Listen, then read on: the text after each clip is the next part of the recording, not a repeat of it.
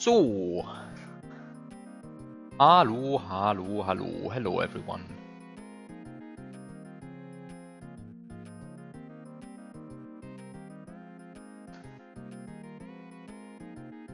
Hi, Biof, and welcome to easy two-screen puzzle. The two-screen puzzle that's not so easy.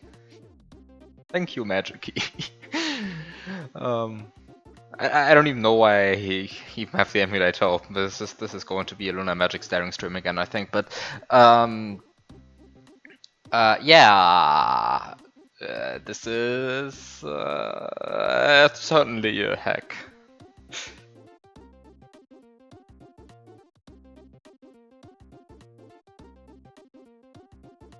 I think since I last played this got accepted on SW Central. I think this happened since I last played it, right? Yeah, this happened since I last played it. So now it is confirmed to be possible.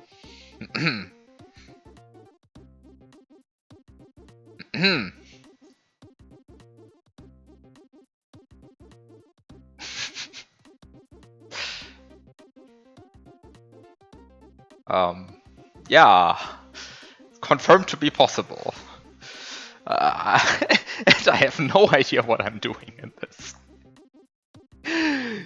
This is truly a hack.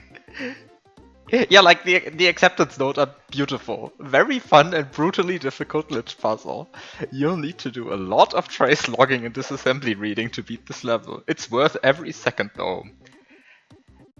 Here's the problem with this. I don't even know which part of the disassembly to read yet. What am I even looking for? Why would I want to trace log? Just read it all. Yeah, let's just open the disassembly. SEI, STZ 4200, STZ 4200C, STZ 4200B, Yeah, I mean, no, reading it all seems like inefficient way to approach this.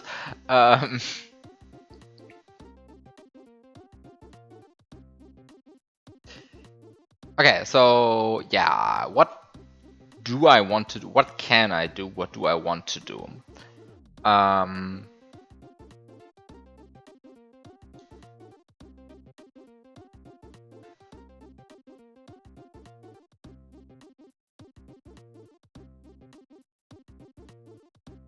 mean, somehow...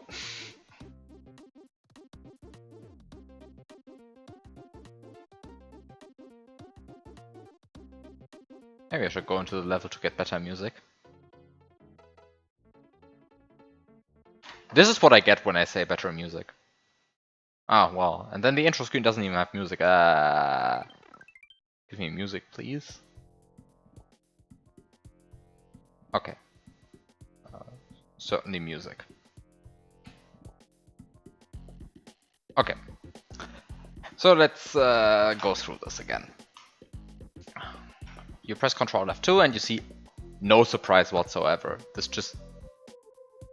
just see everything acts like it should. Maybe yeah, I don't know. Oh, everything acts like it should. Somehow there's like actually no surprise here. And somehow you see that there's like lots of decoration, right? Like chains, chains, chains, columns, column, column. But yeah.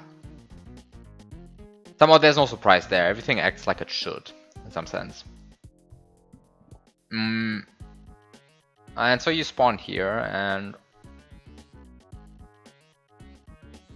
you can't really do a lot. So what can you do? You can jump up to the cloud and get a mushroom. You can get a P-switch.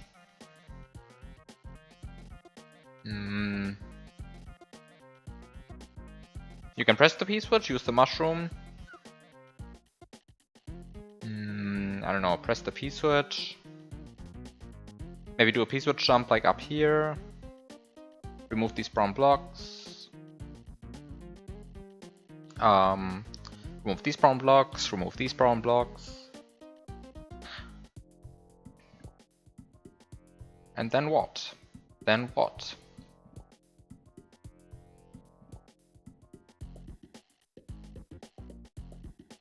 I mean, somehow the biggest problem is like, even if I remove these brown blocks and these brown blocks, I mean, sure, then I can enter the pipe. And I mean, I guess I technically have my progress at that point, right? Because then I've entered the pipe. And this means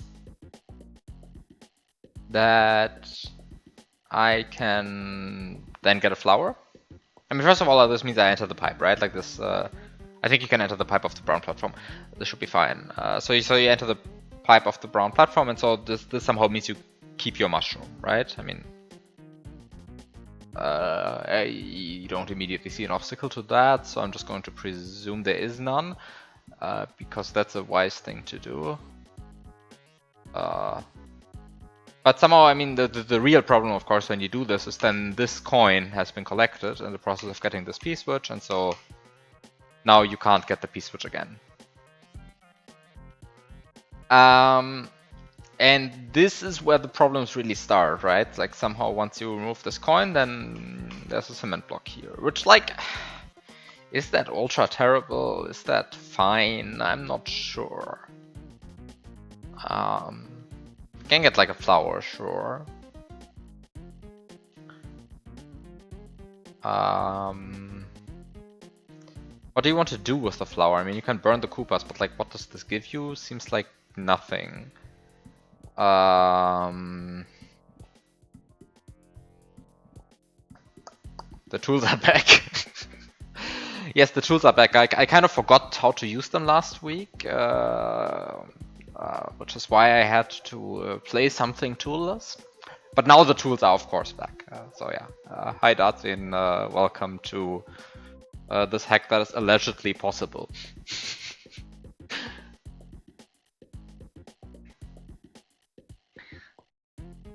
I mean, there's a clear video, right? So like, I mean, of course, it's somehow very plausible that it's possible. I just have not watched any second of that clear video because, yeah, what's the point?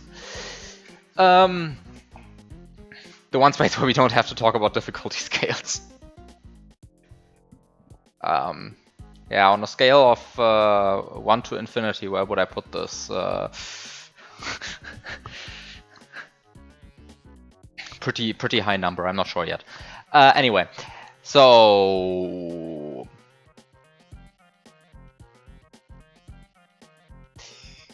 yeah.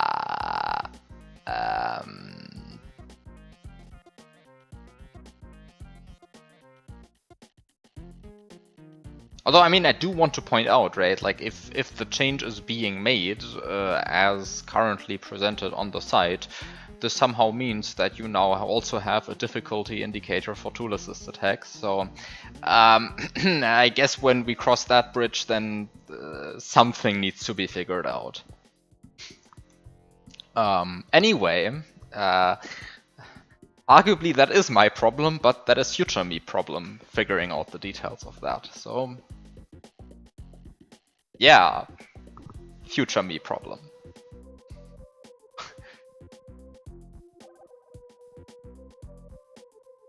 Now, present me problem. Present me has other problems like, what the fuck do I do here?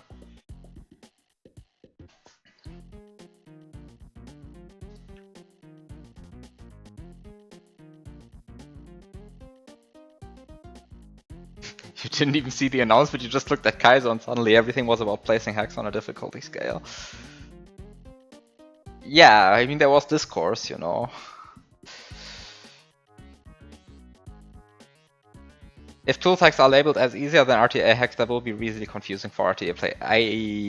I agree. Yes, I agree. I agree. On the other hand, yeah, I mean, I agree. There's really nothing I can say there, right? Except for I kind of agree, and so maybe the safe thing is to just label everything as extreme or whatever the highest tier is going to be called. Yeah. Even though that is like, yeah, perhaps a missed opportunity to confirm to everyone that item abuse 1 is totally possible. Yeah, anyway. Okay, so what do I do in here? So I get the mushroom, and then I cry, because then I can't get the P-switch anymore. So I mean, I guess the next step would be somehow figuring out how to get the key. And last time I tried to get the key and I failed. Now this is the big problem, right? I tried to get the key and I failed. And yeah, because I was kind of convinced that you could get the key somehow.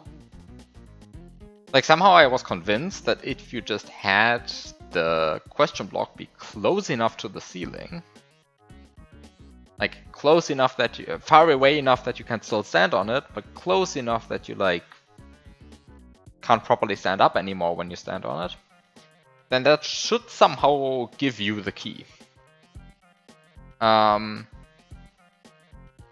The problem with that statement is that it seems to be wrong, and that confused me a bit.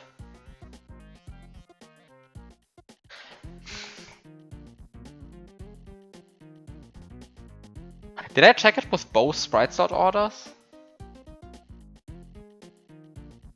Did I check it with both sprite slot orders? Because that somehow might be relevant. But which sprite slot order would be the better one? I guess the better one would be this one in the higher slot, this one in the lower slot. But I'm pretty sure I did check, right? With this being higher slot, this being lower slot, that seems a better option, but I'm pretty sure I did check and neither worked. So,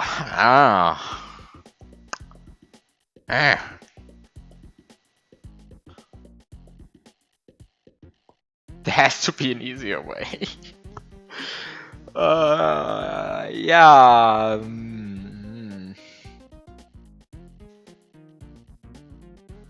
But what would I do if I mean, somehow let's say I want to postpone getting the key because I don't know how to do it. But then how do I do anything in this?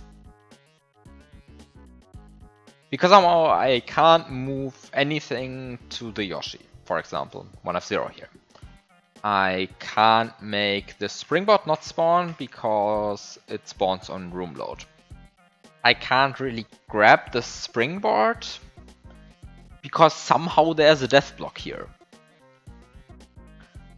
I think this is actually an issue that this death block being here is a real issue, right? Because otherwise I could just corner clip and just get the springboard and life would be easy.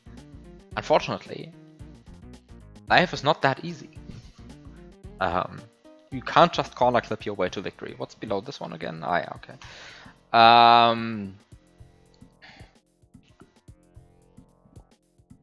Last time I tried a bit of like getting 1-up checkpoints, but somehow the problem is you need to touch 1 and then 2 without touching 3. There's a lot of 3. Somehow the 3 seems to be in the way of me touching first the 1 then the 2.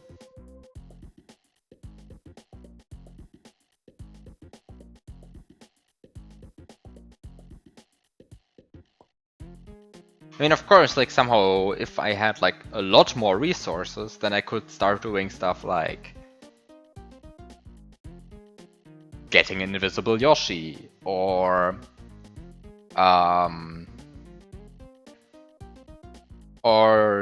using maybe the brown platform while it's falling down, dropping the springboard through it, but using the brown platform to keep me up. Like to keep me up here, but then when the springboard bounces me off, I get pulled down, which means I first touch the 2, then the 3, then the 4, and I'm happy, right?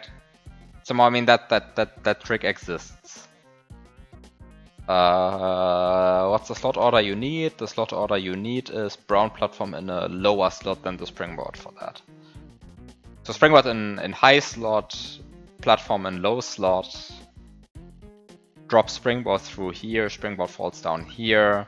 You never touch the 3 until the springboard passes through, you touch the 2, you touch the 3, you touch the 4, right? Something like this would be possible. And that would allow me to actually like get these 1-up checkpoints Yoshi-less. I'm pretty sure. I'm pretty sure that should work. I mean, it might be a bit finicky to set up because like somehow the platform moves.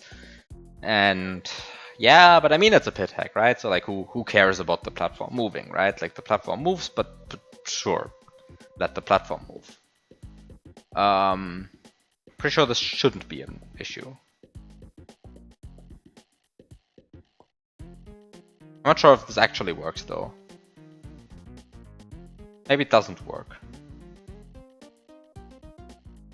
Maybe this doesn't work actually.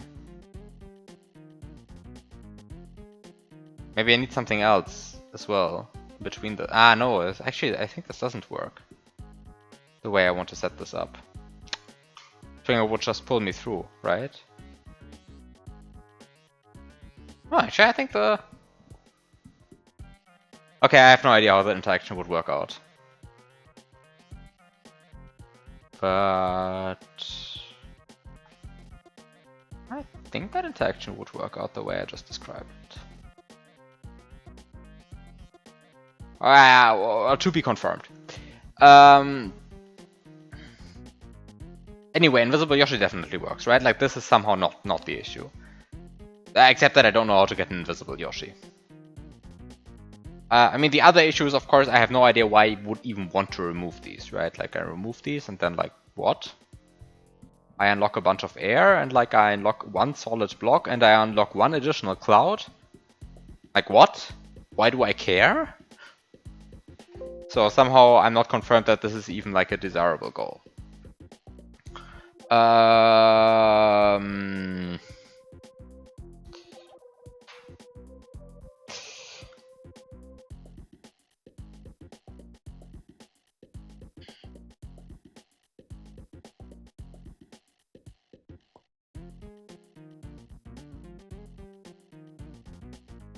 I like how it says nope, and it even... but it even has deactivated the No Yoshi intro, so you actually end up here. If you try to 255. Anyway. It doesn't really matter, because like I don't know why I would want to remove the 1-up checkpoints anyway. I mean, there's probably... I don't know. Is there a reason to do that? Maybe I'm just going to be very happy about 1 additional block. Oh shit, I see a reason to be happy about an additional block. Ugh. That's ugly. Yeah, but I see a reason to be. I see a reason to be happy about an additional block. Of course. Of course.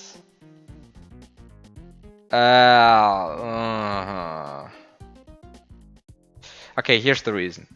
Assume this coin is gone, assume this block is gone, then you have a block here, and then you have a mushroom. I assume also this coin is gone. Then you have a mushroom, you clip down here, the block pushes you to the left, you can hit the P-switch block again.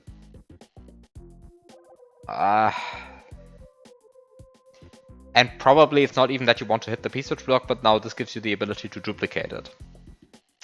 So I guess that's a reason. I mean, you don't have to care all that much, because if this coin is still here, and this 1-up checkpoint is here, then you can still at least do this once, right? Like, even if this block is here, then you clip through the ground, and you hit this block at least. And in the process, though, you remove this other coin, which means that you can only do this once. So I guess this removes both coins, but it at least gives you another P-switch.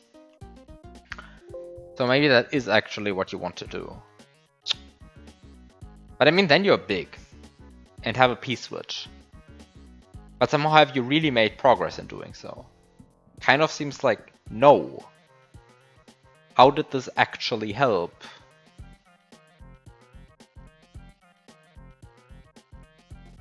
Oh! Oh, how did this help? This helps because now you're big and you have a P-switch, but the block is still moving. And so you're big and you have a P-switch and the block is still moving. So now you can press the P-switch again, remove these two brown blocks, stand on the moving block, and that maybe pushes you into the ceiling enough to get the key. Because I tried it with a stationary block and it didn't work with a stationary block, but it might work with a moving block. Because the moving block can still push you up into the ceiling when it moves up.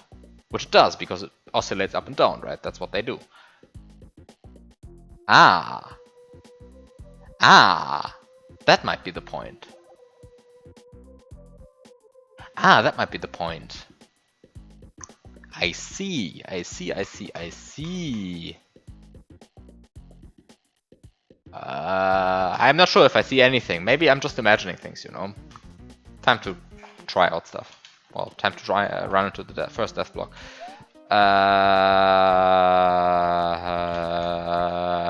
Wait, why do I run into the Koopa twice? Do I even care about killing the Koopa? No, I don't.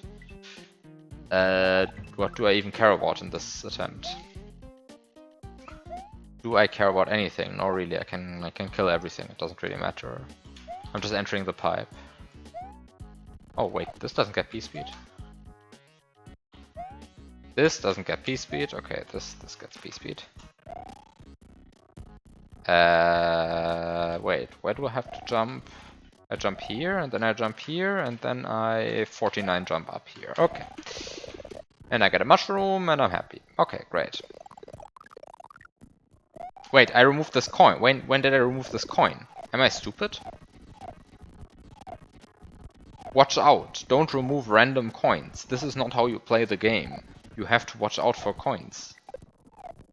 This is an item memory activated level. I just removed the coin for no reason. I mean, that coin I removed for a reason. But don't remove that coin. Ah, I have to watch out so much for removing coins. Who invented item memory?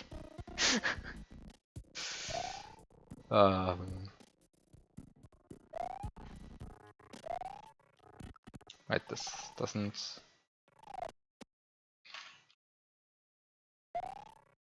This doesn't do anything? No, this does something. Okay.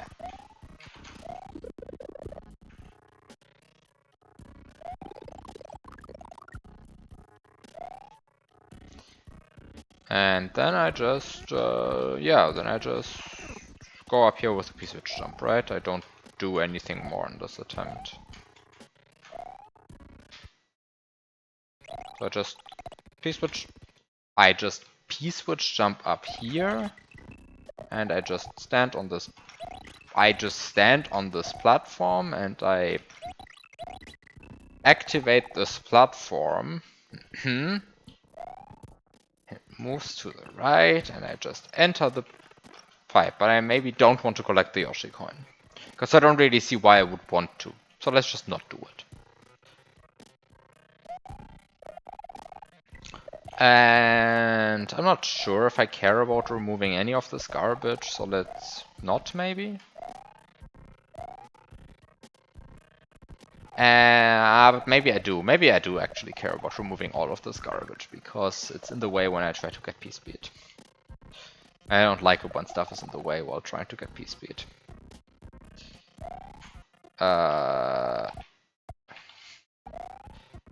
So the first question is, do I actually even need to activate the P-switch?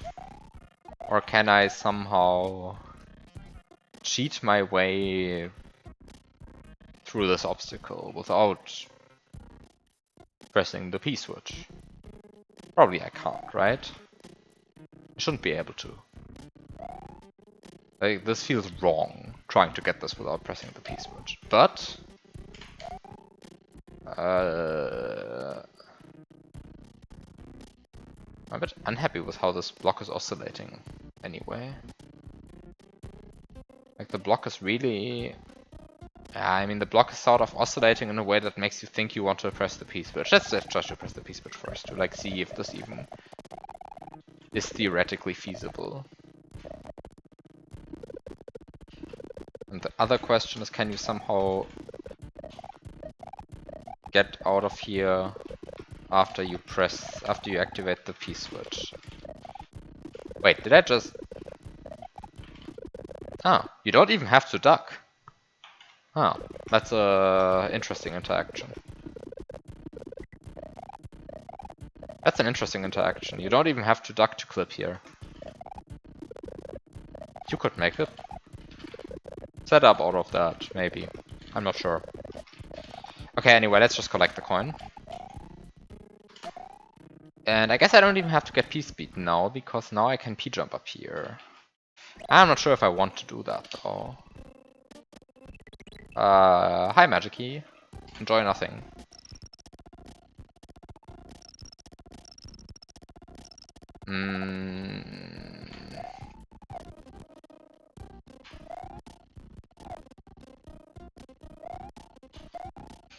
Okay, so now that this block is moving, does this make the clip better?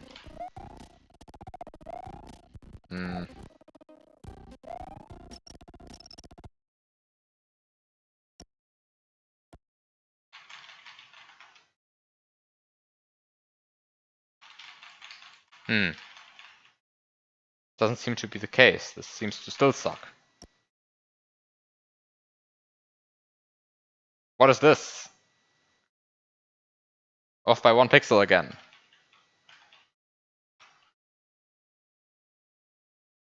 Horrible.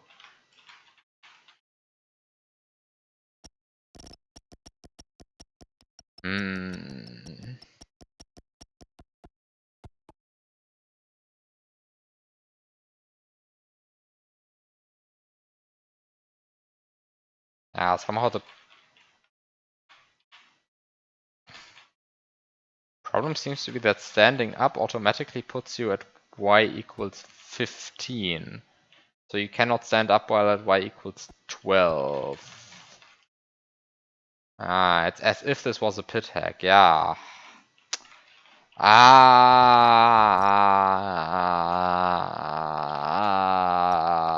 Who would build something so needlessly precise that you constantly are 1 pixel off?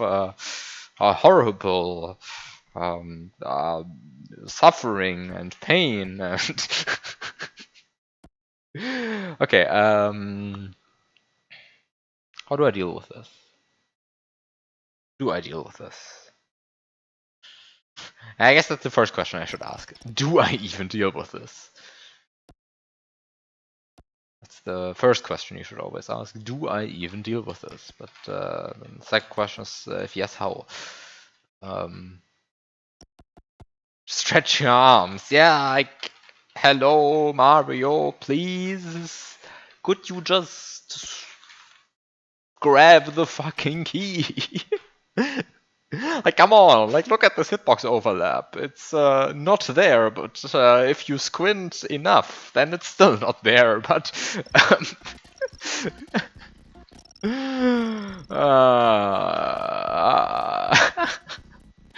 Okay, yeah, okay, same problem as last time I played this. Of course, of course, of course.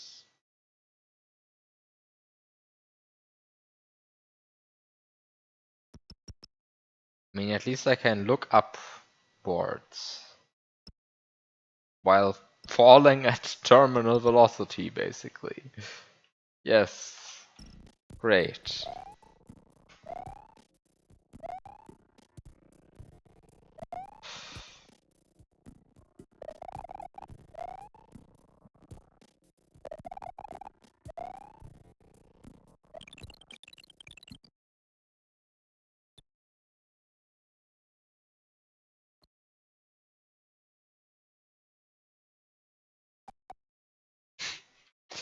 I can also do this while jumping upwards.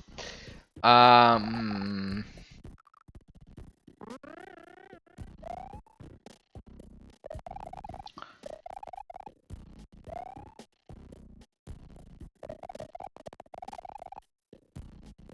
I can go down here, get another P-switch, but somehow...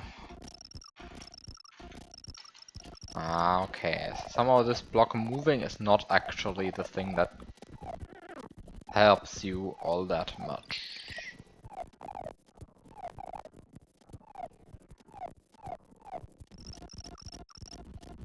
But maybe it does if you just complain loudly enough.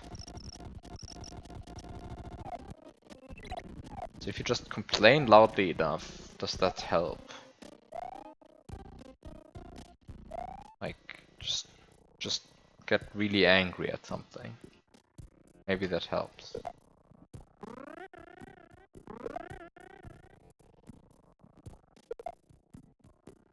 Hmm.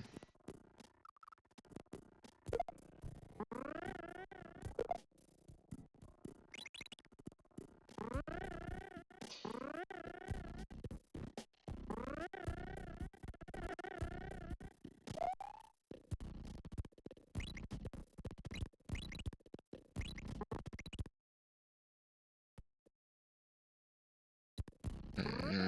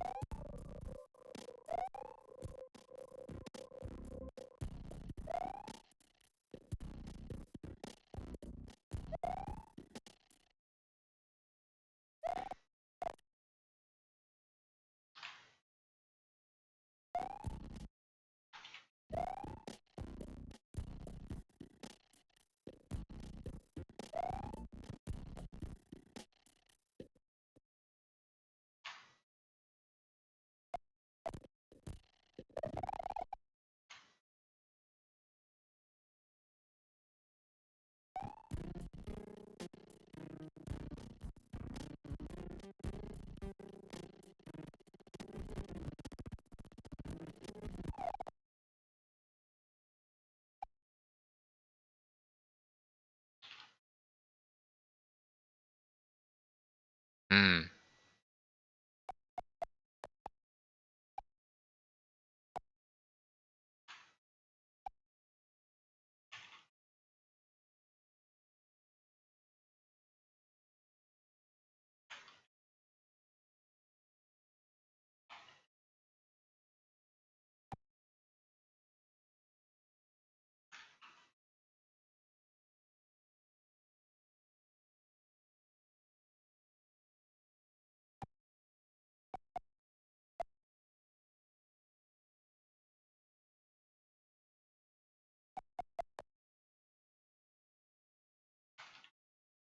Hmm.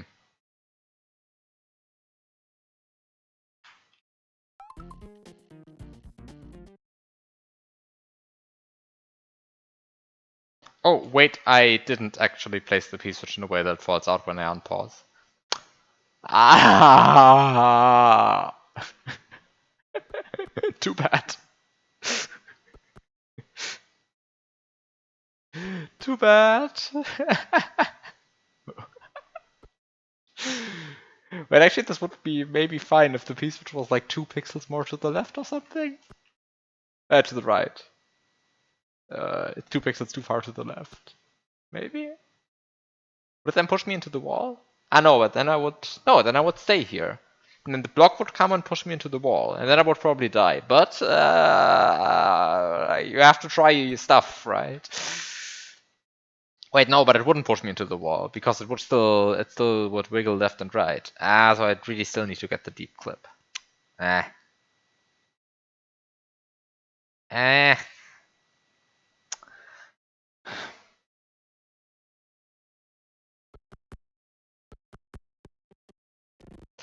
Yeah, too bad. Sucks to suck. Oh well. Let's do it again.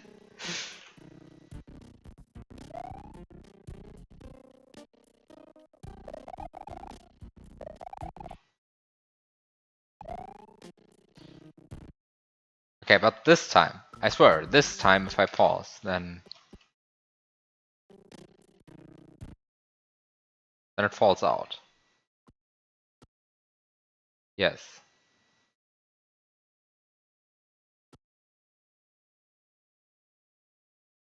Okay, that's good. This is what I want. I want it to fall out if I just do this. Okay, so I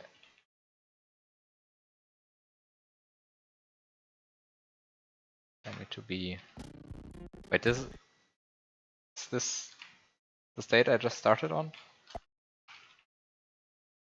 No, it isn't. Where do I want to go? 439.4 or 39.4, right? Okay, 439.4. This should bring me right there, right? Okay, correct.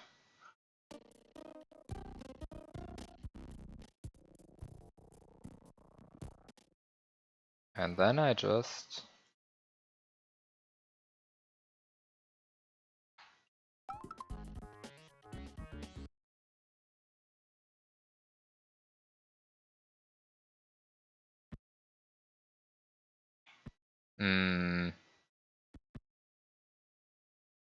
well, maybe I should have paused earlier.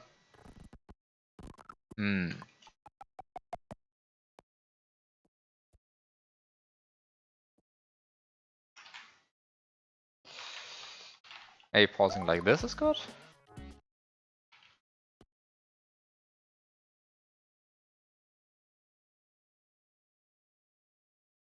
No, pausing like this is bad. This is bad. This is bad.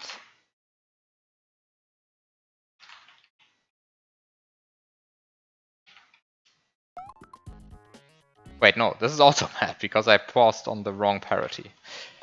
So I unpause on this parity. No, fuck. I unpause on this parity.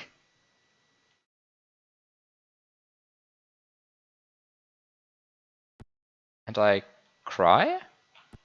Do I cry? I cry. Ah.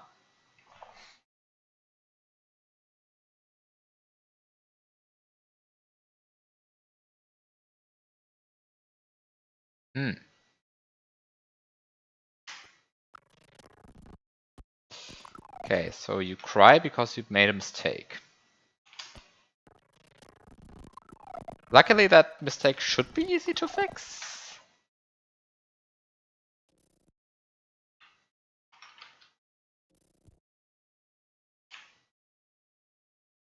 And this is how you fix it?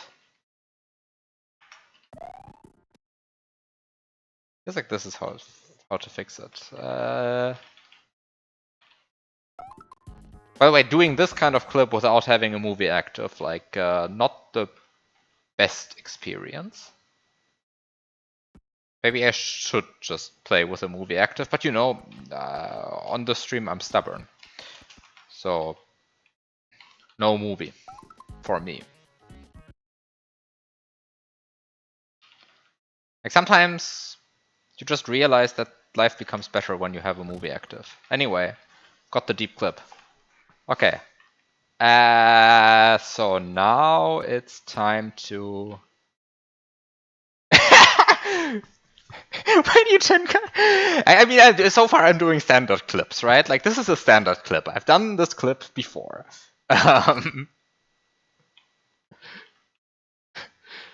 I've done this clip before. It's not that bad. You just cry. Okay. How does this clip work again? Sometimes just duck, right?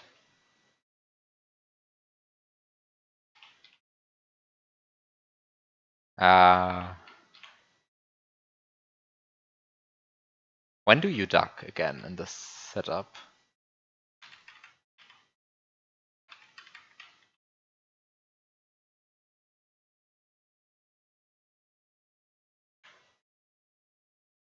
You just duck every 8 frames once, right?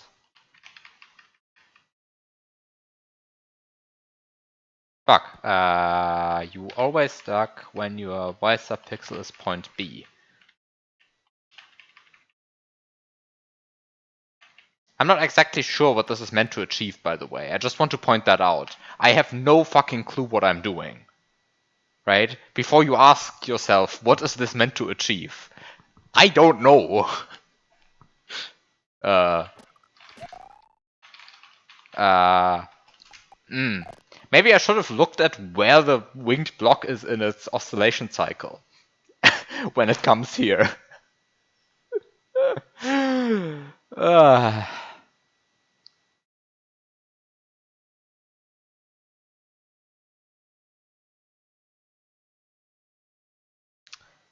No, I mean somehow. Okay, so I mean, what was the plan here, right? Like, I mean, somehow I think it's clear right now that the plan doesn't work. At least not from this position. The plan was to somehow get pushed through here while surviving, somehow involving the winged block. Because my guess would be, and I guess I can confirm that guess, right? Let's say we confirm that guess by saying, okay, okay, maybe not that far down, like maybe what happens if the block is here? What happens if the block's like here? Oh, no, that's too far down, right? Is that too far down? Yeah, that's too far down. Maybe I want to block like here. Low block? Go like here, maybe? This is very annoying to set up.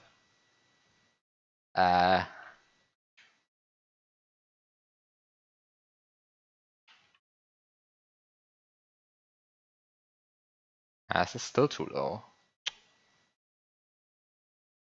That's a bit surprising. Where do I want the block to be?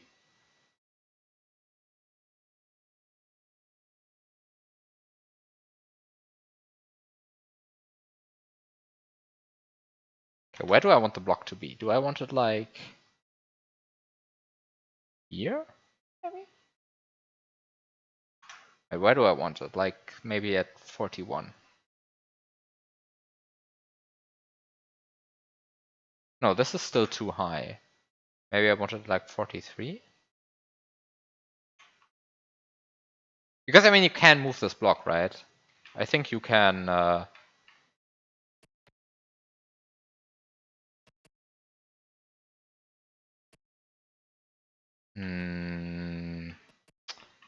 Ah.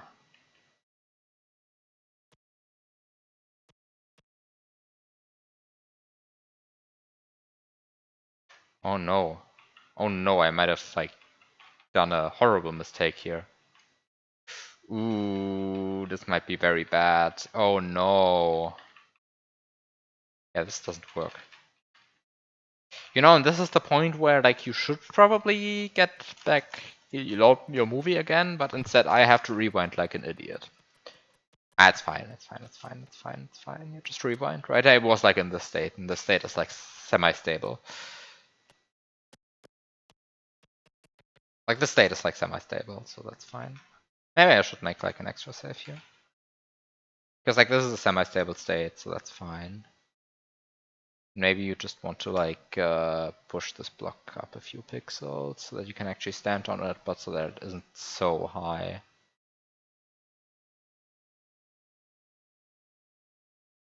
Uh,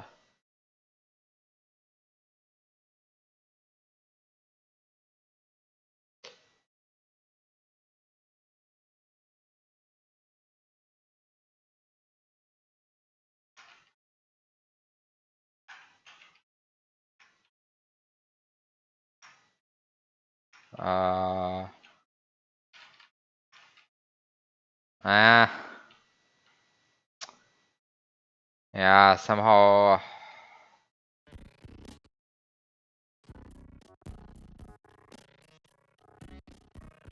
Oh, wait a second, but there's another completely terrible strat. Which is if you put the block here, like, let's say here. Let's check if this would work. Because, I mean, you can pause this block down, right? I don't think there's a problem with that inherently. Yeah, because it accelerates every second frame. Yeah, it accelerates every other frame. No way you can't pause and use this block. If things accelerate every other frame, then that's usually a good sign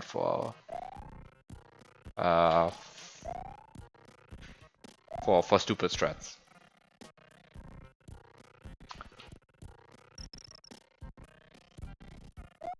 So let's say I put the P-switch like here, like maybe here. Like,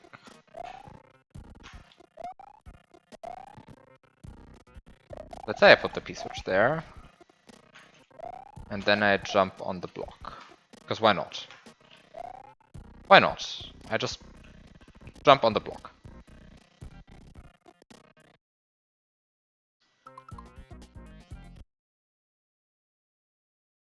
And then I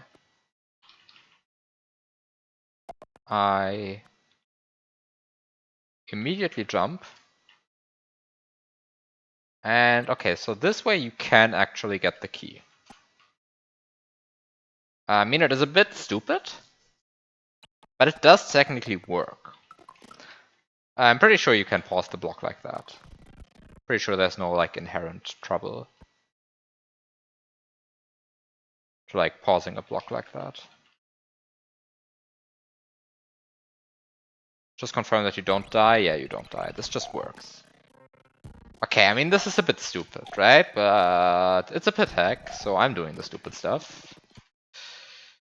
I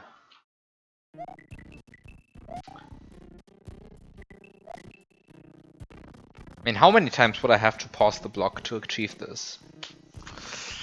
I don't know how many times I would have to pause. Honestly, too many times. I think that should work. But the point is that once you have done this,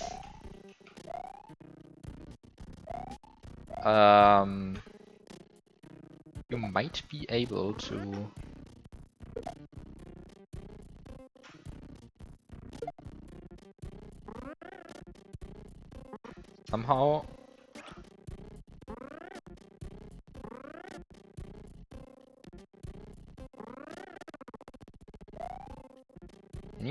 somehow abuse the fact that these sprites push you to gain something.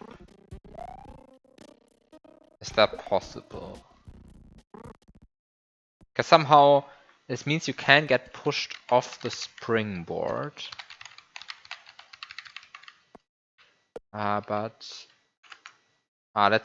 Yeah, okay, I probably want to have a subpixel of 0 when landing on the springboard then.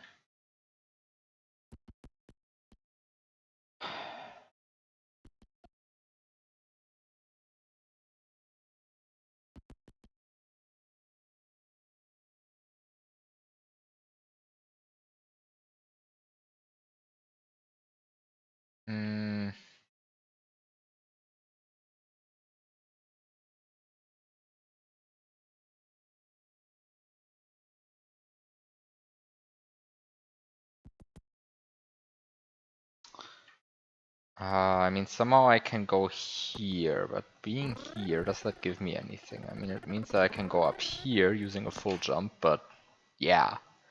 You can already go up there. I mean, I have a key. I can go anywhere.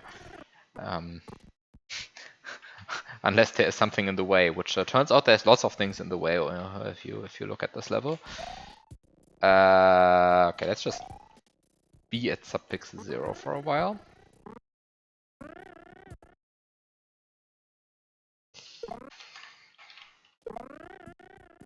Hi Bugs88. Thank you for the luck. I definitely need it. So, as you couldn't tell, I have no idea what I'm doing. I actually have like no idea what I'm doing. Wait. Maybe do I want maybe a different position? Maybe 228.0? Can you stand at 228.0? No. 228.0 is not stable.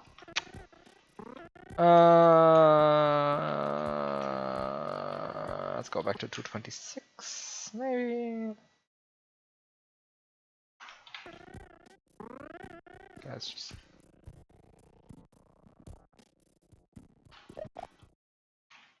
Okay, let's just go here.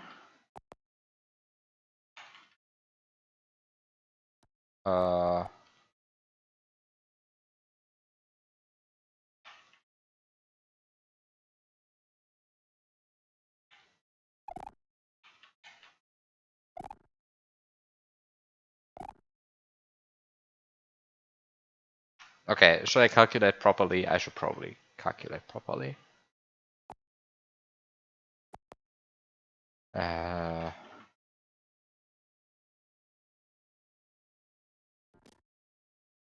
Okay, but this is... but this is actually way off with the timing, of course, because now I get pushed off way too late.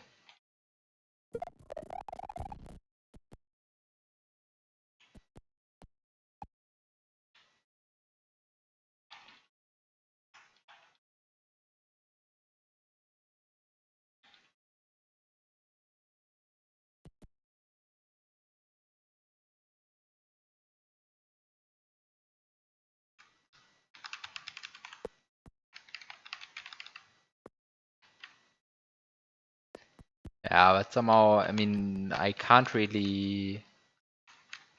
Can I somehow... Can I somehow... No. I somehow... Yeah, okay, I see. Okay, I see the problem. Somehow I would want these two sprites to push me both into the wall and then also... And then also block my upwards movement, maybe, to like push me into the block, but somehow this doesn't seem to work. I mean, I say it doesn't seem to work, but it really has no it has no business working, right? Like somehow it shouldn't work what I'm trying to do here, which is very sad. Of course, because that once again means that I don't know what I'm doing. Also, at some point, I will actually have to pause the platform to like to pause the winged block to like check that that's actually a thing that exists in this engine. But I'm pretty sure that's a thing that exists in this engine. So I think that should be fine. I'm also a bit confused with a few things regarding this. Okay, so you can use a key to kill your upwards momentum. That's possible, but you can't do that while small, right?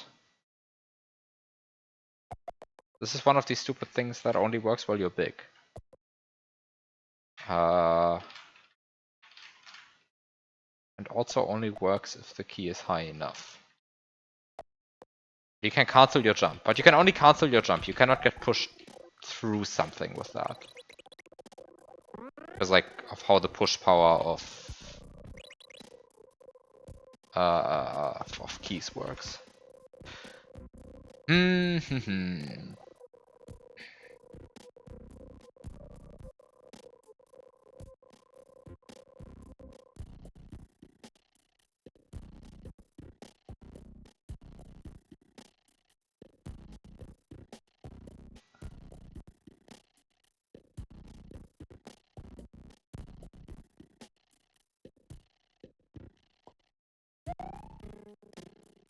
If this was like a purple black square instead of a red black square, then I would have an idea. Not a good one, but an idea. Where I park two sprites on this 1F0, corner clip here, and then somehow get pushed out of the wall, somehow duck in time to avoid this thing but not get crushed in here. That might be a frame where this is possible.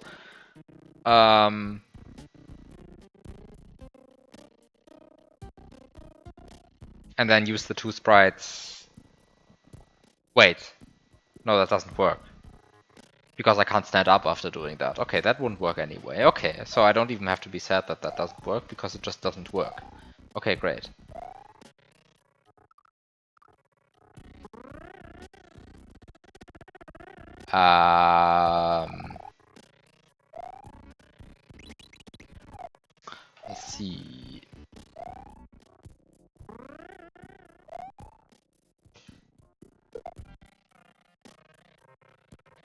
I mean, I don't need two sprites to clip this, but and clearly I need two sprites to clip this because I'm bad at because I'm bad.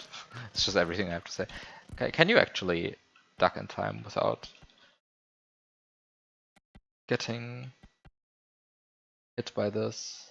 Yeah, you can. Okay, so this would be in theory possible. Oh, and you even keep your speed, so you could actually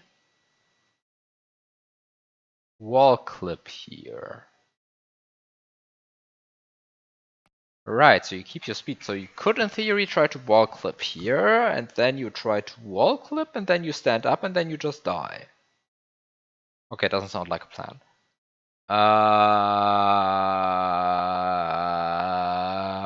Yeah, that doesn't sound like a plan. That's bad. I don't like it when things don't sound like a plan.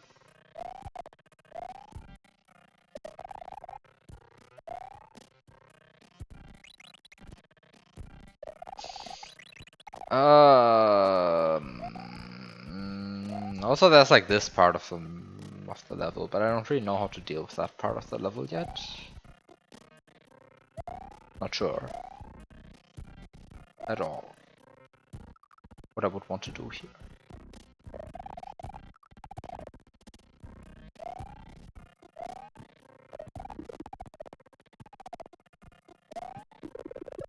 I mean, I guess no. Oh. Maybe if you have the springboard. Maybe if I had the springboard, I would know what to do. But I don't have a springboard, so I don't know what to do. Too bad. But somehow, getting the springboard seems like the next logical step.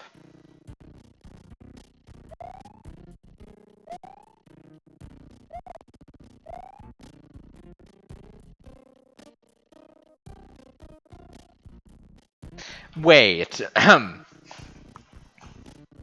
So you see...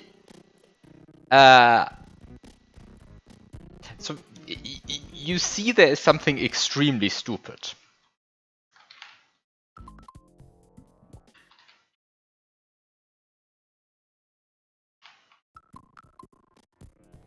Oh wait, I'm doing it the wrong direction. You want to cancel the acceleration.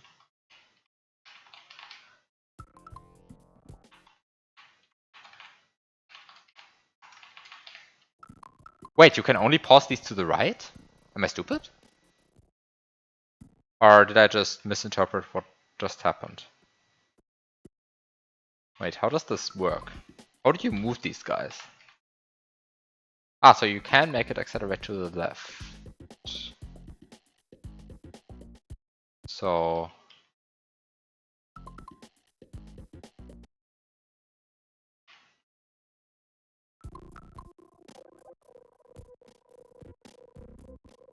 Am I actually moving it to the left right now, or I have no idea what I'm even doing at this point? What am I doing right now? Maybe I should ask myself that question more often.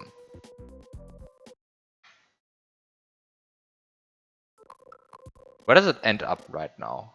At the left. What am I pausing to? What am I trying to pause for? 377.3. And so if I just pause at random moments,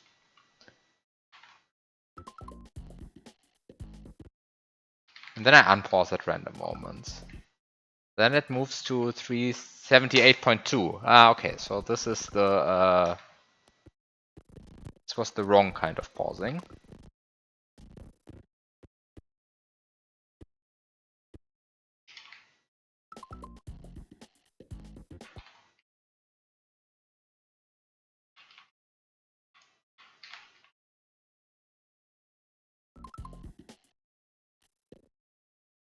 Ah, now it also goes to all the way to 374.6.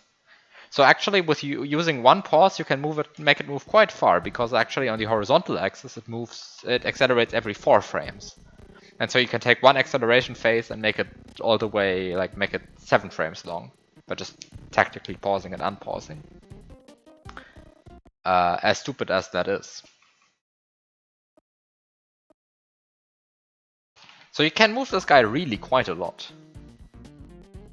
You have lots of control over what you are doing with this. if you are patient enough. So let's say I am patient enough and this guy starts flying down here or something. How much does this help? How much would having a winged block like... Fuck, no. Stop. Wait. How much would having a winged block like here help? Okay, maybe that's a bit too far to the left. Maybe I don't want it that far to the left. Where do I want it? What do I want to achieve with this winged block? I don't know. But like, let's say I have a winged block here.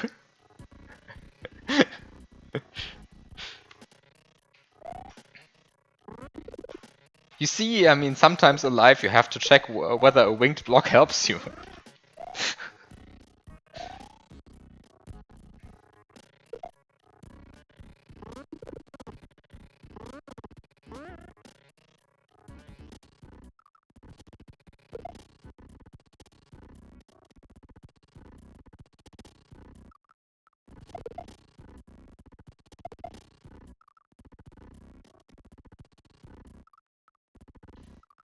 Hmm.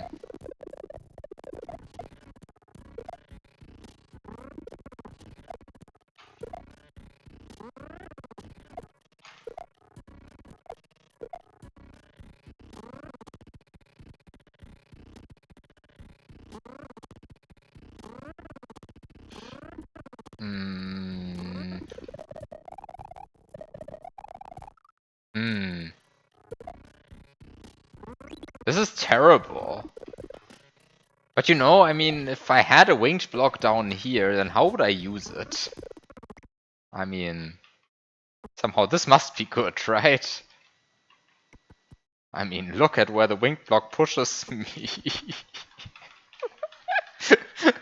What am I doing? What am I doing? No! Stop! Winged block. I feel like the winged block might not help me all that much. This is stupid. No.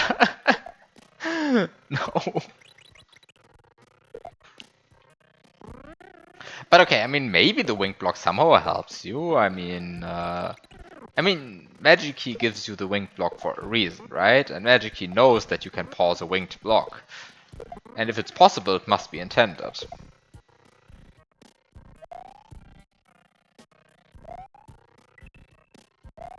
Also, somehow the clear video was very long, so maybe that's the reason why it is very long. Who knows? I don't. This was a very long clear video, right?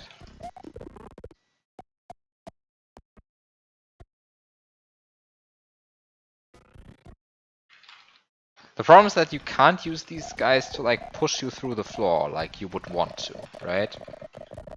This is not how the game works.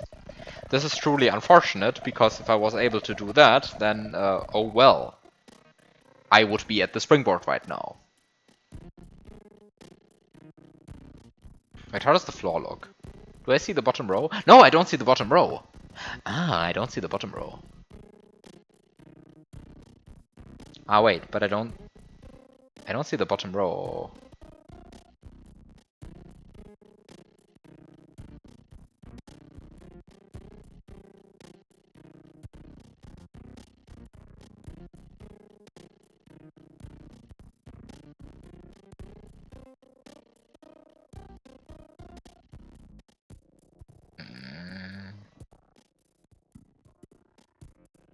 Okay, so I mean, okay, so somehow my instinct was to say, okay, put a key here.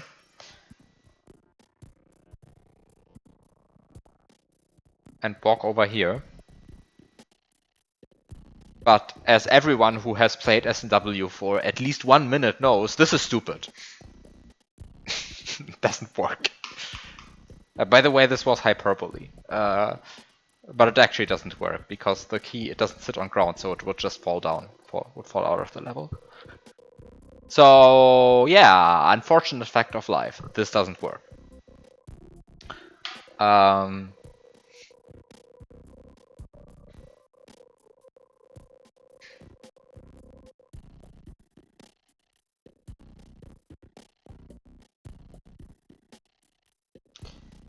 By the way, I love the Lunar Magic feature that you can click here and select the key, because the same code that does visual object wraparound for Lunar Magic apparently also does sprite wraparound, and the key is 1 pixel low.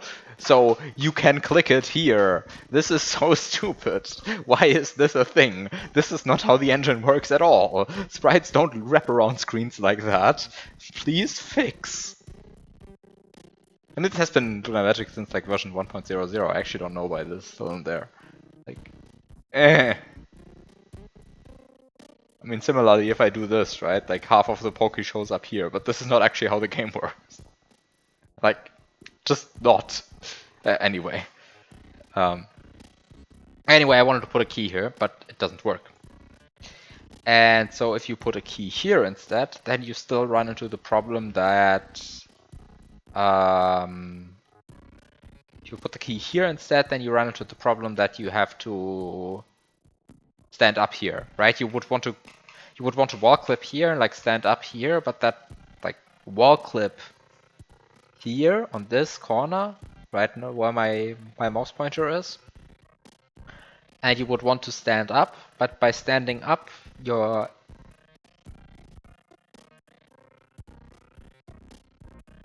wait, am I correct about this?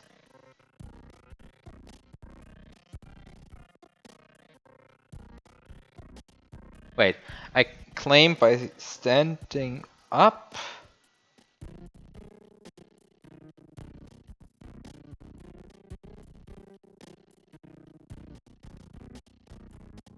What do I claim happens by standing up? By standing up, your head interaction point, I think, barely misses this block. I think the head interaction point ends up being 1 pixel to the left of this block, and the right shoulder interaction point doesn't exist. Right? Because only one of the 2 shoulder interaction points exists at every point.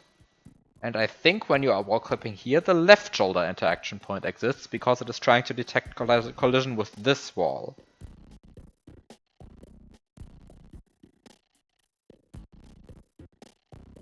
This is one of these idiosyncratic S&W things again, but like somehow at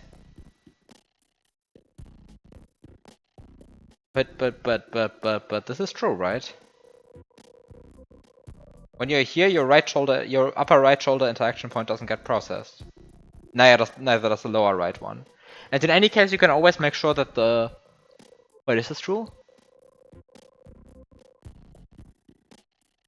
And on the next frame, you can, in theory, make sure that your right shoulder interaction point maybe gets processed, but doesn't hit this block by doing a Y subpixel overflow.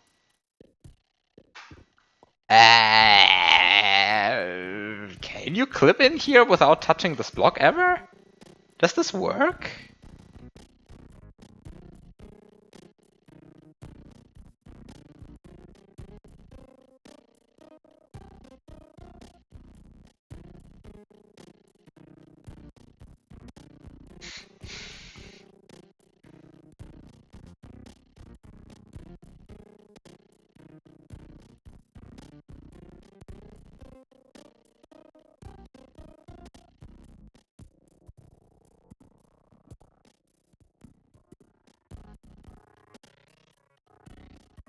I mean, somehow the problem is that I would need a sprite that pushes me.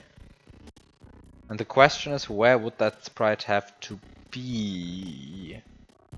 Where would I put the sprite? Because I can't clip inside this wall with 49 speed, right? Can I?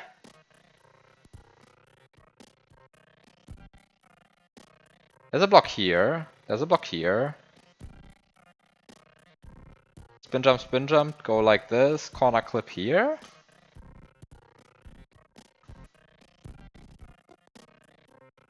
But in order to go under this one, you have to duck, and then by ducking you lose P speed, because this means you have to slide off.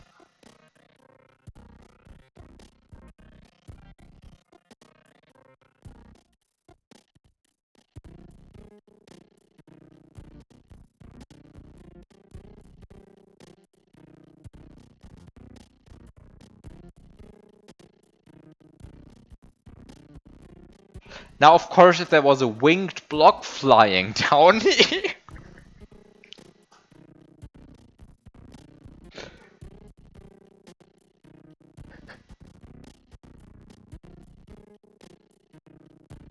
This must be the idea, right? Like, you just solve every problem using the winged block. Like, life just consists of pausing a winged block. Everywhere. If you had a winged block down here. This can't possibly be the correct thing, right? This must. I mean, the entire time I've been asking myself, why is this video so long? Of course, I didn't watch any second of it. But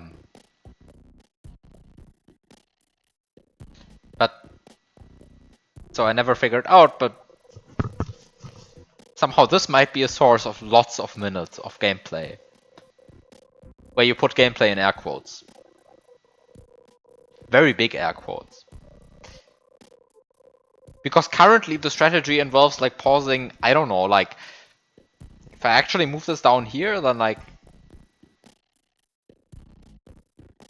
there will be a few minutes of pausing if you would actually do this properly. Do I want to do this? Would this help? I mean, somehow, I mean, the first question you should always ask before you do something as monumentally stupid as that is, of course, would it help?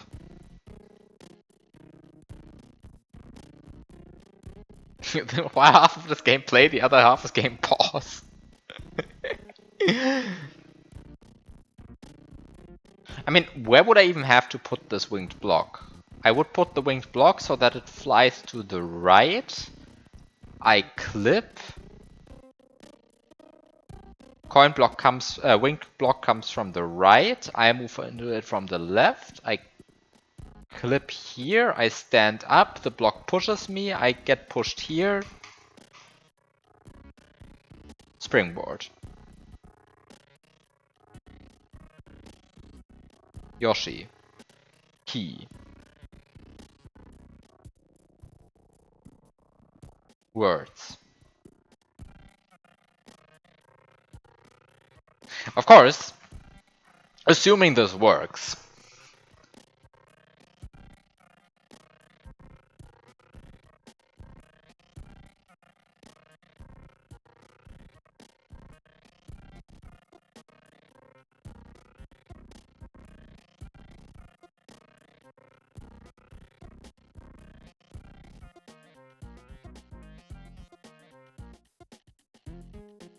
Assuming this works.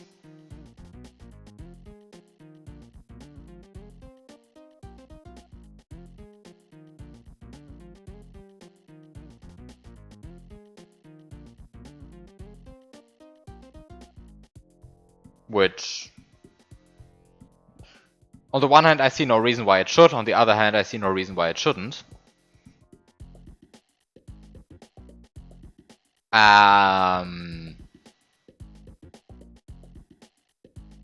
What do I do then?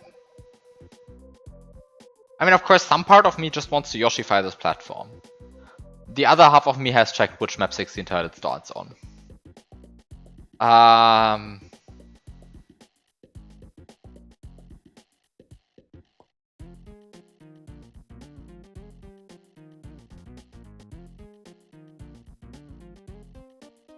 Is this the guy that crashes the game? This is the guy that crashed the game when you stun it, right? One of the two wing coin block, like, is aceable. Is this the aceable one? I think it's the aceable one, right?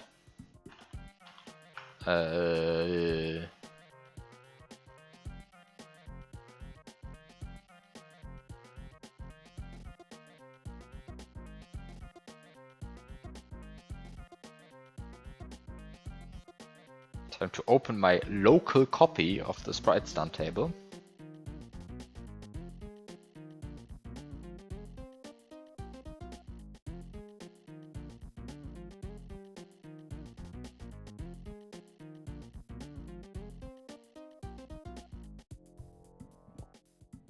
It spawns in FA.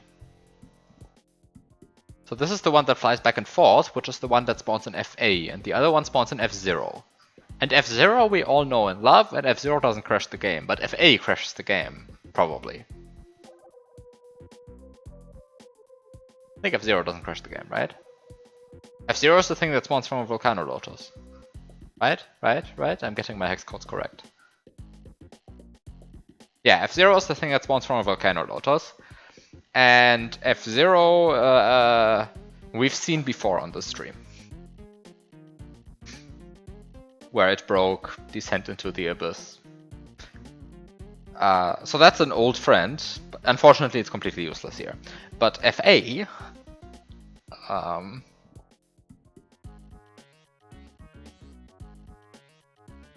But FA, that might be good, right? Because it aces. And if it aces, then I can do anything.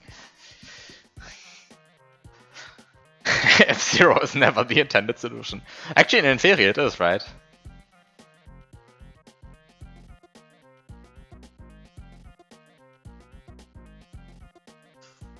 In Omnis Equisunt? I think it's that. Omnis Equisunt. The intended solution actually does involve an F0.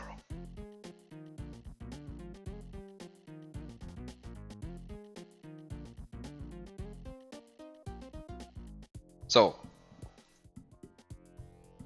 that's the fun note about Inferi of today. I don't know. Pretty sure that's an F0. Yeah, that's an F0. You can probably break it. I mean, you can break most of Inferi, right? That's kind of a common knowledge fact at this point. But it isn't there. Anyway.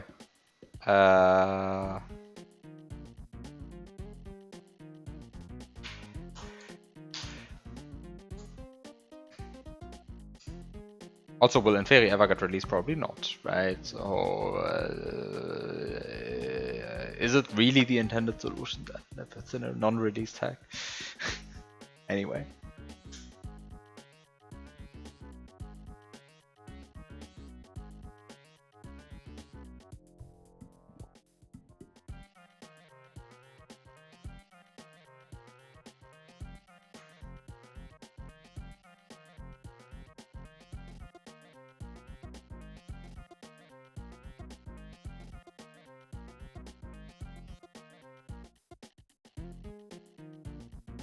To learn Ace or not to learn Ace? Yeah, I mean, it's not intended, right? It's not intended to just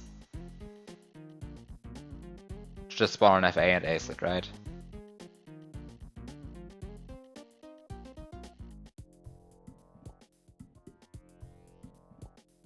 Because I mean, somehow that would be stupid, because somehow that would involve ignoring most of the level. Would it? I think it would, right? Ah, so it's possible, so it must be intended, right?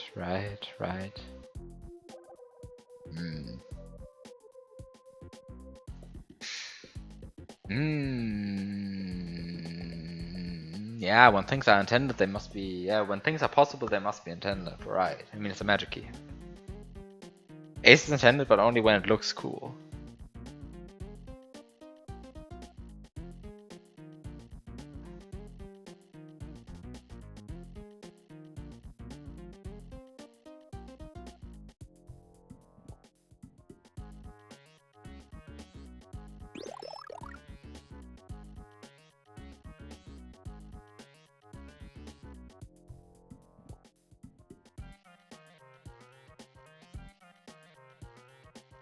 Did you hear that?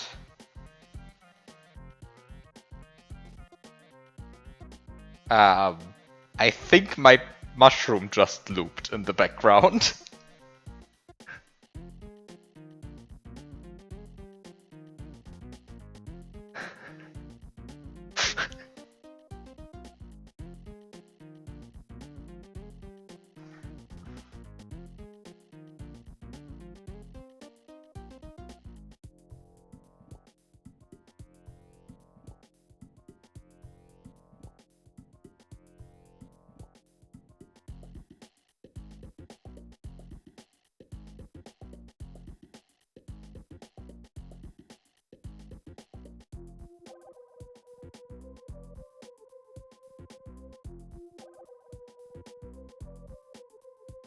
Ah, if I do the Cappy payload, then it's fine. Ah, yeah, the Cappy payload. That was like a long time ago at this point, right? That was like... When was that? Was that AGDQ 2018?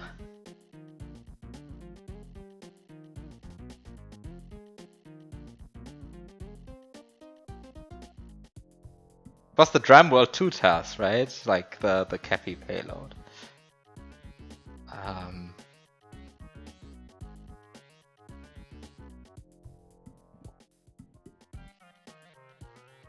Was that Drum World 2?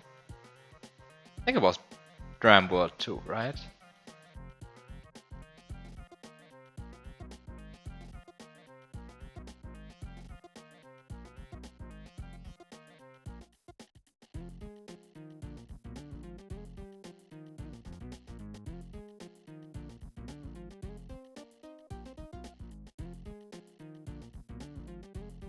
It's been a while.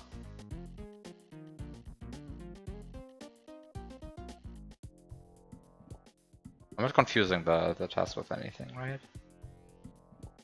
Was...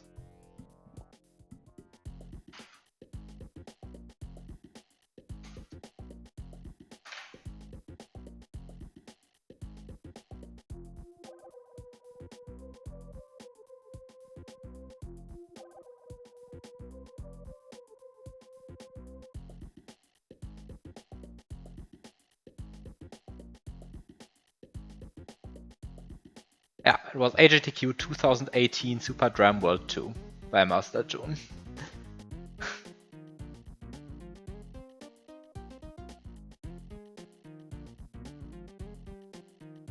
Yeah.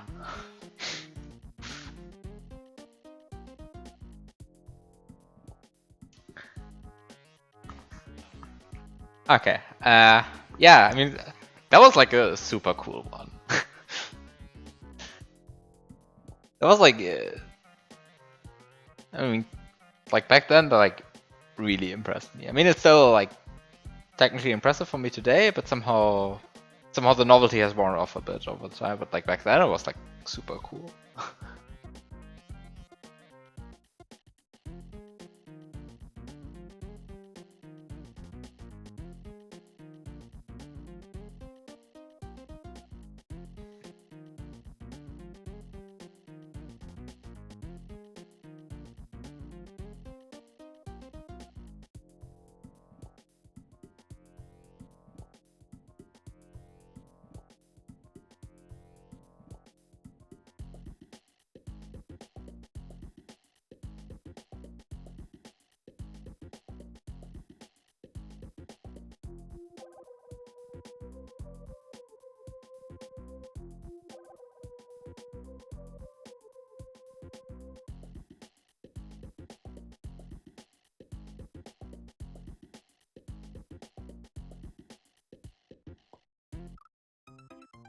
Wait, what just happened?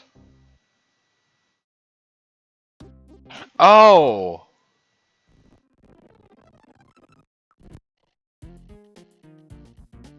In dragging around random stuff in Lunar Magic. What? Oh, because... Wait, what? Wait.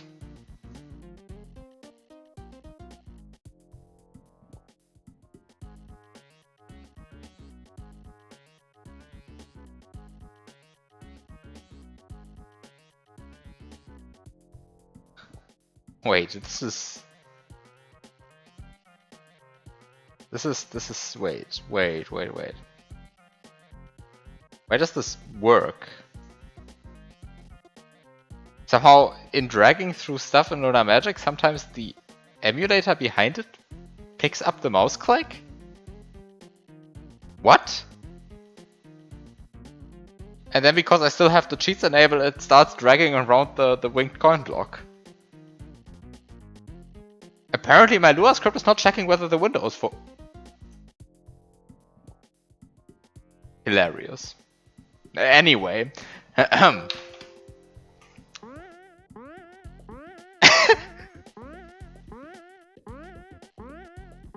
Maybe I should disable cheats. I got the springboard.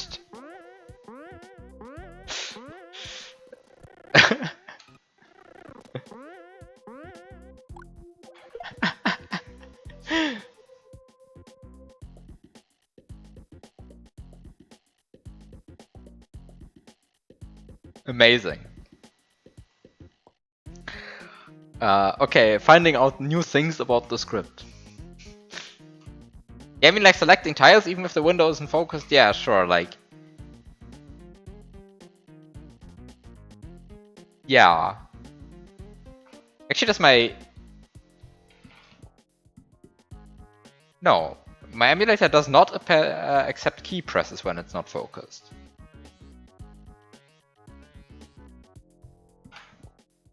Huh. It doesn't accept key presses when it's not focused, which makes sense, but it accepts mouse clicks when it's not focused.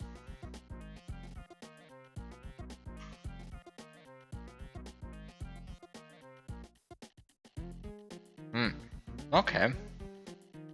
Learning new things. Okay. Back to solving this. I mean, maybe I should just try to get the springboard in the stupid way.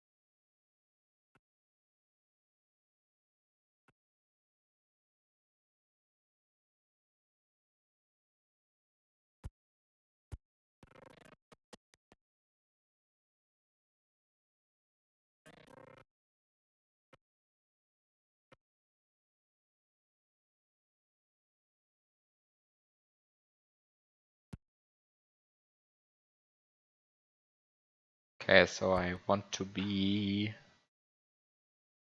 a few pixels further to the right.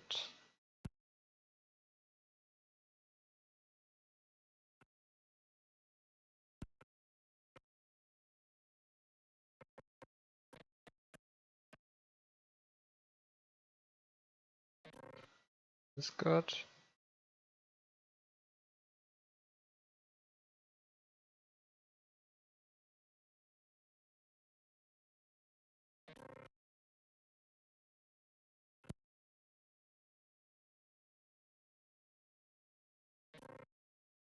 Our problem is delaying your inputs for one frame has like a massive input, has like a massive consequence downstream usually. Does it?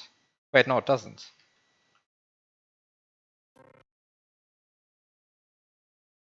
Oh, that's fine. Okay, so you can clip like this, and now the only problem is that I didn't line this up with the winged block.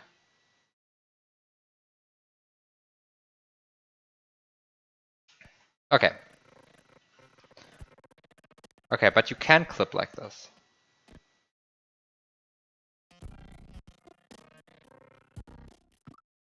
Okay. You can get a wall clip like this, it just works.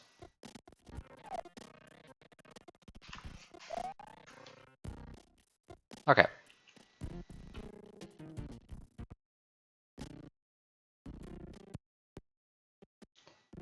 Let's just see.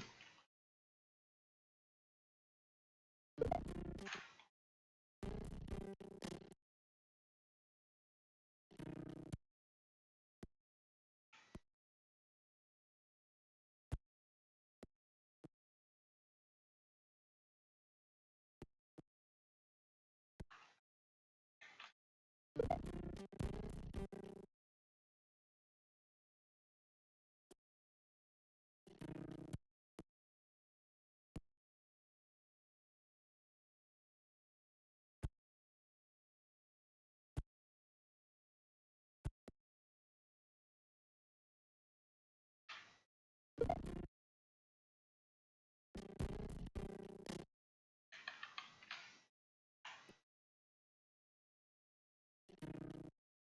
let's just am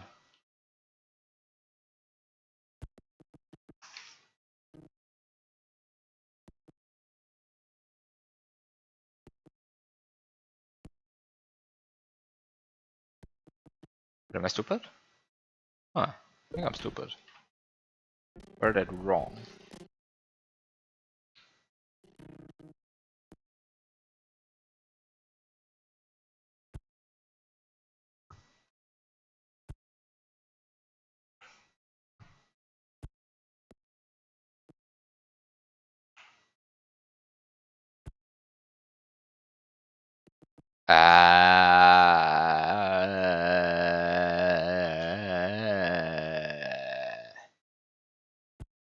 Oh wait, this is fine.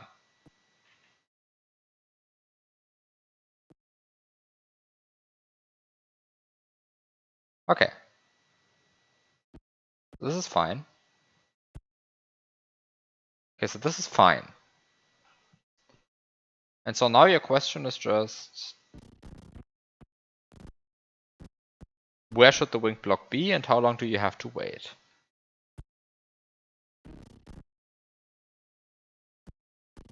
So currently I'm like clipping like here. And so I want to wait like maybe 26 frames, let's say. Maybe 28. And I want it maybe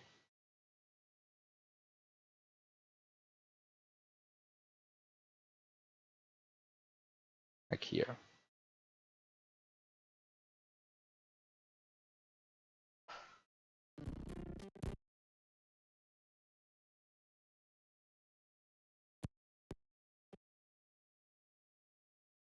Okay.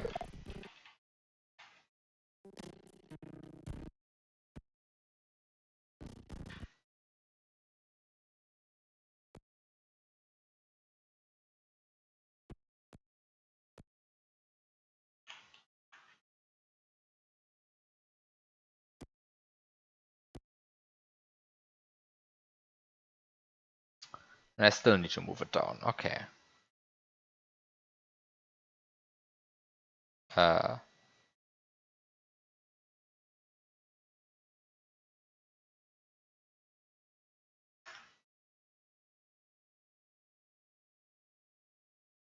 this is one of the most stupid adjustments to do. But this all of this will make sense. Oh fuck! I did stupid things.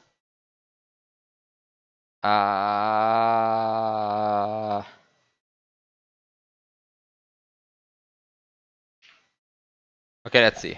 Hi, Celicar. Welcome to me trying stupid stuff.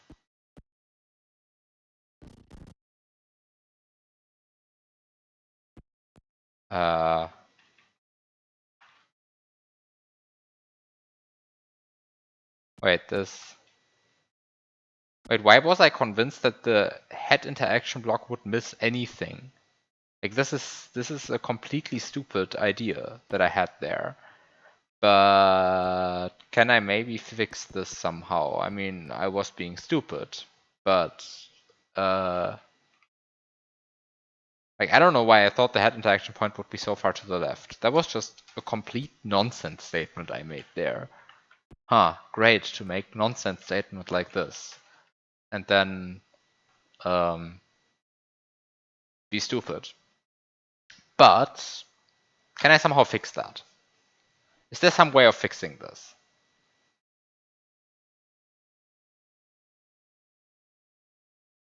Also, hi Derf82. You like the colon pipe clouds? Yeah, I mean it's kind of good that we have come back to the cloud meta, where we have funny clouds.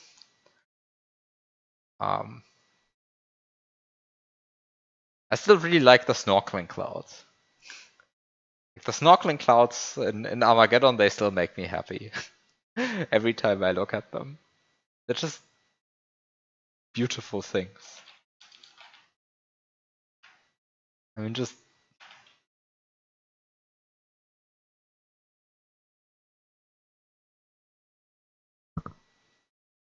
look at this guy. I mean, like, just look at this guy. How can you not like this guy?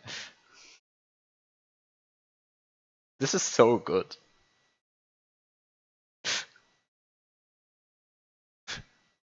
How can you not like this guy? Is there a bunch of them? Is there like a collection of these snorkeling clouds somewhere? Ah, yeah, lots of snorkeling clouds. I don't know why they're snorkeling underwater. This doesn't work. But it doesn't matter, because it's nice.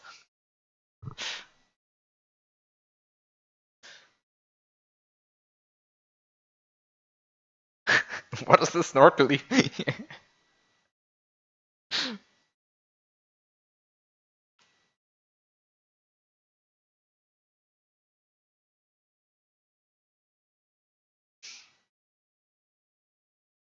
And then this hack also has these beauties, of course. Not as good as the snorkeling cloud, but I still find these very funny.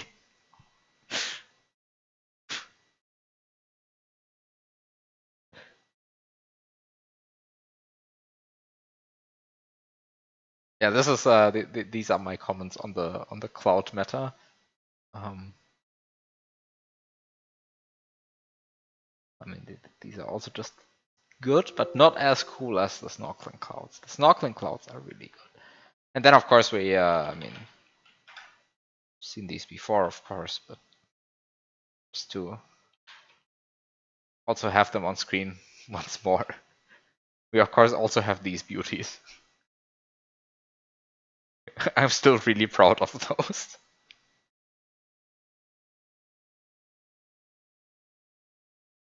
I made them for this room and this room only. I have never used them since. But I'm still very happy about them.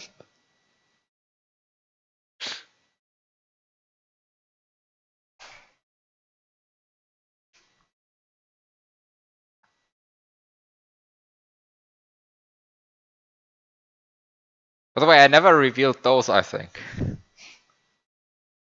I have them in Steeper as well.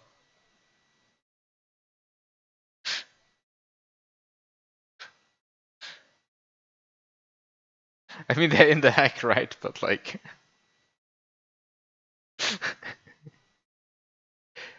I never did the super steep ones, though. I don't have very steep clouds now.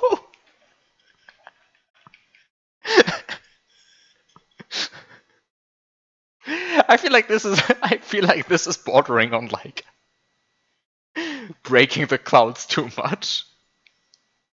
I feel like you can't go steeper than that without fundamentally breaking the clouds, but maybe you can.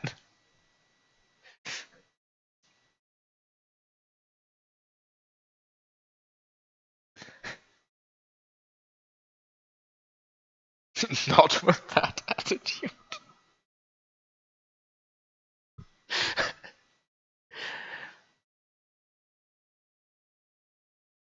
But yeah, these exist.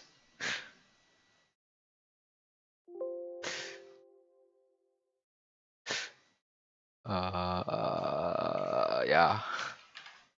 Okay, so that's the clouds, but these are also new. We also haven't had these clouds yet, so there's still room for cloud innovation.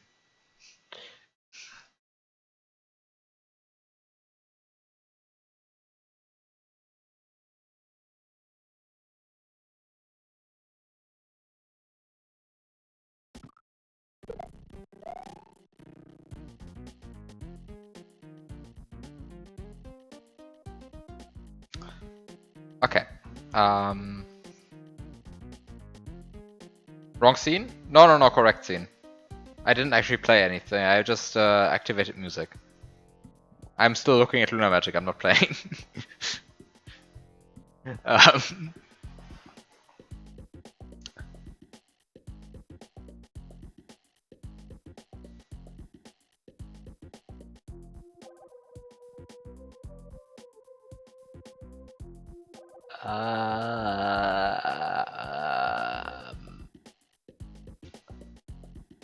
but yeah, what do I do then? I mean, obviously I was wrong about where the head interaction point will end up, and that was a bit of a stupid mistake. But doesn't change the fact that I might have a bit of a problem here. But wait. What happens if I would move the winged block down here? I mean, it can be moved down there. And then this gets increasingly more stupid.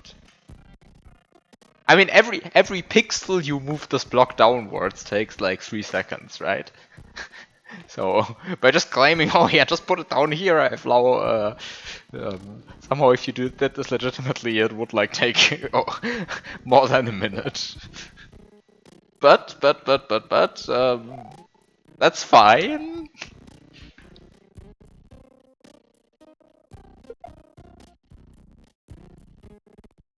Can I somehow grab both of these guys?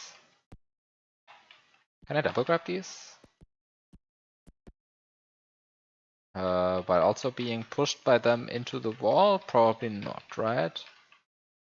Like, pushed into the wall by these two guys, and then...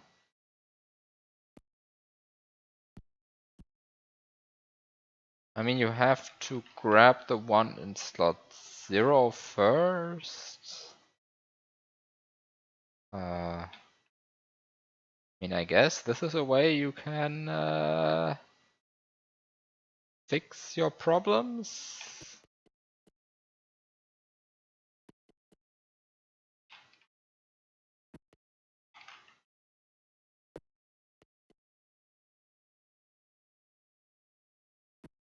Hmm.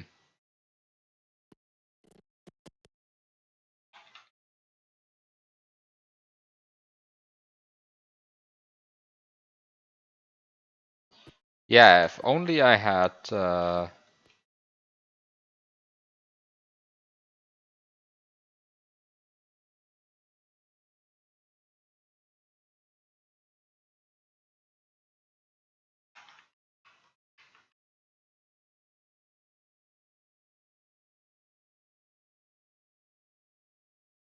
Okay, so this is possible if only I had paid attention to where the winged block was in all of this.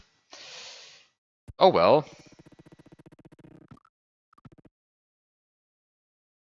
I mean, I'm cheating anyway, and I'm just trying to figure out what to do here, so... I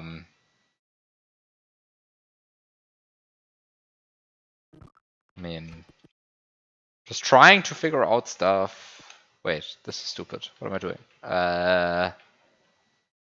So you can just do this. Wait, this went way too far. Oh well. I just wanted to freeze Mario's position, you know? I just wanted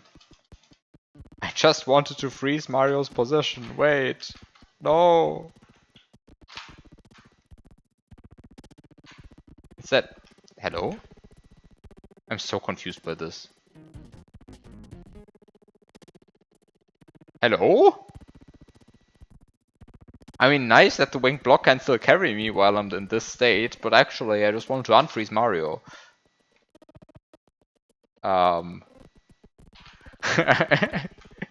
This is getting stupid. In case you didn't think it was getting stupid enough yet. Wait, why doesn't this... The P-switch doesn't activate the block. I was trying to activate this block. Oh, that's bad. Hmm. Well, that's a bit bad. Truly unfortunate, some would say. Hmm. Okay, let's maybe not cheat in this way. Let's do some things properly at least. After all, if I would put the... wait. If I would put the block here... I swear this is actually possible without cheating, right? Like putting the block there. It just takes like a minute or something. Again. I'm not willing to do that until I check that I actually gain something from doing all of this nonsense. Also, I should maybe, if I put the block there, I should maybe actually pay attention to where the block is.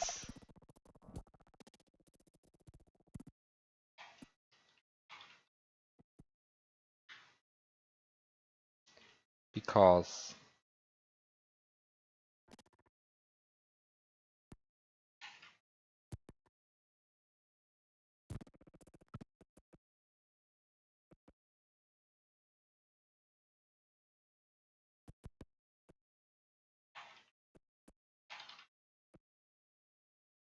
Hmm.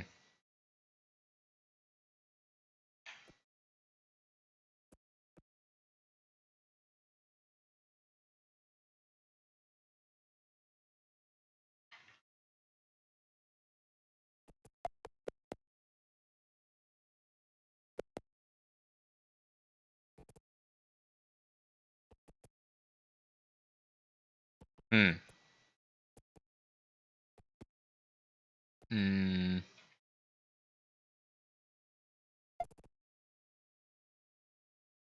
Um. Hmm.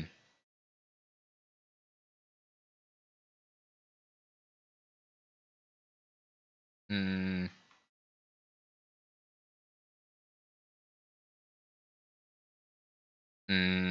This is not quite working out the way I wanted to work out. I mean, just place the fucking P-switch in the wall.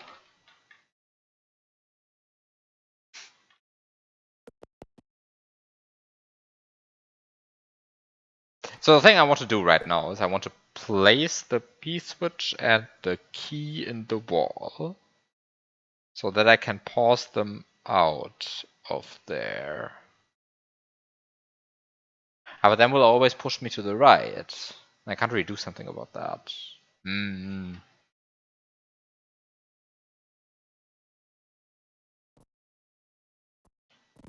But on the other hand, the way the P-switch currently pushes me to the left. Where exactly what I want the P-switch to do. The only problem is that at the same time, I also need the key to push me to the left.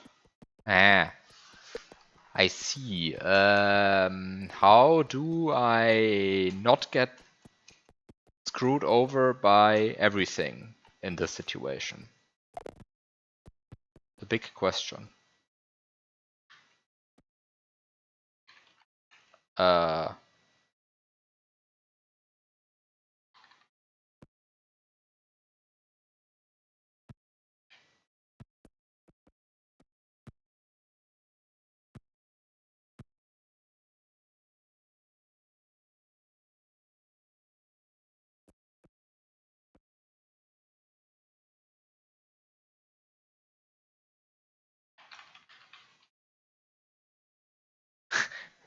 Yeah, thank you for the luck with the easy puzzling third wall. Hi. I definitely need luck because whatever I'm doing here, it is not quite working out to be to be honest. Like somehow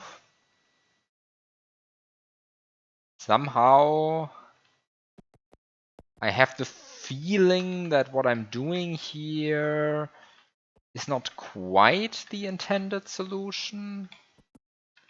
I don't know why I think that. I'm not quite sure why I think that, but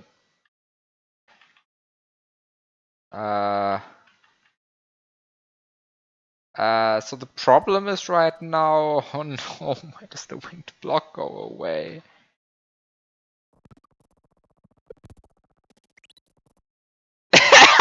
This looks cool, so if you get it to work, it's intended.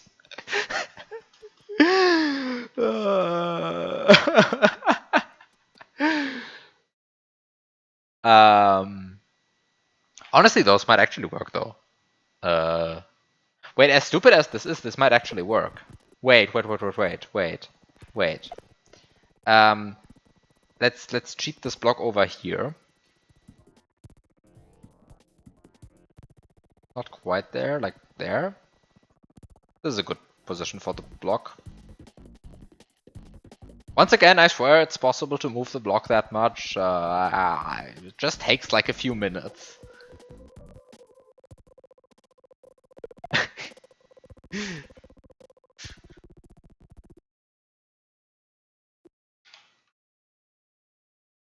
Just need to do this. And then... Wait, how you move it? I mean, right now, using cheats. Later on, when I actually play the game... yeah, okay, later on when I actually play the game... when you actually play the game, the trick is to... Let's say I want to move it to the left. Then So okay, look at the speed values. So right now it has a speed value of -14, and now it has a speed value of -15, -15, -15, -15, -16. So it stays at -15 for 4 frames. But if I now, on the last frame of it being at -15, pause the game, and then well, unpause at the wrong frame, but then unpause at the correct frame, you will see that it stays at -15 for longer. So now instead of having a speed of -15 for 4 frames, it has a speed of -15 for 7 frames. Which means it just drifted 45 subpixels to the left by me pausing. And I mean, 45 subpixels, that's not a lot. That's like almost 3 pixels.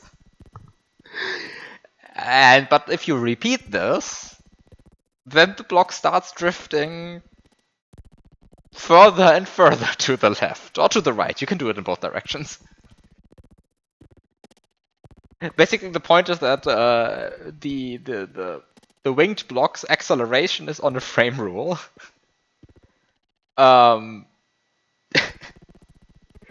And so if you pause at the correct frames, you mess up that frame rule, and so it accelerates a bit wonky. And so by accelerating it a bit wonky in controlled ways, you can make it drift to the left or right. And so you can, if you have enough patience and enough task tools, you can move the block anywhere you like. But it takes ages, which is why to try out stuff, I am using cheats.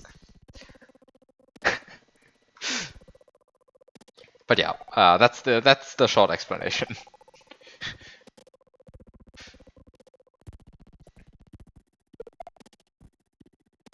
Shout out to that one level in Koela too. I actually didn't know that this was possible before you did it, right? Like I legitimately didn't know. So yeah. Good thing that you showed the world that this is possible.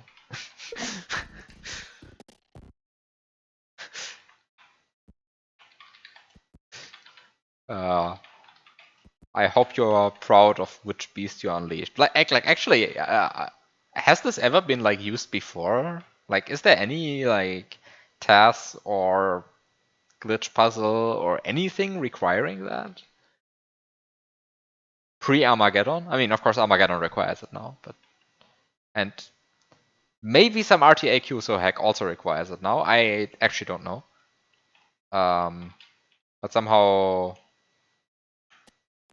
like, I learned it when Bjork broke my level with it.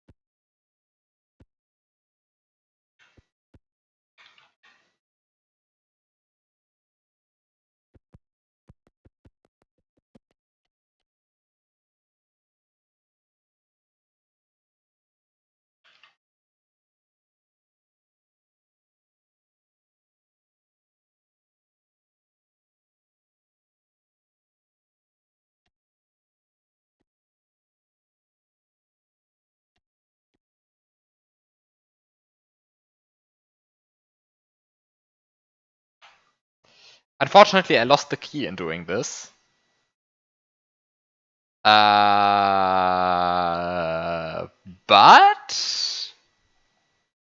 you see the concept? I see the concept.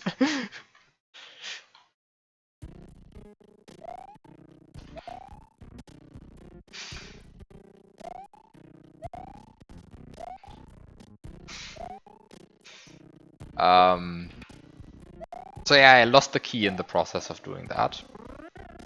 That might be bad. I'm not sure how bad that really is.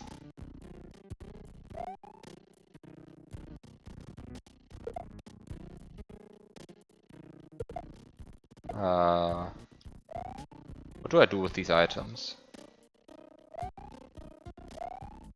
But okay, I mean, so somehow you can get this stuff. I mean, all of that just requires pausing a block a long way. I think it's hard to overstate how ridiculously stupid these threads are, right? But in this hack, I take what I get. Like I take whatever stupid strat I can find.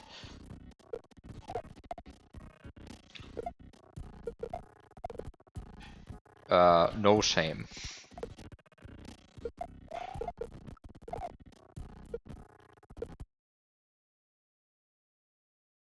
By the way, what's going on there?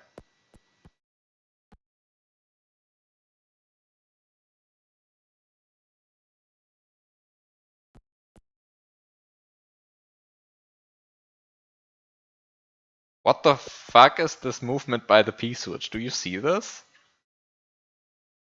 It gets pushed out by this block? And then it gets pushed out by this block or what? Hello? P-switch?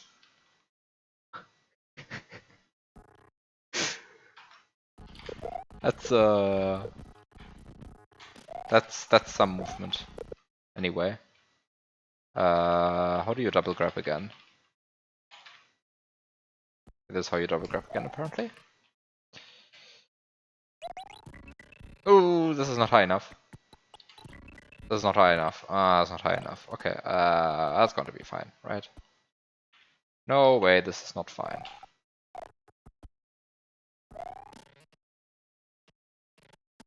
Eh.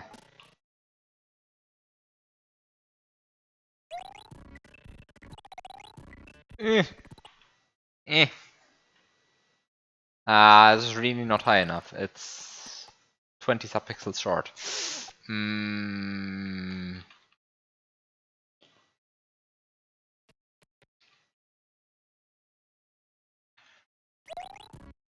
It's the same 20 subpixels short because I didn't actually change anything.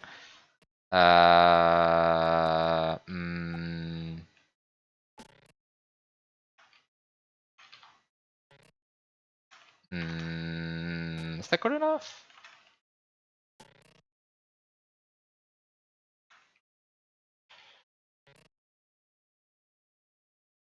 Ah, this is good enough. Ah, nice. Good evening, Milgrips. How is this easy totally for baby's puzzle?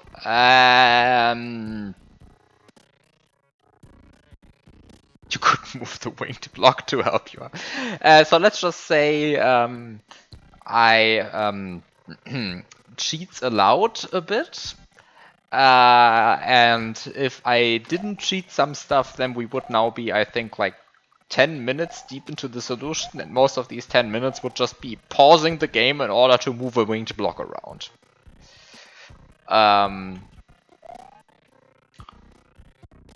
Which I swear is a perfectly valid strategy, but it might also be a bit stupid.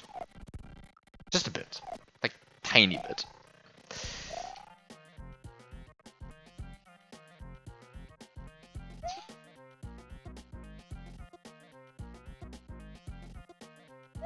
Also in the process I lost my key. I'm not that sure if that's so bad, but... Also the key doesn't spawn anymore.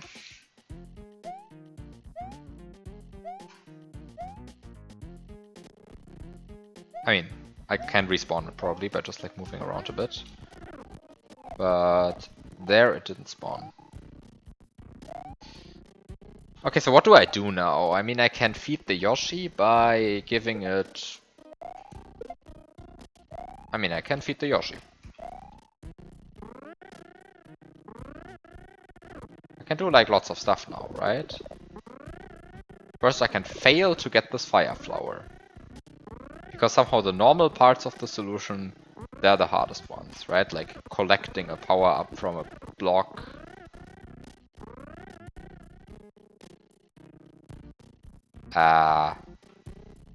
Okay, I just wait for the winged block up here, right? Like somehow...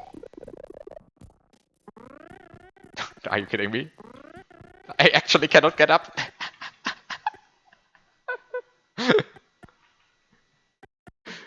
No, this should be fine, right? You just... Yeah, you just jam yourself into the wall like this. And then you... Okay, maybe you do this. No! Why is it hard to collect fire flower? Okay, there we go. And then I can... I don't know, where does this Koopa spawn? The Koopa spawns to the left of the key, and it spawns on this block.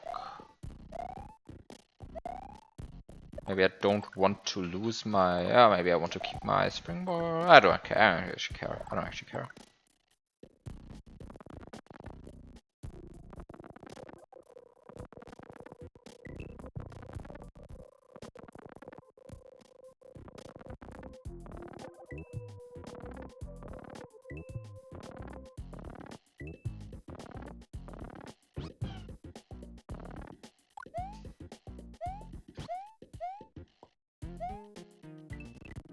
And now that I have all of this now that I have all of this garbage and the baby and the adult Yoshi, now I can start. Oh wait, this doesn't. This scrolls too much. Just scroll only a bit. Okay, there we go. Key. And now that I have the key... Okay, now I have lots of resources. Okay. So now I'm in a state where I can start doing stuff.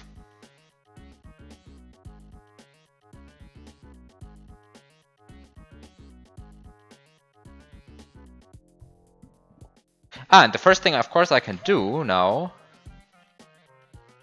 and that's something that I can actually just do now. Wait. I totally got that Yoshi by abusing the winged coin block, right? The first time. I mean, it's fine. You can just get it a different way, but it's actually funny.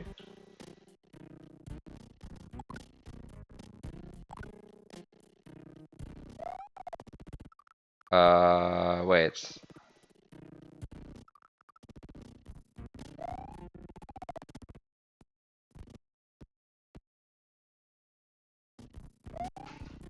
The springboard doesn't actually help. The springboard doesn't actually help. But, anyway. I have my baby Yoshi, and now I can...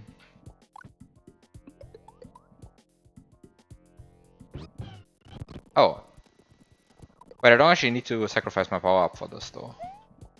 So let's just not do that. Let's instead...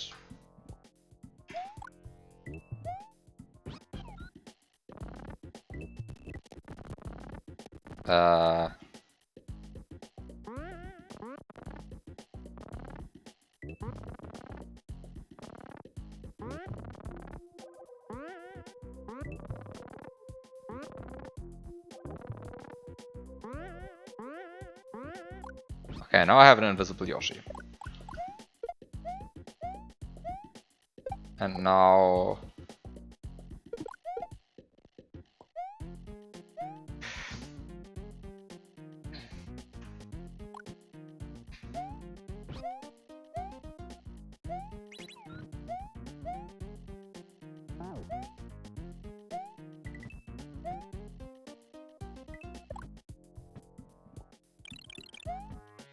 The platform respawns, right?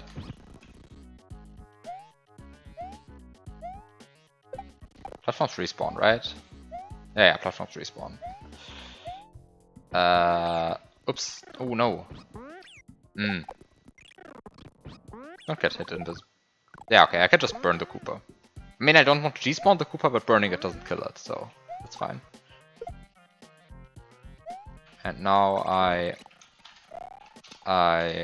take this key and I key jump up here. And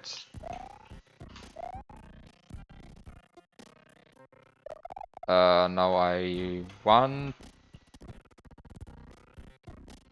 2, 3, 4. 1 up. Does this 1 up have a stun timer? Wait, which exit do I want? Do I want normal exit or secret exit? I already forgot again. I want secret exit 1. Huh, wait. Wait. I have a 1 up, I have a key. I have a 1 up, I have a key. I have a 1 up, I have a key. This is a Magikey puzzle. I have a 1 up, I have a key.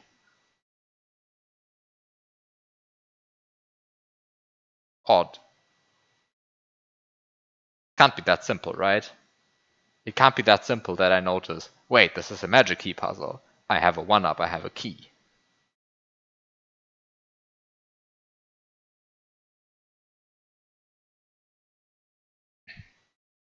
Also, yeah, there was a message box. What was the message box again?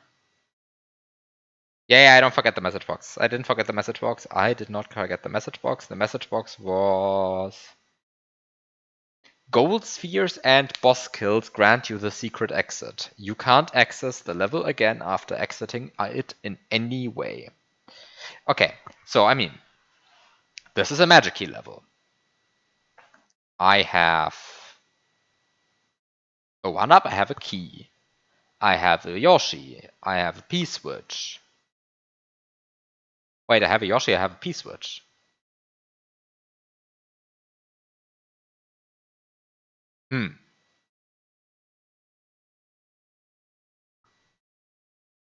I have a Yoshi, I have a P-switch, and there are 1, 2, 3, 4 Resna decorations in this level. I feel like that's a hint. But probably that's just a fake hint as well as giving you a key and a 1 up. That's ridiculous, though. Why should both? Why should either of these not work?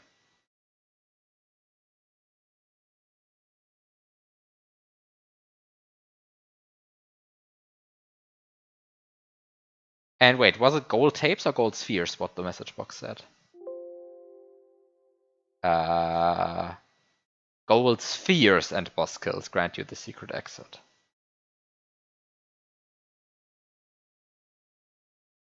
So gold tapes don't grant you the secret exit.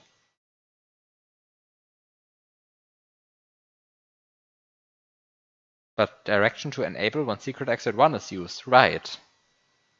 And I do want to go right. I'm super confused about this. So everything gives me the secret exit. And I want to get the secret exit. What? The message box says, gold spheres and boss kills grant you the secret exit. And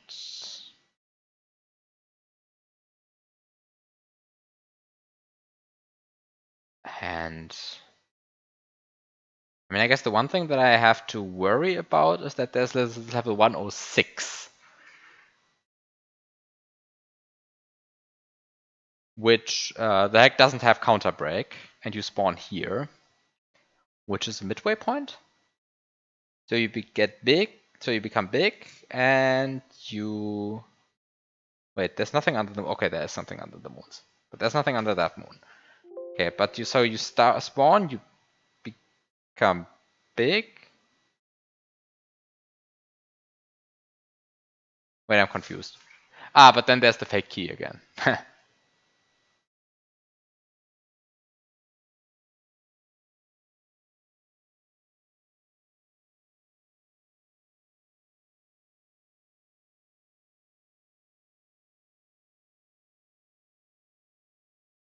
Spawning Peach counts as a boss kill in the way that it gives you the secret exit if you set boss kills to give you the secret exit in LM.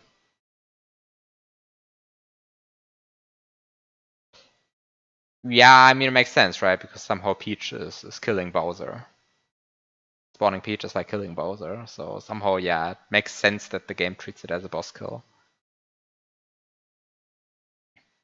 Right, because normally you can also only spawn credits after a boss kill, so and Peach is supposed to trigger the credits, so yeah, I guess she has to be a boss kill.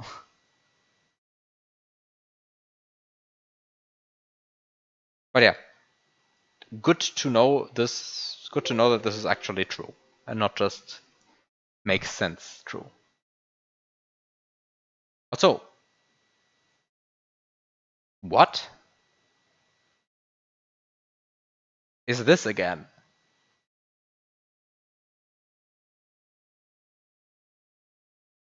I mean, with this one, this is the real key, this is the fake key. You try to get the real key by using the fake key to push you into the ceiling. But what about this one? Does this have vertical scrolling? No, it doesn't even have vertical scrolling.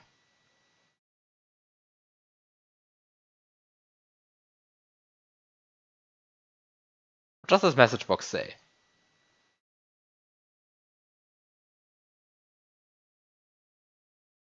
Wait. What the fuck is this message box?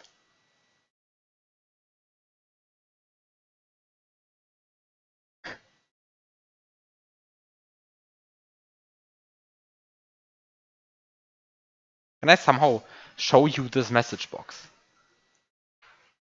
That's a very interesting message box.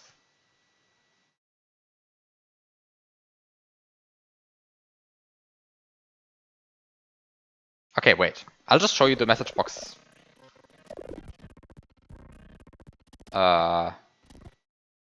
Just set two save states here. I think these are decent save states. I think I can use these save states to do some stuff.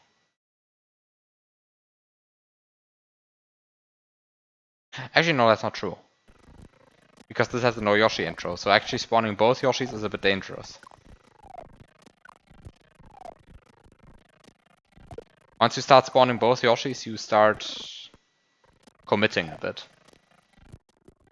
So let me not grow one of the Yoshis before I make save states. Because somehow, if as long as I have a baby Yoshi, I can like easily undo stuff.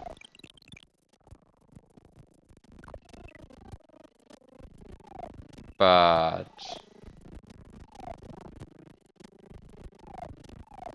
somehow this is a bad backup save state, one where you have two Yoshis already.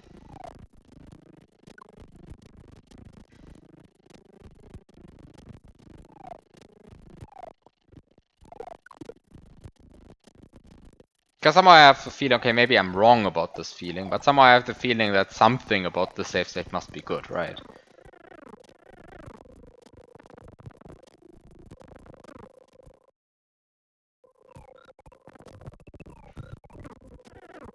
Just get the Yoshi back, and I'm fine, and I can just make an extra save state. Just make an extra save state here. And let's cheat again.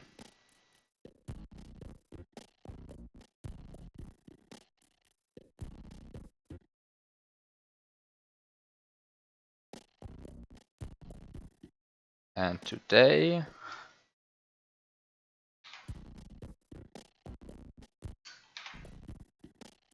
we cheat in this way. I just want to show the message box.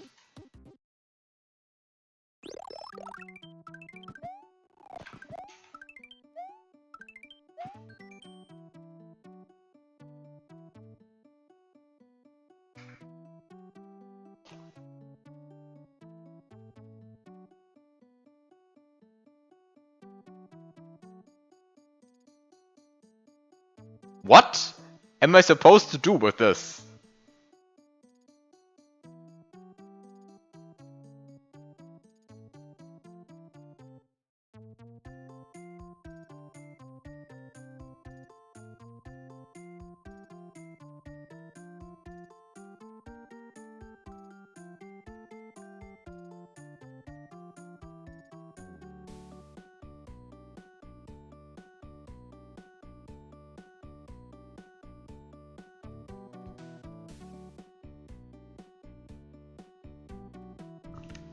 What am I supposed to do with this?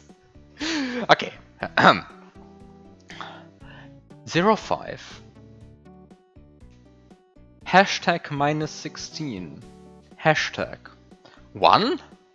A. Hashtag one line Yoshi paw. V. H70. Hashtag B. 10. Arrow 94.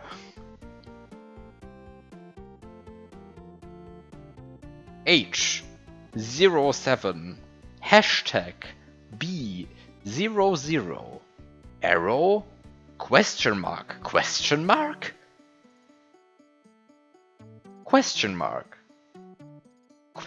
1. Hashtag B00. Arrow 1. H91. Hashtag question marks. Arrow.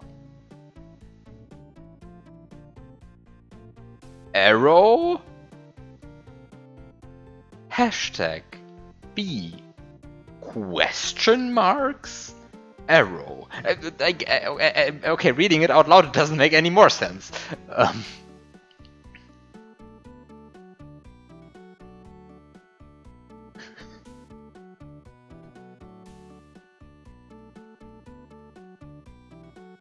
How did this get into my glitch puzzle?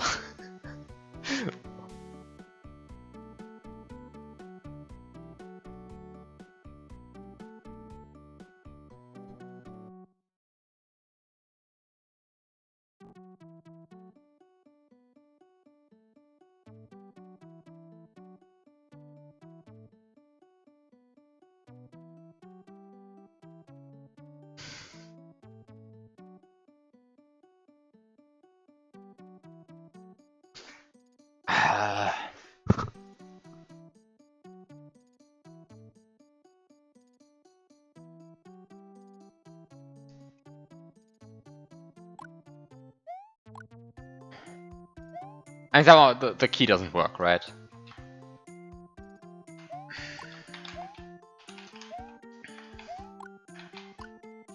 Because of course it doesn't.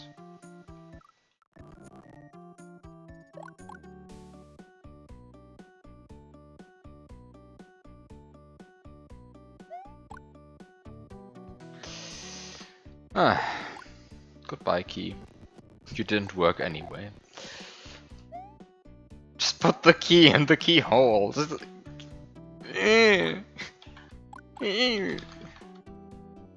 Just doesn't want to put the key in the keyhole.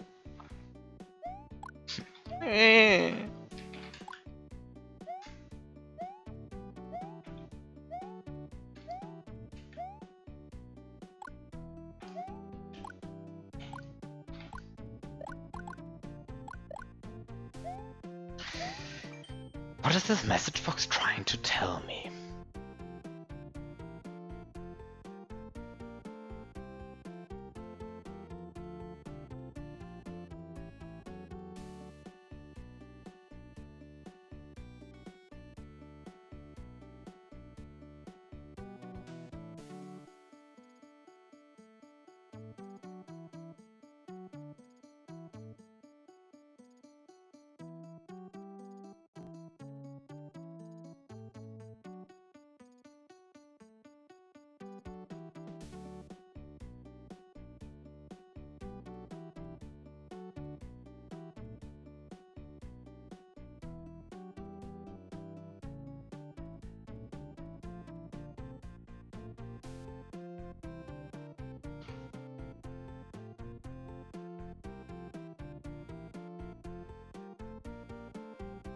Before a hole will take the key, you must answer my riddles 3.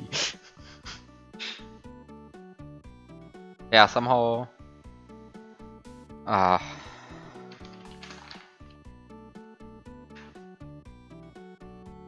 something... going on. Okay, so what could this mean? Right, somehow what could this mean? 1 question mark, a question mark. Do you see my mouse? Yeah, I see my mouse cursor. I mean, somehow this could mean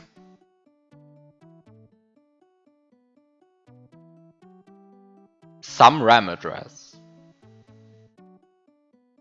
4 digits, starts with a 1, has an A in the 3rd slot. I don't know what this could mean.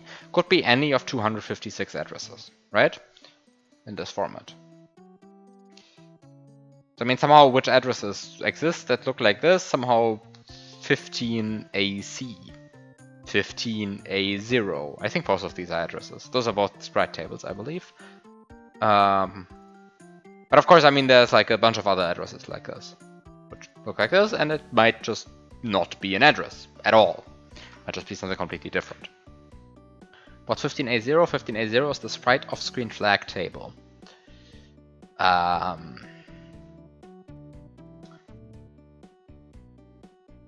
Should maybe checking some stuff in some tables, RAM tables, specialized tables. I'm reporting back when I have found something in these tables in the depth of the eternal tables. Little Bobby tables. It's time for the tables again. 15AC is also known as the turn timer, of course. Hi, Shao.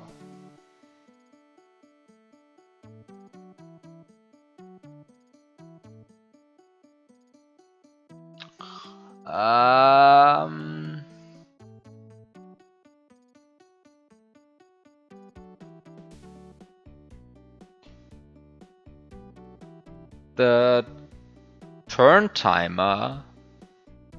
If you somehow transfer the turn timer over to a key, then that means it doesn't interact with walls anymore while the turn timer is set.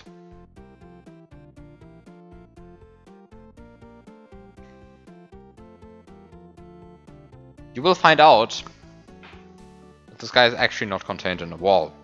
So setting the turn timer doesn't do anything. You always think that these kinds of puzzles are made for an audience of 1. But that's not true. Because Dartzine has beaten this. So it's an audience of 2.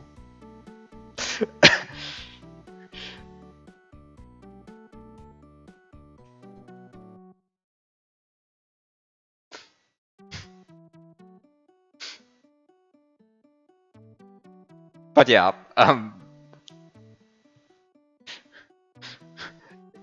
yeah.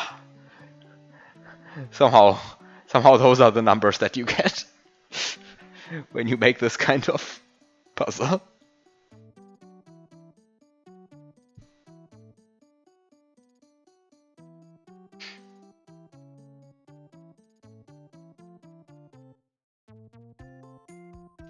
Although I have been pleasantly surprised with how many people have played Cruella 2 over the years. It's been at least 5.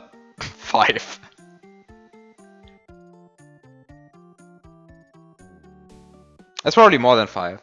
But somehow I wouldn't know how many actually.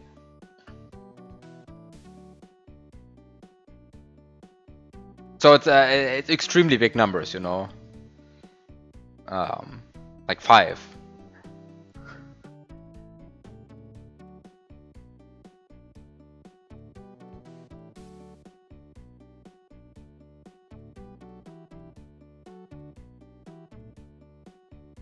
And then there's this random person that picks this up as their first pit hack a few years from now.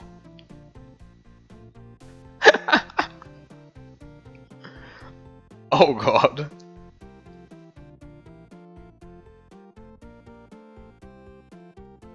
Okay, what is any of this supposed to mean? I looked at the tables.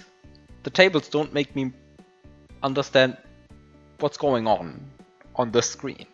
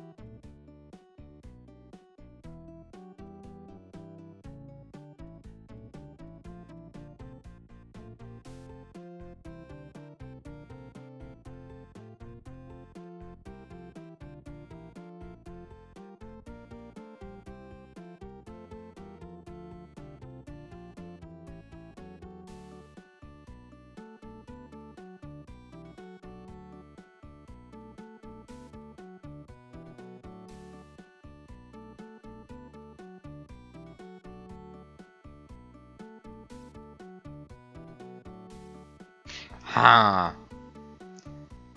What could this mean? 05 minus 16. 1A. Hashtag one line Yoshi paw. VVV. I mean, the V's might be stylized down arrows, they might be V's. I am none the wiser. Then sometimes there's a question mark, sometimes there's just nothing, sometimes there's 3 question marks, sometimes there's 2 question marks. There are a lot of H's here, except for the last row where there's like the cursor. There's lots of B's here, except for here where there's a question mark. This suggests that there might be another B here, but might also be something completely different, so... what do I know?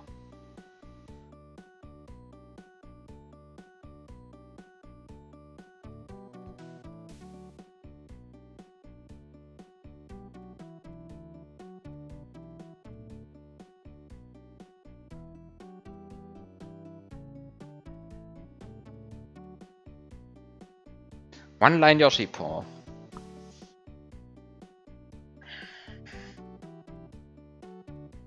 Yeah, one line Yoshi paw.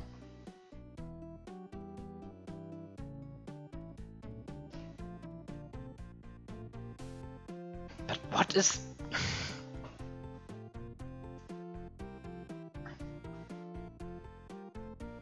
H70.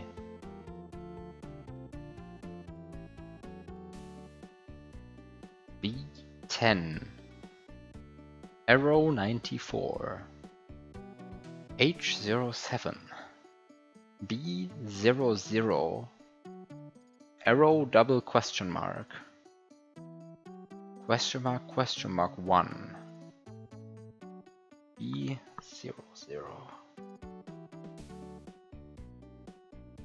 05 minus 16, 1A, 1 line Yoshi paw.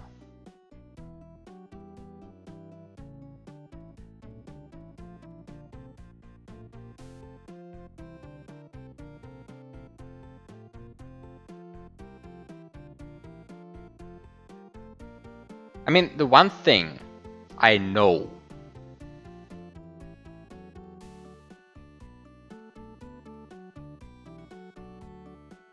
that I can do in this level, probably, somehow, should be possible. Right? Let's look at the level for a second. Somehow inside this level, with a bit of effort, probably not even that terribly much effort, although a bit of effort, it should be possible to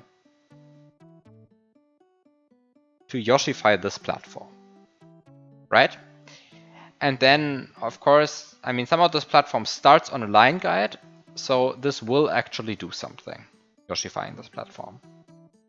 I mean, there is an accessible pit in this level, so you can actually go below the level, and you should be able to despawn a Yoshi there, and so you should be able to, hopefully,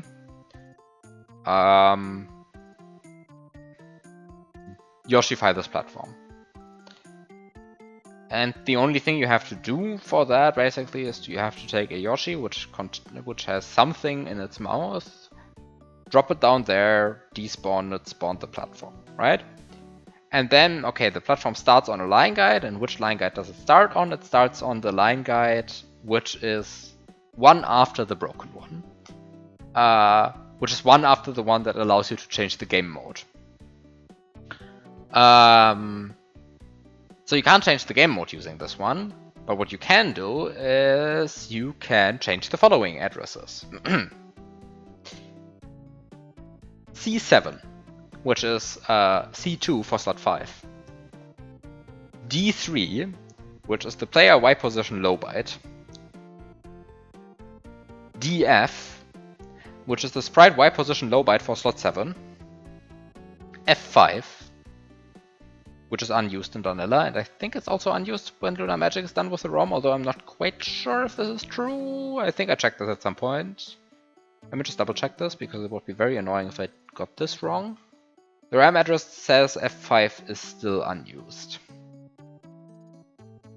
Okay, let's just believe the RAM map on this for a second.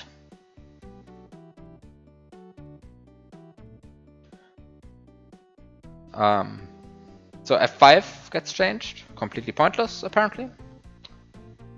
101 gets changed, which is completely pointless. 14E5 gets changed, which is the sprite X position high byte for slot 5. So in other words, the sprite in slot 5 gets moved into a different screen. Then we have 14F1, which is called the sprite Y subspeed for slot 5, which in this table, which I already last time said is bullshit, because sprites don't have subspeed. It's just not a notion that exists in this game. And the answer is it's the Y subpixel that gets changed. The X subpixel gets changed. The 1594 of the slot 5 gets changed. What's 1594? It's just some random address, which doesn't seem all that interesting. I guess it depends a bit on what's in slot 5.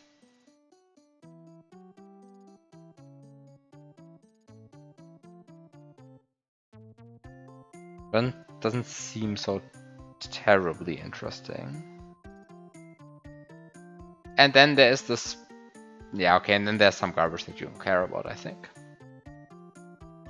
16.3e also gets changed. But 16.3e, that's like nothing uses that.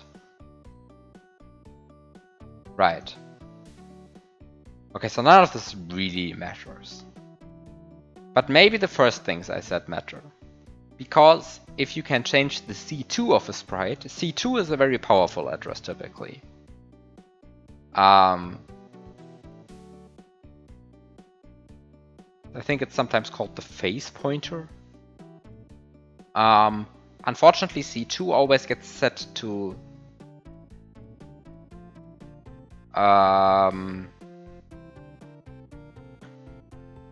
C2 always gets set to 0, which is typically pretty boring. Because somehow high values of C2 tend to do very funky stuff with the game. But low values of C2 don't tend to be so interesting. Because somehow C2 is typically low in vanilla. And when C2 gets high, then that's typically, then that very often turns out to be extremely powerful. Yeah, I know you're talking about 5094 because Koopas use 5094 to determine which shell they are trying to enter. So I guess, yeah, you could do something with that. But also you teleport them like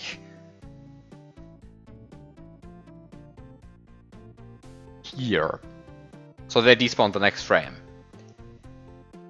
So it's not so clear to me that them entering, trying to enter a shell is so terribly interesting.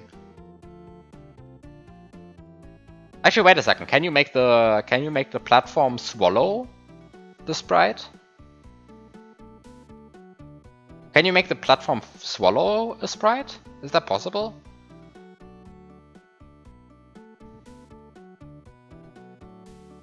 Because then the Koopa would stay in slot 0, in screen 0, right?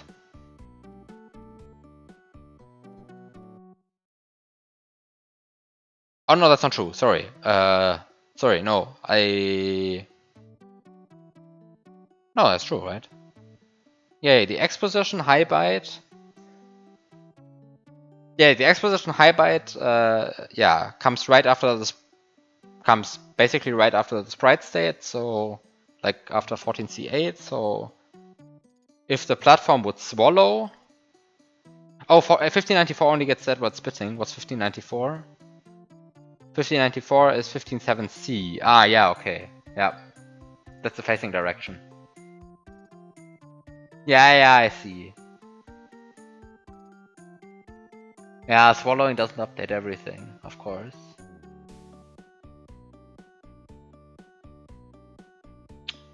Yeah, of course. Yeah, okay. So you don't get anything interesting. Yeah, you can swallow, but only a few addresses get changed. Yeah, okay, that makes sense. Thank you.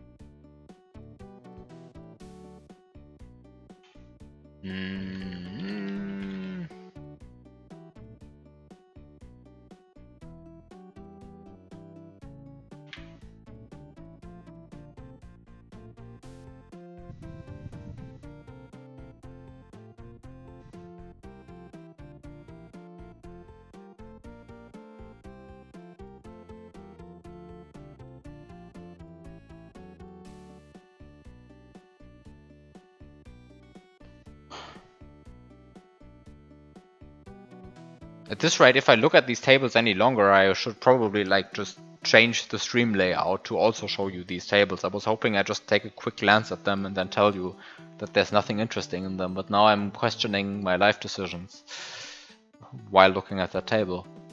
Probably not that terribly interesting to set C2 to 0, right?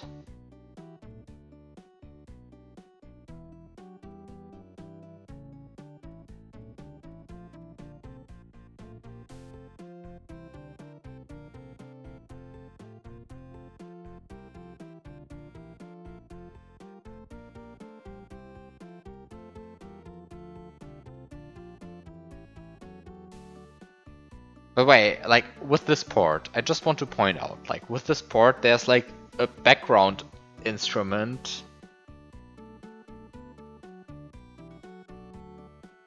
which is like, it seems too loud.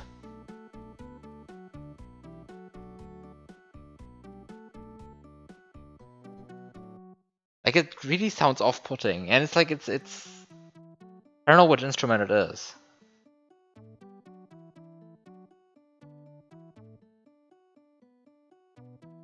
Currently not playing. But it's throwing me off every time I hear it. It's I don't think it's that present in the original song. I mean, maybe I just didn't properly listen to the original song, and there is a grating background voice at some point, but yeah. Anyway.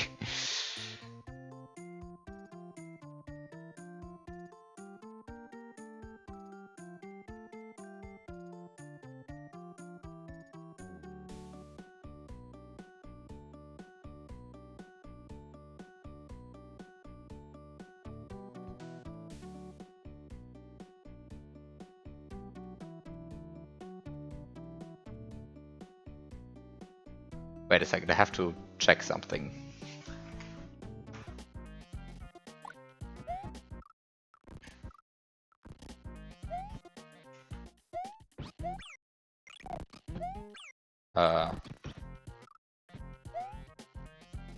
Wait, this is the one where I still have the... Yeah, okay. That's fine. All of this is fine. Wait, where's the winged block? I guess I despawned the winged block on this stage. Okay. That's fine.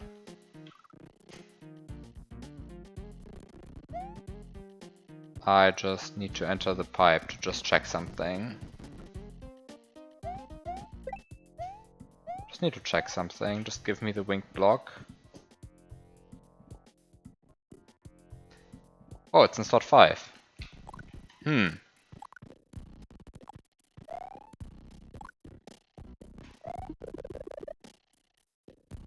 So what happens if I now set the C2 of this sprite to 0? It starts flying again. Does anything happen if I now hit it again? No, it still contains a flower.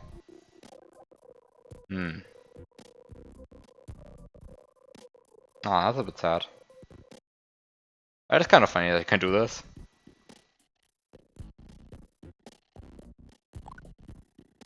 And I particularly like that the power up just stays there. Okay, in reality you couldn't do this so many times, but you can do it once, which is honestly funny enough. Okay, so if you set the C2 of a hit block to 0, then it is no longer a hit. And you can just... yeah, hit it again. But somehow that doesn't change its content, so its contents are still very non-glitchy. Okay, back to the drawing board. Wait, I didn't make a... oh well, I didn't make a save state at the weird message box, so time to cheat and go there again. And also it moves to... oh yeah, it moves to screen 9 or A. Yeah, I keep forgetting that. You're of course right.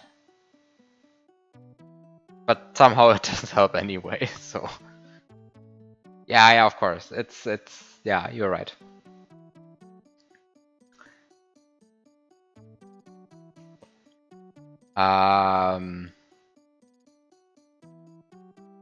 Although maybe I'm not sure. I'm actually not sure.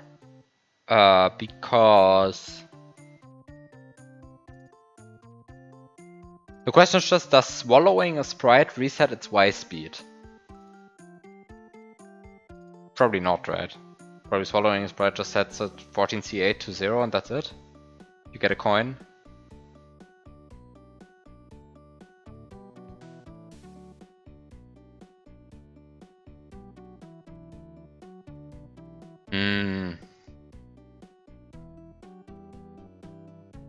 Okay, so what does this mean?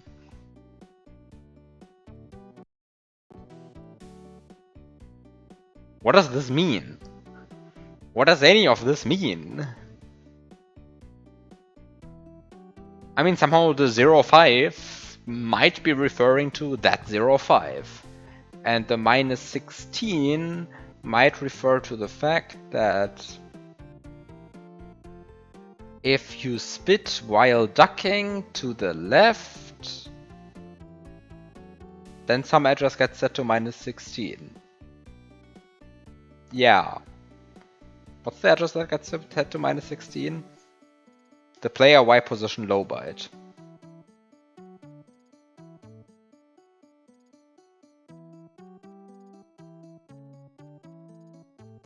So you just get pushed under the level and die. Actually, that's not true because it's the fake Y position. It's only the Y position low byte mirror. It's like a D3.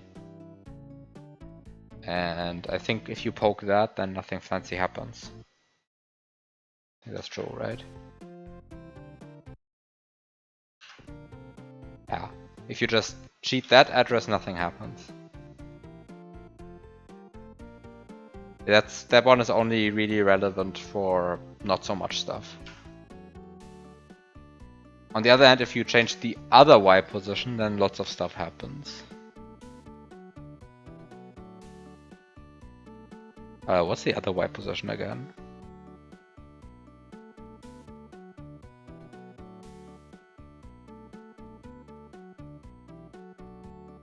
$96.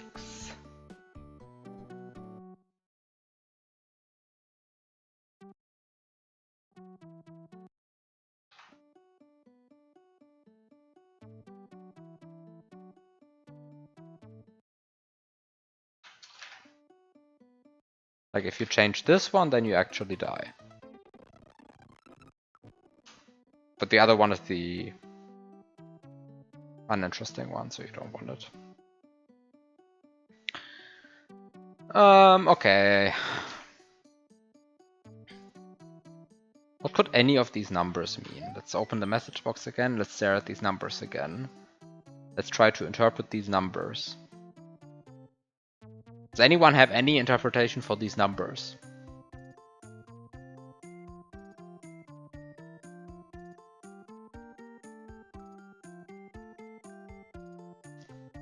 Zero 05, minus 16, 1, A, hashtag one line Yoshipo.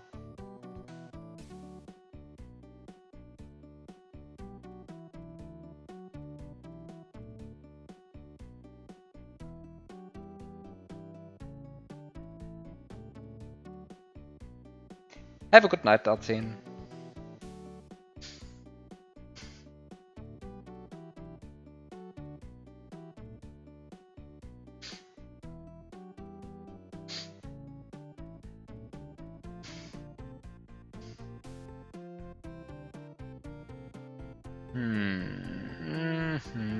What could any of these numbers mean? 70, 10, 94. What could H and B mean?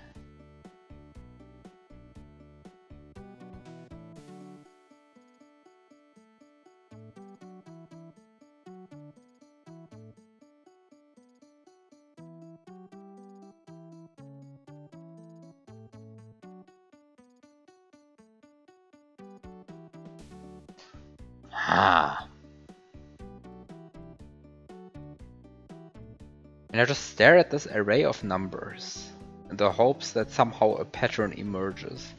The problem is that there's just too many question marks, and I mean...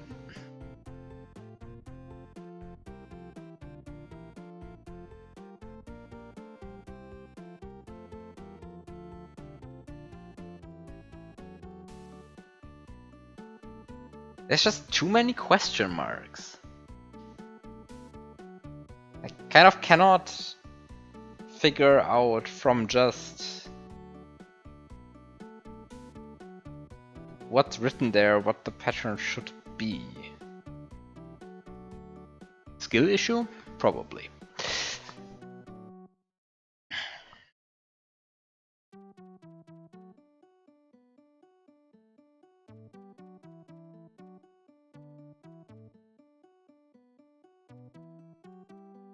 7007 question mark 1 94 no 91 94 is over here 91 HB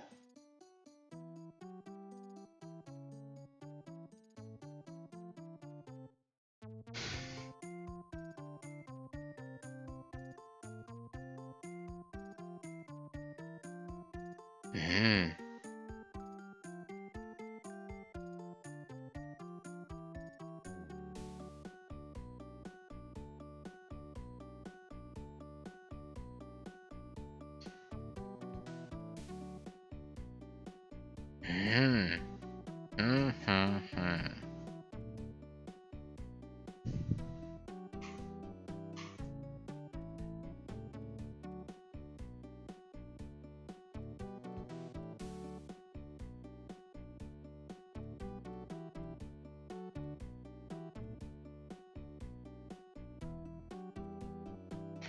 05 minus 16 1A hashtag one line Yoshi paw. Ah.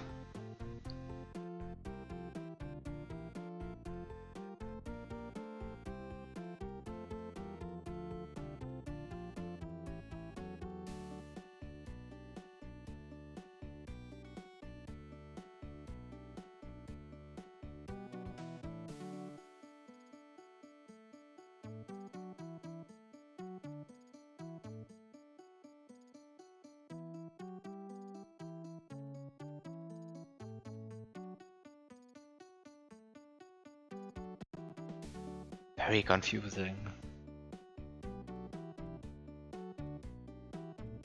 Very confusing, these numbers. Maybe I should stop staring at these numbers and just like try to figure out what the level wants me to do, but... What? I mean, like, what?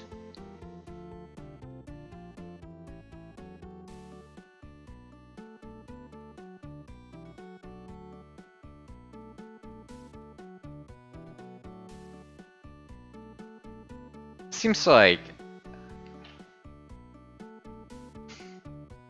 Yeah, what's actually the point? Like, what am I even trying to achieve at this point? Because... Look at this. You might think it's just a simple matter of putting the key in the keyhole, but then you're wrong, because this is the real key and this is a fake key. I mean, it is a real key, it just doesn't activate the keyhole. Because this is the key that can activate the keyhole.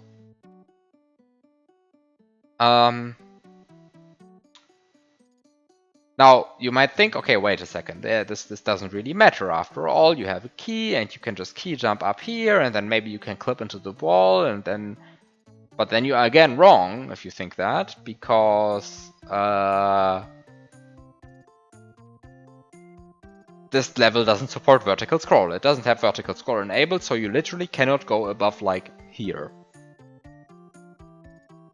Modulo like extremely specific circumstances where you have a springboard or something.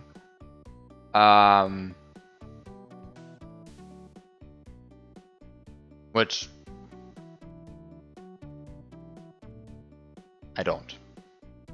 And this is the only screen of the level, and this is the first screen of the level, so yeah, I'm not going to. So somehow, from this position, I somehow have to trigger, with only the stuff I brought from the overworld,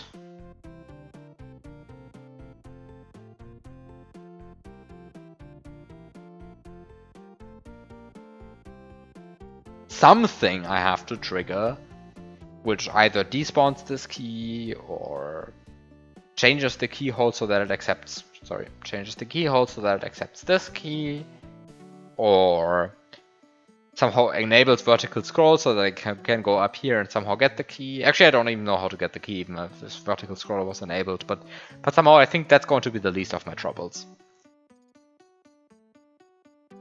I think I actually might even see an option. Let's think about how to get that done. If I even somehow manage to enable vertical scroll, because I wouldn't know how to enable vertical scroll. Like somehow it's an which address is it that controls vertical scroll? 13 F1. No. No, that's not 13 F1. Sorry, 1412. 13 F1 is a different one. 1412.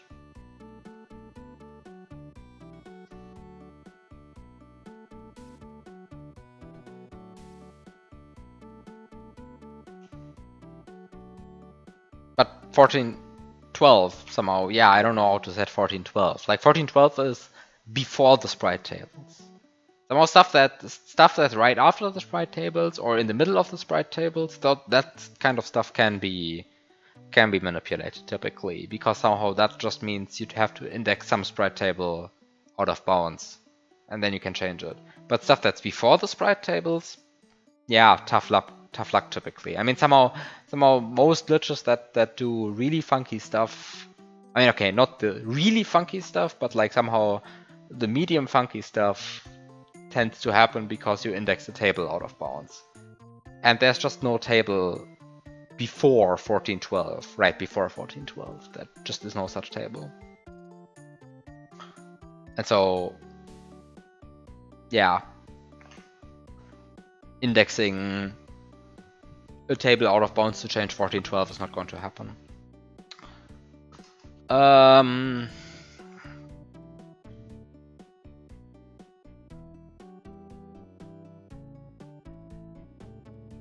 And so,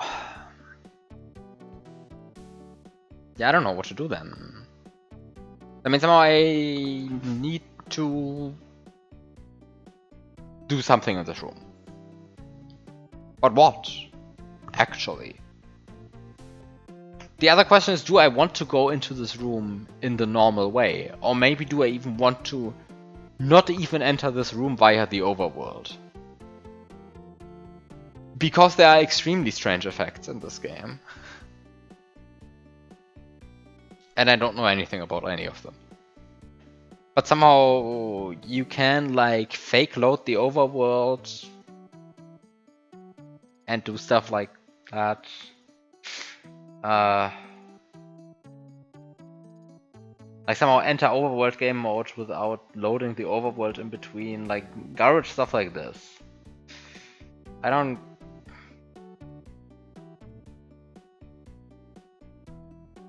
really know how to trigger any of that. I'm not even sure if you can trigger that without first completely breaking the game in half. Because I mean, there technically is an ace setup in this hack, right? Like there is an ace setup in this hack. So technically I could do anything if I really wanted to. Because this guy spawns a sprite that crashes the game, and from that game crash you can actually ace. So somehow the potential is theoretically unlimited, but like let's not go down that route. I really don't want to get down that route. Like I just don't want to. And it's not needed, so somehow let's not go down that road. And yeah.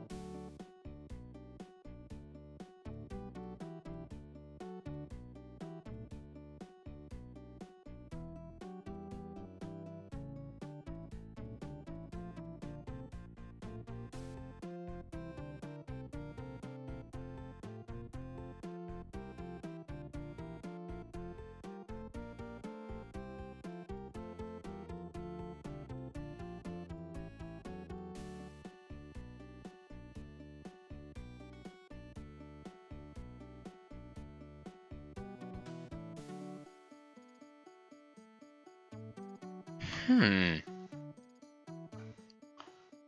It is really confusing. Like, what can I do in this that could possibly allow me to change something in here? It must be something like really broken.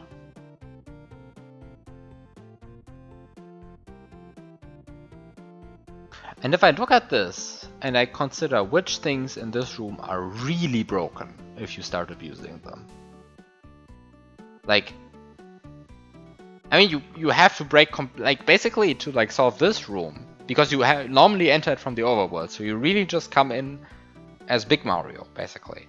Maybe you have a cape, doesn't matter. Doesn't help you. Let's say even you bring a Yoshi and somehow you don't die while exiting the starting area, which I don't think is possible, but like even hypothetically you have a Yoshi. Even then you don't win, right? Like, that's just like everything you could possibly bring from the overworld is completely and utterly useless in the situation.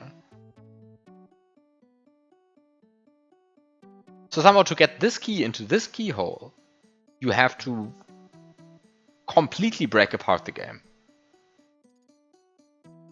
Like, not in the I spawn a Reznor way, right? Like in the much more deep level.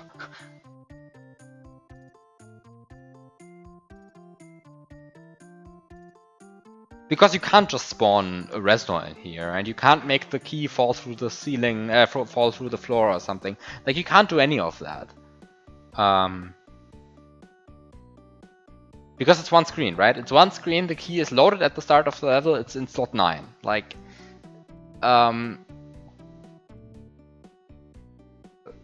that's it, right? Like, it's going to be in slot 9, you can't do anything about it. And so to get this key out of there, like, you completely have to open the game, like, so that it fundamentally breaks in some way. Which tends to be hard. Right? Because as broken as SMW is, somehow it always remains being, like, it always, like, some core rules of the game are never touched. And the key in slot 9 that's, like, up there is just going to be up there. Like, that's not going to change, no matter what you do. Like, the key is up there, so the key is up there. It's not going to, like, suddenly be here or something. And you don't have any room to trigger anything, especially because I think you have to enter this level without Yoshi, because otherwise, like, you're going to be stuck in the starting area here. I don't think, yeah, you can't dismount a Yoshi in here, like, it's just not possible. So somehow you have to enter this level without Yoshi, and you have to bring something which can... Yeah, I don't know what you have to bring here. Why do I even want to do...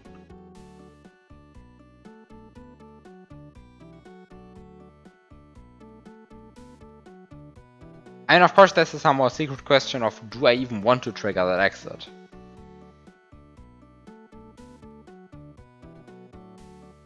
But I mean, the SMW central description says 3 exits, right?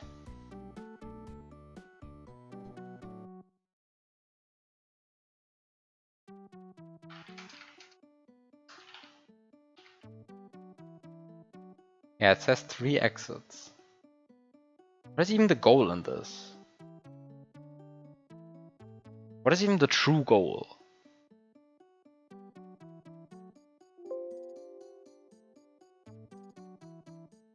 Credits aren't edited. So I guess the goal is to just get an exit in this level?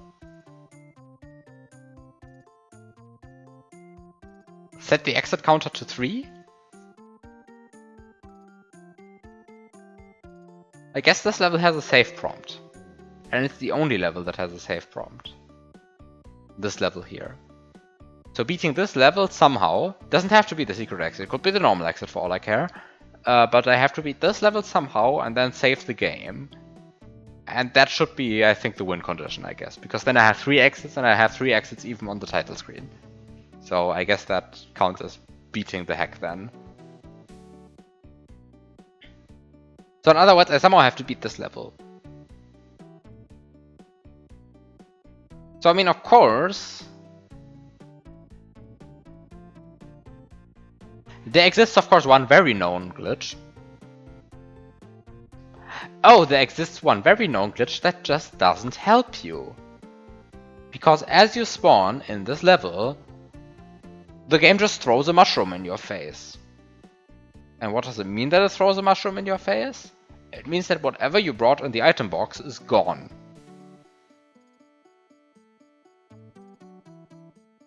So, goodbye whatever you brought in the item box. It's not real anymore. So, bringing something in the item box that can help you, like, let's say, an orb, is not going to help you. Because you spawn the level and before you can do anything, I think. Yeah, before the game even accepts input from you, I think.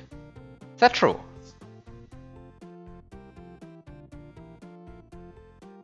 Is that true? Wait, is that true?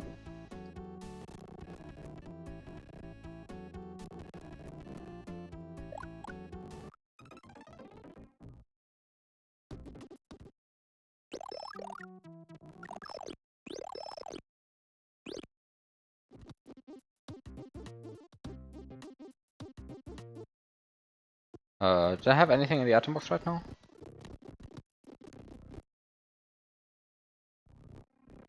Yeah. Okay, so I have something in the item box right now.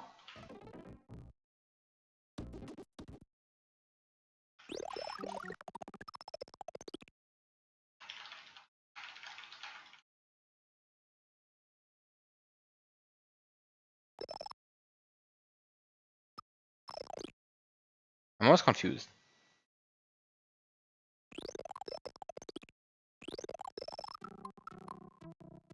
I'm pressing the wrong key.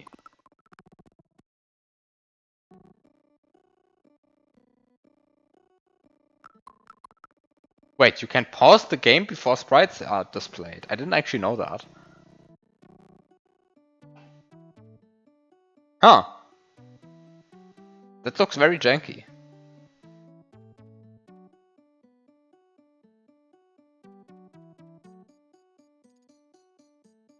But you can't drop the thing from your item box before you collect the mushroom. So if you collect the mushroom, then the thing in the item box is gone, and so bringing an orb is not going to help you. Let's look at the message box again, because somehow the message box seems like it might still help me with something. I have no idea what it will possibly help me with, but...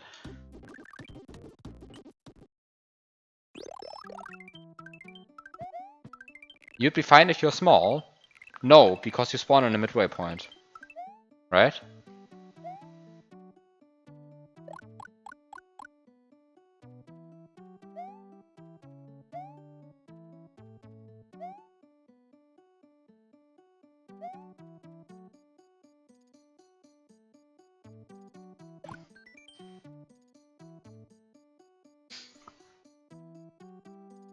Does that get processed first?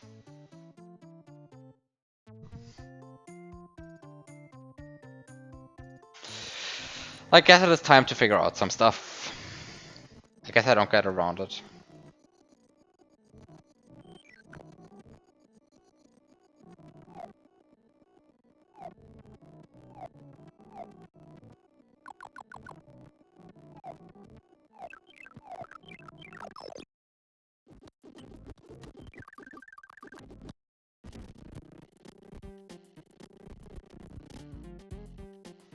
Okay, right now I have a mushroom in my item box.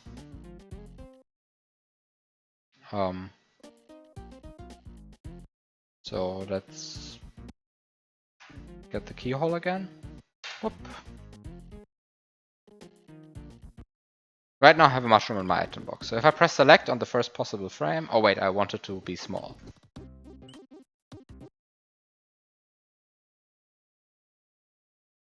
I want it to be small. I wouldn't actually know how to get something in my item box while being small, but like, let's just live in a hypothetical world in which I know how to do this.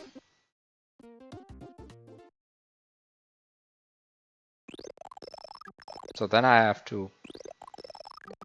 Wait, what? Where does the fire flower come from? Game? Stop giving me a fire flower? I didn't want that fire flower. Go away, fire flower. I don't want you. Goodbye. No, please stay away. I want the keyhole though.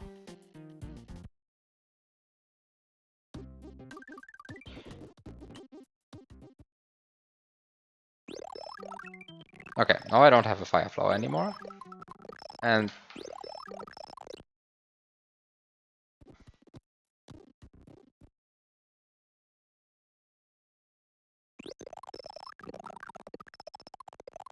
yeah, like this seems to be like just way before the game accepts inputs.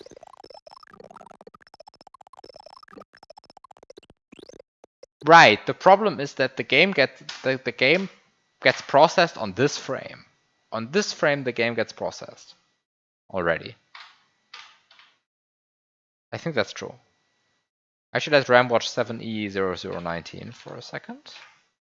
For power up status. When do you see the power up is 0 right now? And now the power up is 1.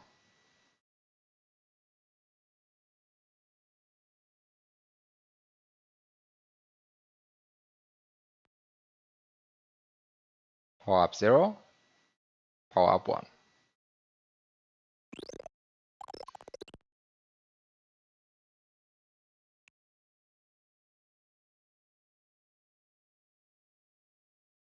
Power up 0. Power up 1. So actually on this frame, I collect the midway point. That's a pretty early frame, in case you couldn't tell.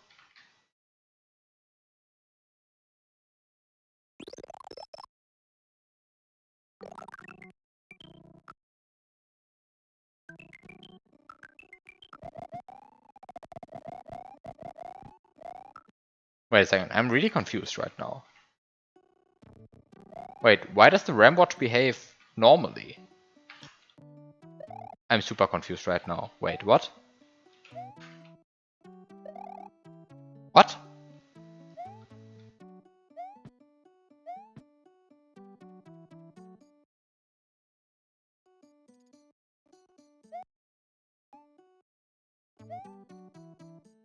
You see this?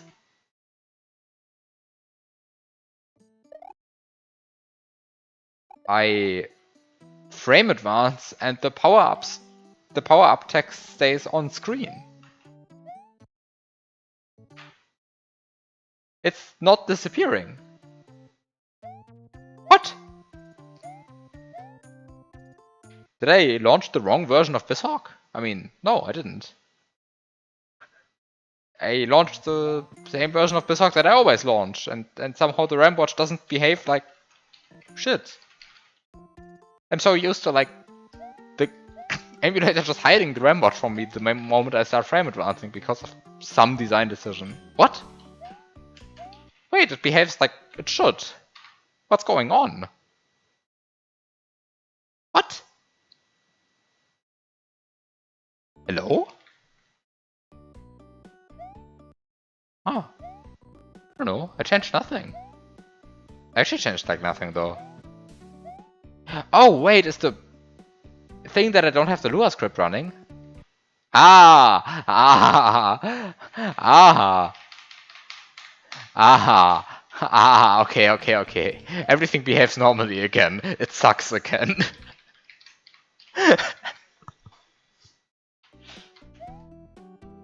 Ah, so it's the Lua script's fault.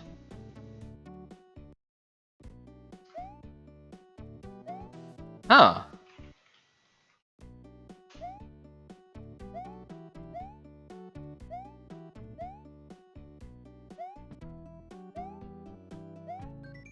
That's good to know.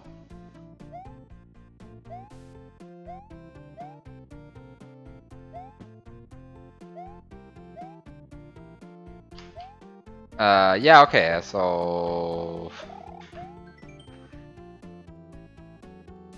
Why does it do that? I don't know.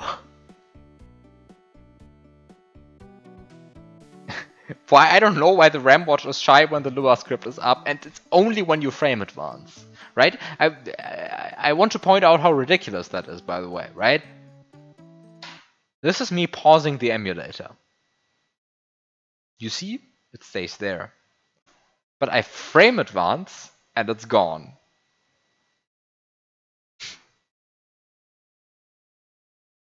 And now I frame advance, and the text briefly appears, goes away again. And then I pause the emulator, and the text stays. But I frame advance, and it's gone. Goodbye. Yeah, I have no idea why this happens. Anyway. Okay, I mean, as ridiculous as it sounds, setting the midway point from outside the level would actually help. If I also had an orb in the item box.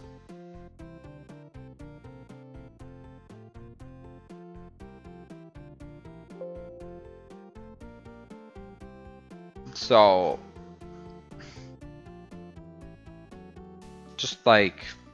Just like double checking that this is not actually something that's possible. Is that possible?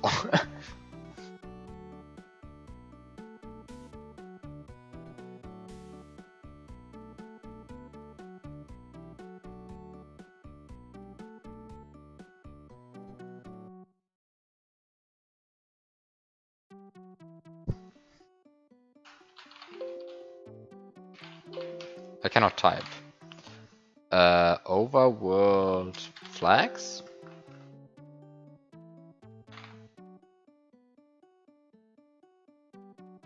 How does the... Ah, here. Overworld level setting flags, the RAM watch calls it. The RAM map calls it. Okay, it's 1EA2.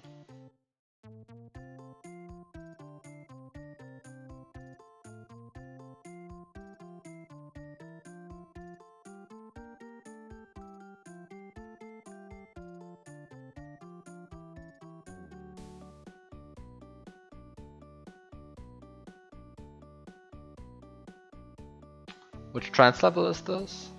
It's trans level 2A. Right? Yeah, it's trans level 2A.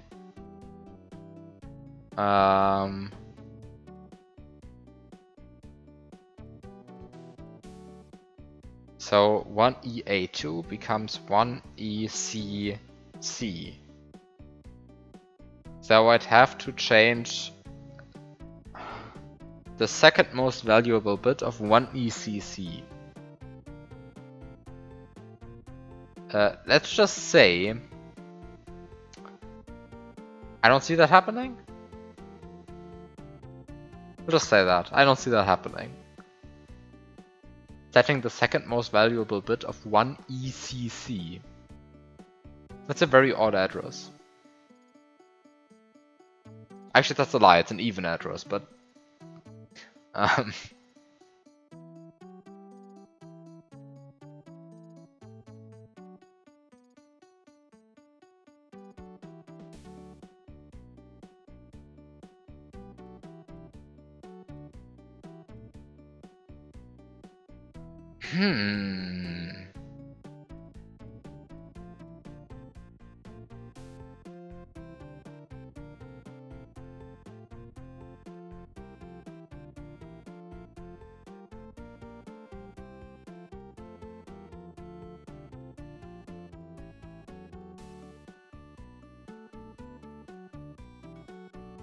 Okay, so I don't see that happening.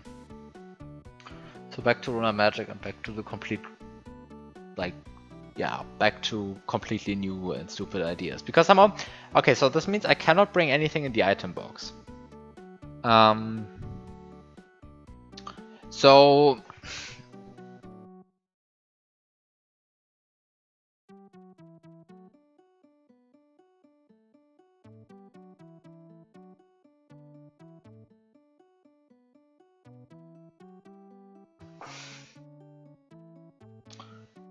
I mean, of course, there's like the option of having a PI, right? Like somehow having a power-up state which is beyond 3.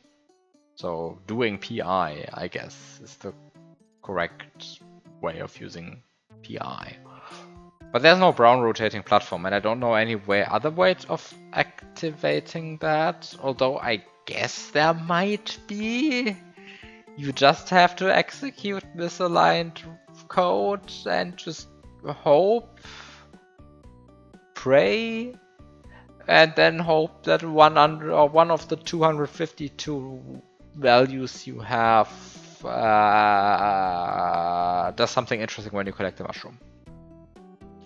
Right, because there are 252 weird power-ups, and all of them do something when you collect a mushroom. Because after all, when you collect a mushroom, what happens depends on the power-up, and so if you have a weird power-up, something weird happens when you collect a mushroom. The problem is I have approximately no idea what any of them do.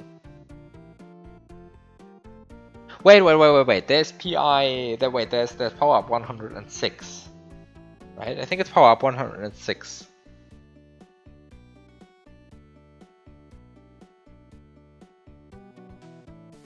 I'm not sure if power up 106 will finish the level from this spot. But remember, power up 106 is able to finish a level sometimes by just touching a mushroom. It's like one of the features of power up 106. But I think it depends on the exposition of the mushroom or something stupid. I've never done this myself, I've just like heard this discussed. But this is like one of these super stupid things you can do. I think it's 106. I mean, I have nothing else to do, right? So might as well crash the emulator by just... I'm so going to crash the emulator, by the way, by doing this.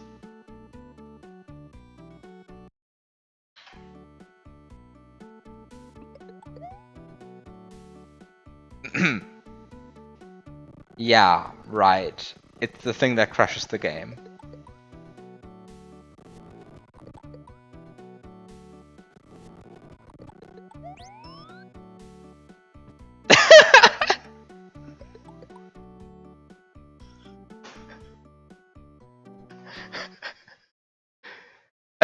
Okay, yeah, power up 106 exists.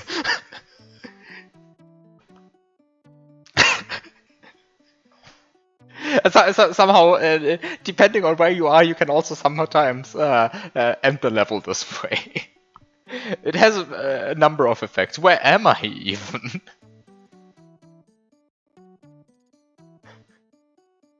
I have an eternal P balloon. And I'm just somewhere up there. And also, in the process of doing all of this, I stunned the mushroom. I stunned the mushroom by collecting it.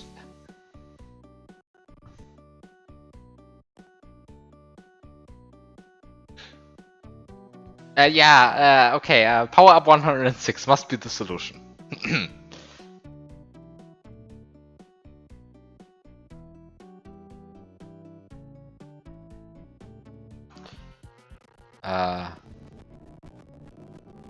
So power up 106. Clearly that's good, right? If you can crash the game, then that must be good. By the way, I have no idea how I would get any non-standard power-up state in this level, but you know, sometimes you have to dream. I think dream is the correct word here.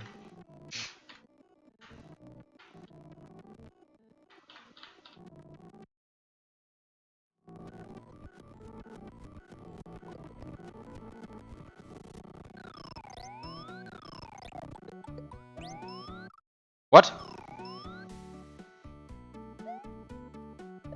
I just got the P-balloon sound, but I didn't get the P-balloon. Ah, okay, this just crashes the game again. Ah, this crashes the game, but a different way. And my emulator crashed. Oops. Goodbye, emulator. We didn't need you anyway.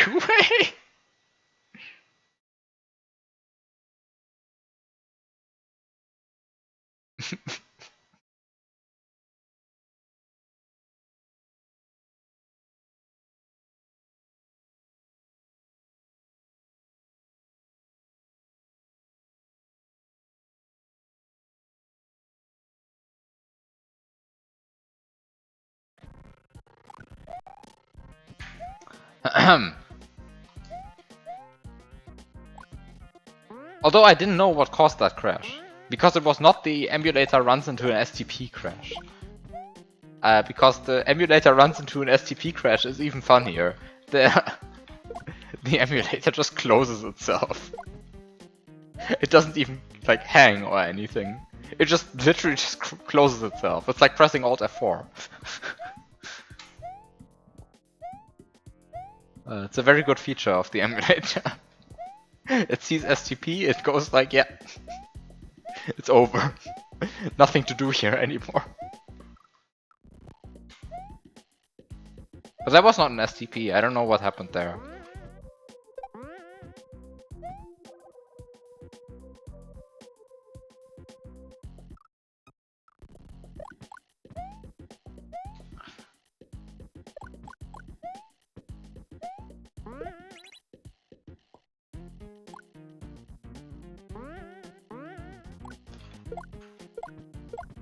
Yeah, I mean, it's really a beautiful way to implement STP. By the way, I think those are two springboards that I'm grabbing on Yoshi right now, right? That was a springboard double grab on Yoshi. Yeah. Not that those are hard or anything, but it is kind of funny.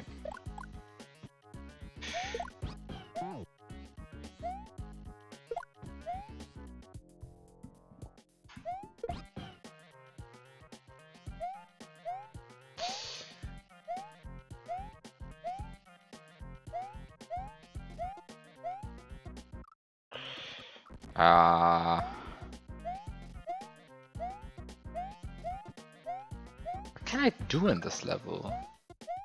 I mean, somehow, what would I want to do in the other level? I mean, getting a weird power-up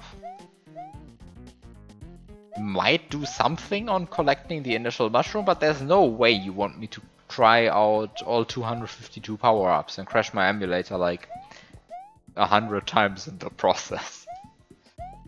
Although, to be fair, that's actually like an implementation error on the emulator side. Like, it probably shouldn't hang. I don't know whatever just happened.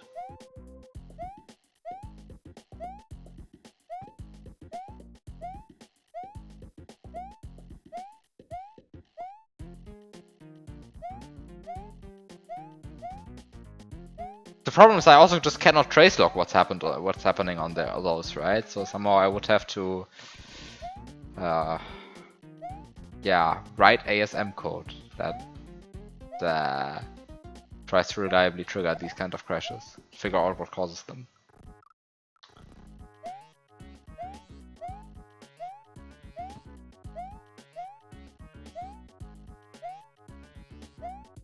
Oh, actually, this emulator has another a fun feature, which I think that it emulates the WAI instruction incorrectly. You don't even get a tracelog up until the STP. I mean, the emulator just closes itself. I don't think it manages to save a tracelog.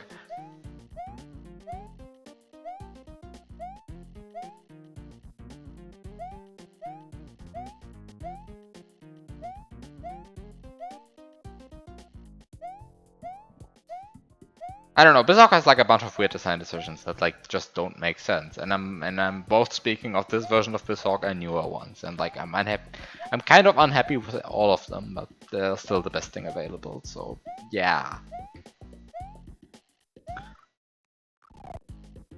but they're all a bit questionable.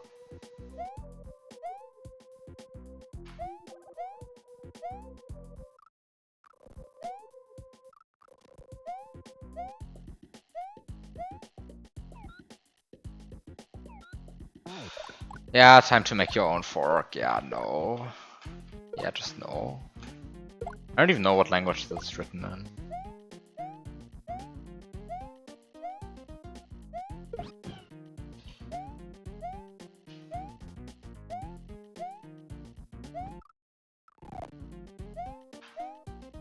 But I mean, yes, I mean, sort of like, I could fork it myself, yes. I mean, somewhat in theory that's possible. But...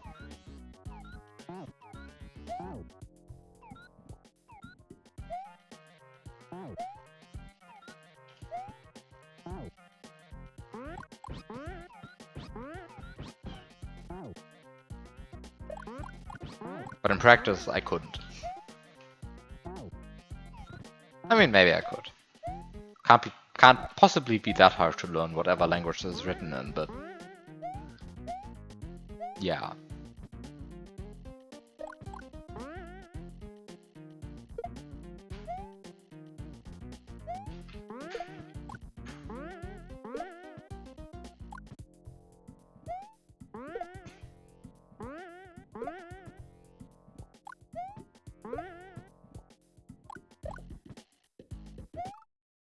But yeah, okay, so whatever. What am I doing in this?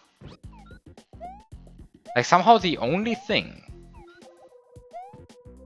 that seems to break the game enough that I get any useful stuff out of it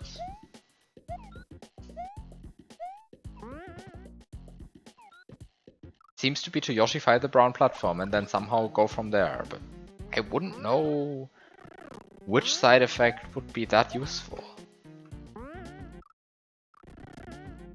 Seems to be in C#, C++. I mean, C++, notoriously easy language to learn, right? I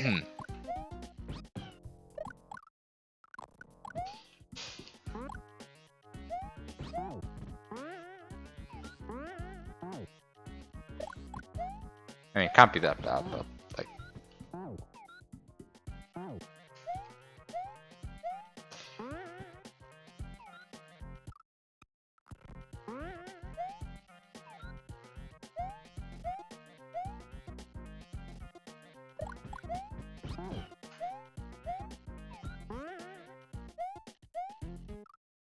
Yeah, I mean, I guess if you just the actual emulator core is C++, then I probably don't have to care all that much, because I mean, the emulator core is BSNES, and the BSNES core is written in C++. I think. I think most of it anyway. I don't actually know. I tried to actually read the BSNES core at some point, and it was at that point that I realized what a monumental undertaking that would be. Because it turns out there's just lots of emulator code in such a core. I have no idea what half of it could possibly do even, but somehow it does lots of things, such an emulator.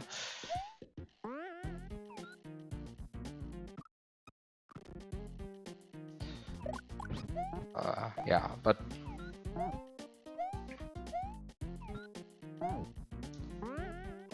I mean, okay, so assume I Yoshify the platform up there. Then a bunch of addresses change, including the C2 of the sprite in slot 5.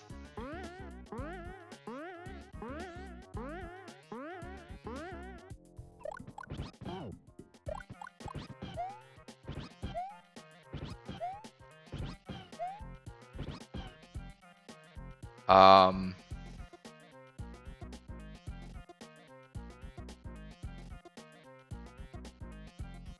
but also the Y position player low byte, sprite Y position low byte for slot 7, and a bunch of garbage I don't care about.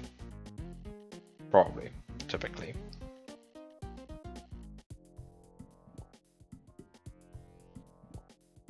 But really,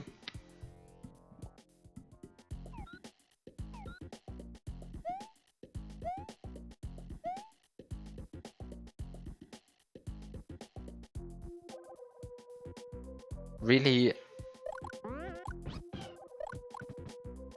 how useful is any of that? I mean, being able to set the C2 of another sprite sounds very powerful until you realize you set it to 0. And suddenly it doesn't sound so powerful anymore. Because like setting the C2 to 0, like, yeah, great. What have you achieved? Nothing. Pretty much.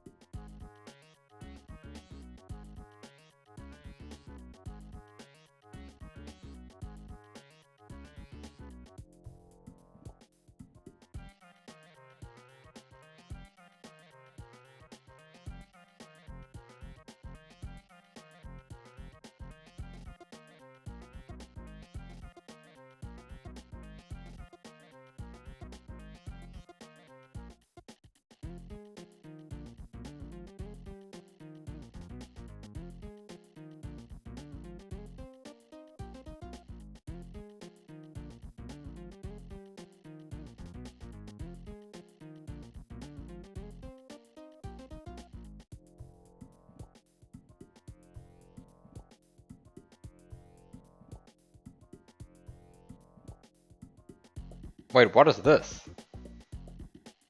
It's the overslot corruption table, but with a bunch of entries colored.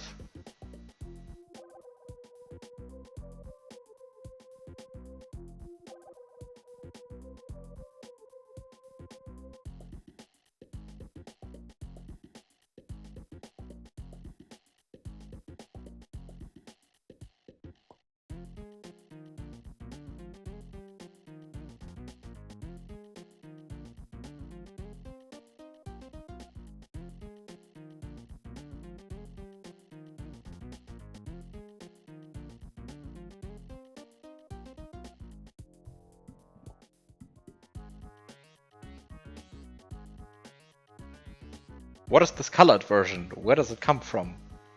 Who colored it in? What do the colors mean? Why is MISC table C2 for slot 4 in orange? Why is sprite X speed for slot 4 in green? What's up with that?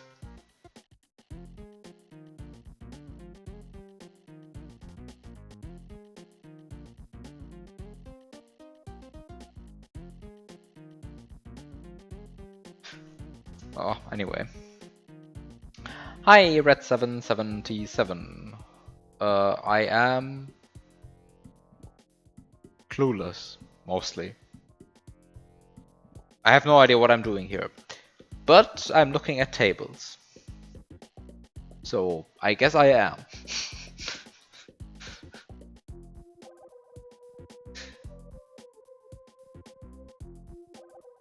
You might want to scroll to the right.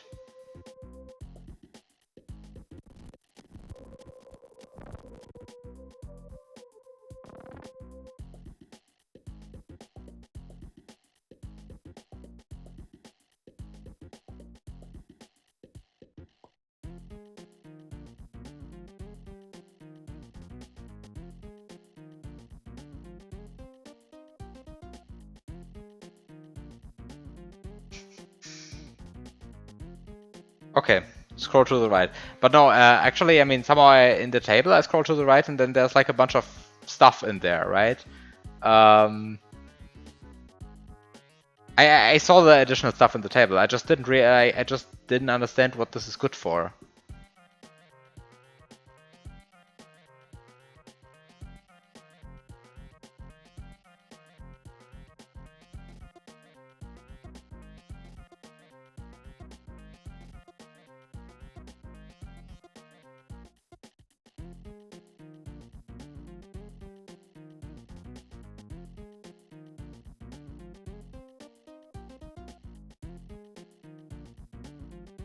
Like, what is this good for?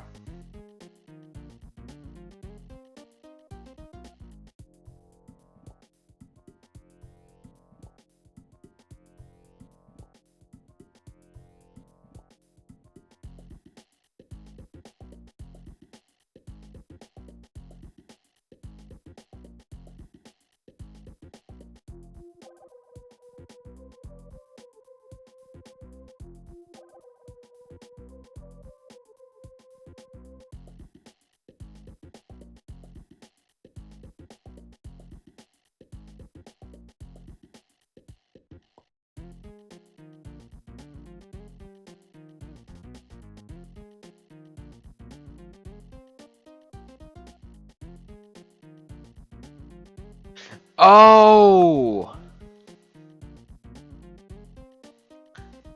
I see.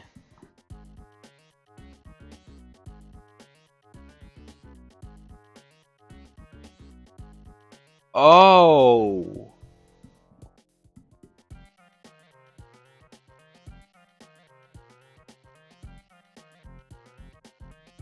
Ah. Oh no.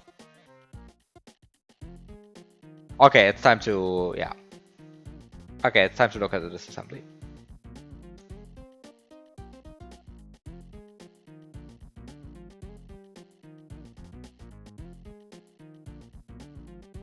Here we have disassembly.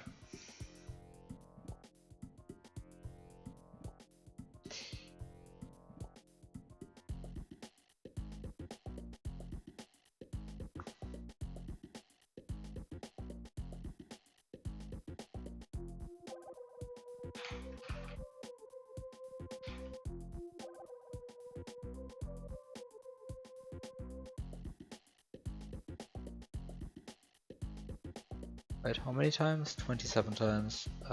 Which bit? I keep being confused. What does bit 5 mean?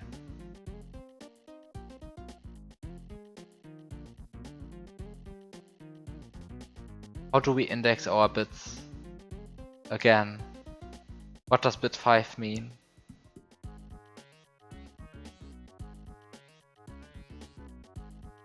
It means 2 to the 5.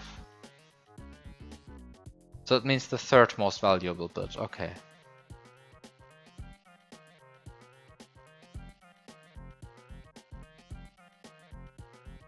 Okay, so I look for bit 6 then. I want 1686 bit 6.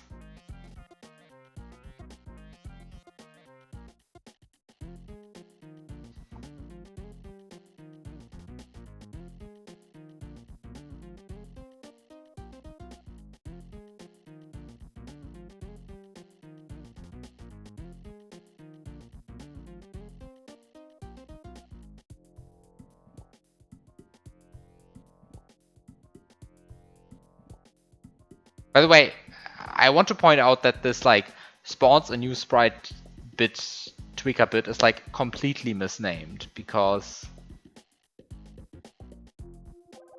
I think it gets checked like, oh no, it actually gets checked 3 times during the game.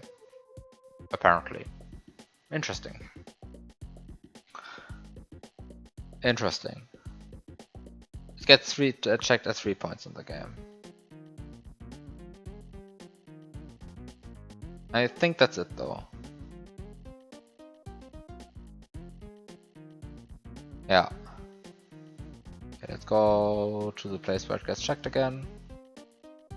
That gets checked 3 times during the code. So this is the first one.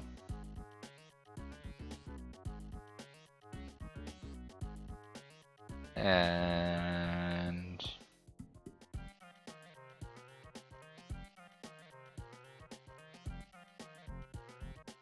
yeah, okay. This is one of the things the bit does, but then it also does another thing, which is when you spit out a sprite that has that bit set, you don't actually spit out that sprite, but you spit out a different sprite. That's just it. Right. Spit out sprite normally. LDA1686, AND 40, BEQ. And so if the bit is set, then we run this.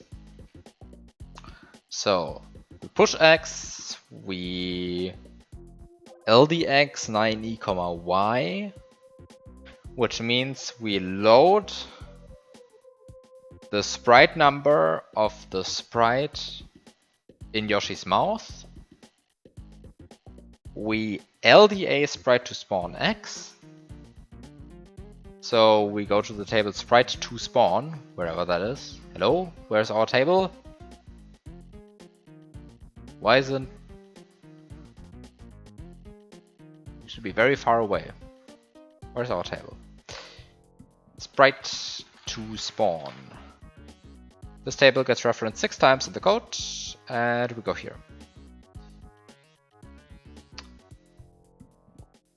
0, 1, 2, 3, 4, 5, 6, 7, 4, 4, 5, 5, 7, 0, 0, F.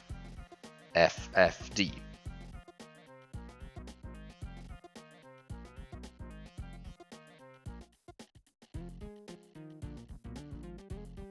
Okay, this just means when you spit out a green Koopa, you spit out a green Koopa. When you spit out a red Koopa, you spit out a red Koopa. That's actually a lie, but it almost is true. Except that it totally isn't, but because you spit out flames. But whatever. So if you spit out a yellow Koopa, you spit out a yellow Koopa. If you spit out a blue Koopa, then you spit out a blue Koopa. If you spit out a green Koopa, with shell, you spit out a green shell. If you spit out a red Koopa with shell, you spit out a red shell. That's actually a lie, but whatever. This is what the code says. Some other code is responsible for spawning the flames. But especially this code right here is saying if you spit out a green para Koopa with wings, you spawn out you spawn a green Koopa with shell, but not with wings. So somehow this code is responsible. This table is responsible for taking the wings off the para Koopa when you spit them out. And this entry says when you spit out a Goomba, you spit out a Goomba. And this entry says when you spit out a para Goomba, you spit out a para Goomba. 0F is a Goomba, right? I'm not going crazy. Yeah, 0F is a Goomba, and 10 is the Goomba with wings. So the bouncy guy. That entry of the table. Okay, let's go back to where I was. There we go.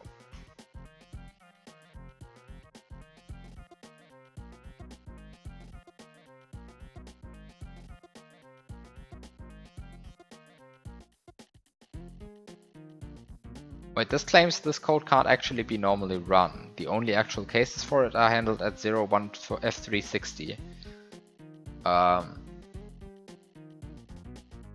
This is true.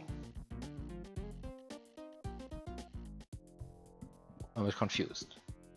Wouldn't this run if you put a Koopa with a yellow Koopa with wings inside your item box, inside Yoshi's mouth, or does that not have a tweaker byte set? Ah, maybe that doesn't have the tweaker bit set? I'm confused. Anyway, doesn't really matter. This code there can definitely run. Like, for example, it runs every time you spit out a Dino Rhino.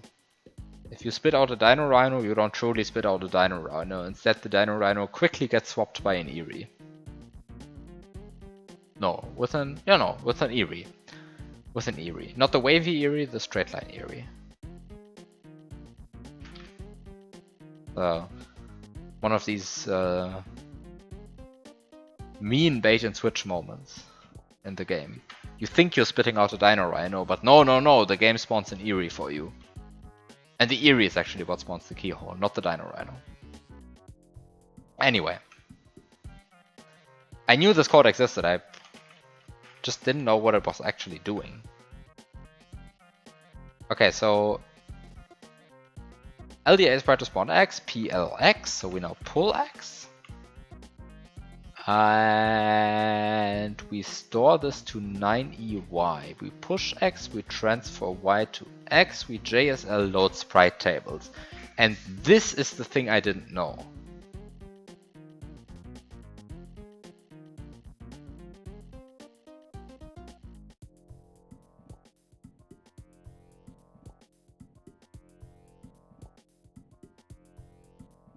This is the thing that I didn't know happened.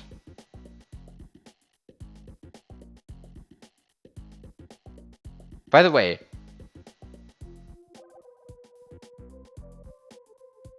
this is... I mean, I guess this code does actually something. Like PLX, PHX. It does actually something, which is it overrides X with the value from the stack without changing the stack.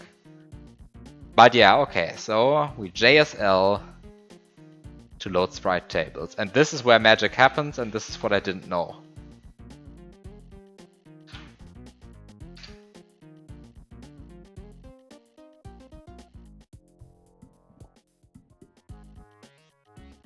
PHY, PHX, LDA 9EX, TAX, LDA 166E vals X, AND 0F, PLX, STA F15F6X, JSL load tweaker bytes, PLYRTL.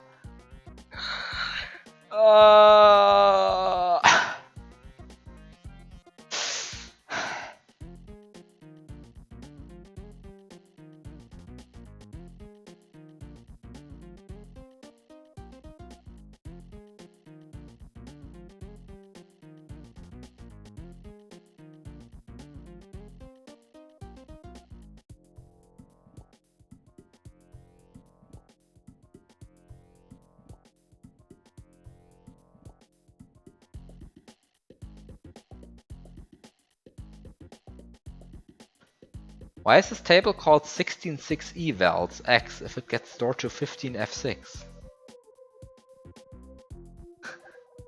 166E is the third tweaker byte.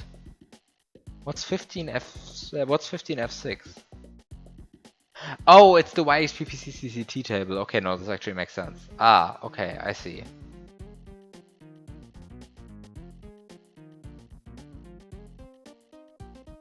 Ah. Okay, so it takes the third tweaker byte and it chops off the lesser valuable bits, so it only retains the lesser valuable bits and uses those as the YXPPCCCT. Okay, yeah, makes sense. And then we load tweaker bytes, which is just PHY, PHX, TXY, LDA 9EY, LDA 16F6, 16F56 vals X, STA 1656, LDA 1662 vals X, STA 1662, and so on. Yeah. Yes. Okay. This is what you would expect some code to do. It just says, okay, take whatever sprite is in slot Y, put its sprite ID into X. Then, whatever the tweaker bit for... whatever the first tweaker byte for sprite X should be, just write it to the first tweaker byte. Whatever the second tweaker byte should be, write it to the second tweaker byte. And so on. And all of this makes sense until you break the game so hard that Y becomes a value which is not referring to a sprite anymore, but to some garbage. Because then you have some garbage address being interpreted as a sprite ID, and that being written to places. I see. Ha.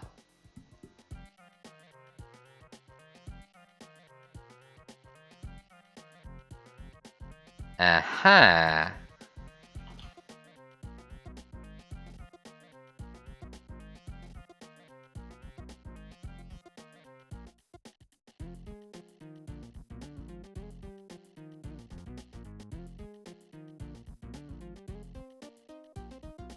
So somehow, the fact that this in this completely unnecessary code that basically does nothing in the entirety of vanilla SNW, the fact that they thought, okay, in that code that never gets run because we really need to initiate the tweaker bytes correctly for this new sprite that gets spat out of Yoshi's mouth, because of that, I can now do very funky stuff with a brown platform.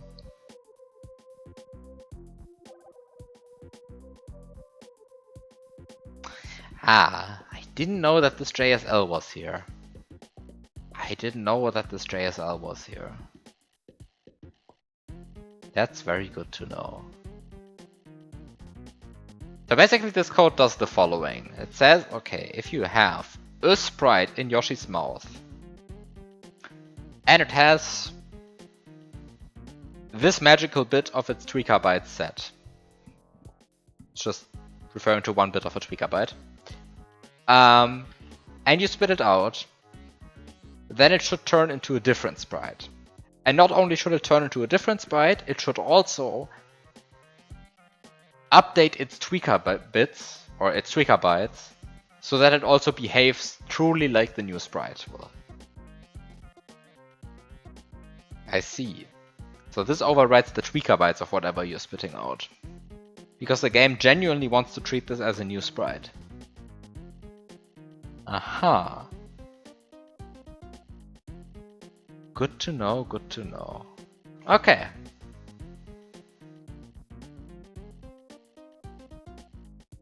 That's good to know.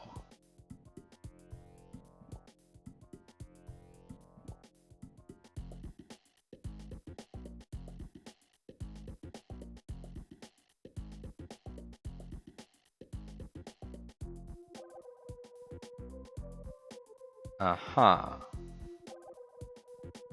Okay. Now that I know that there's a JSL load sprite tables there, that does change quite a lot of things.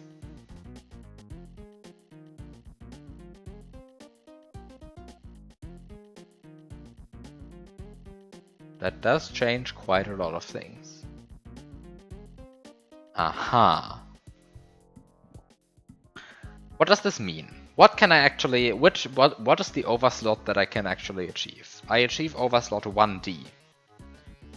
Which means that 1686, y, which is the magical tweaker byte that's being read, is going to be 16A3. And 16A3 is a bounce sprite Y position.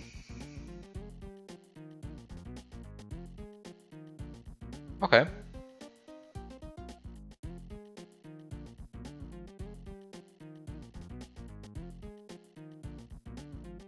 There is a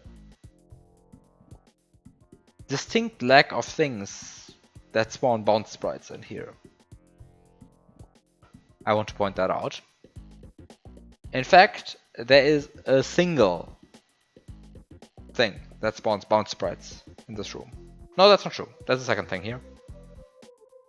Nope, there are two things that spawn bounce sprites. This guy and this guy.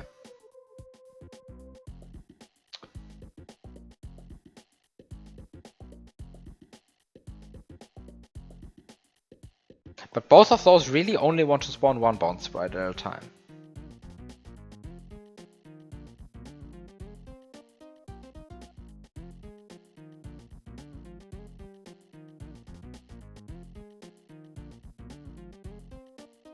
Both of these want to only spawn one bounce sprite at a time, but okay.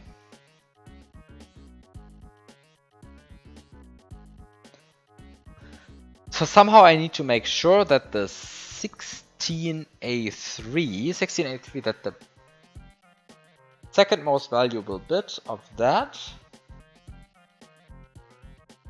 is set.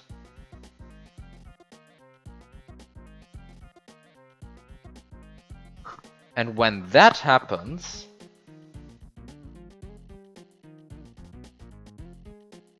then the sprite's X speed of slot 5 gets treated as the sprite number of the sprite that I'm spitting out,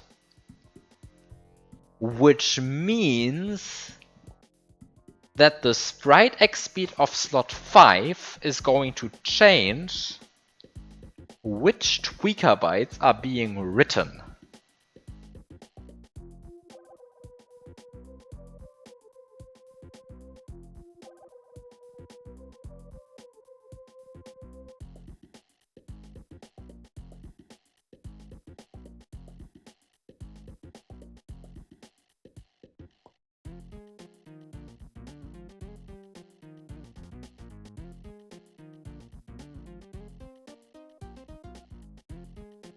So what are the bits being written?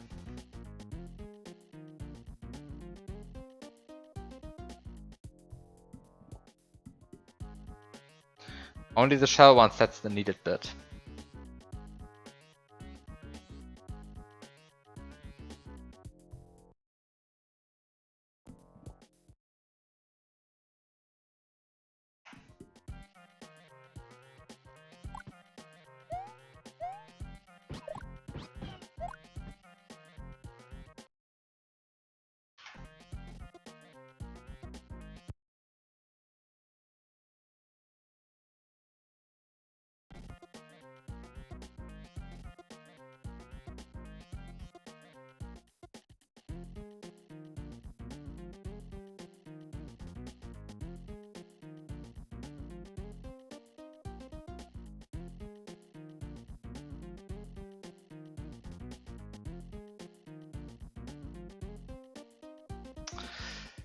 It is so awful. It's 0, 1, 1, 1, 1, 0, 0.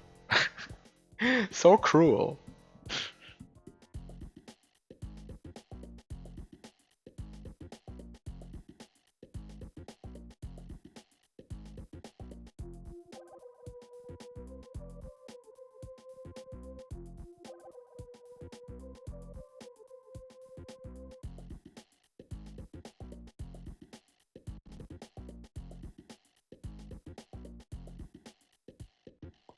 Yeah.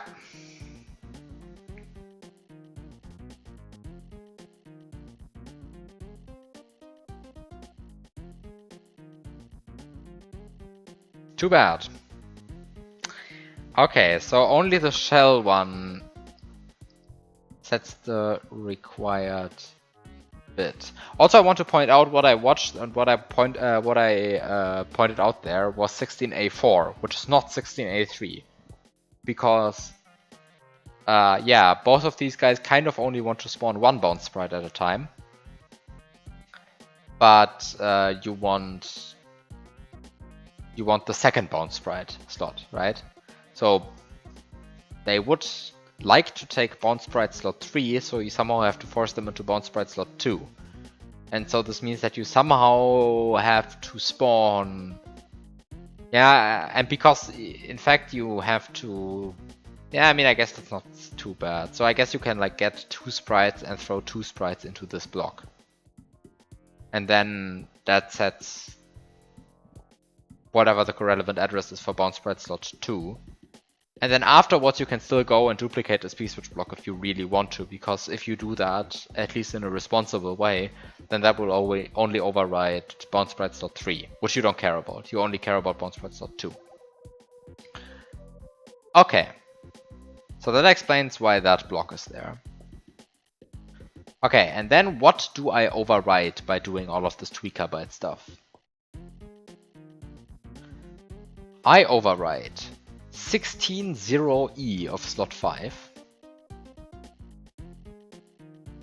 which seems to be an extremely boring address.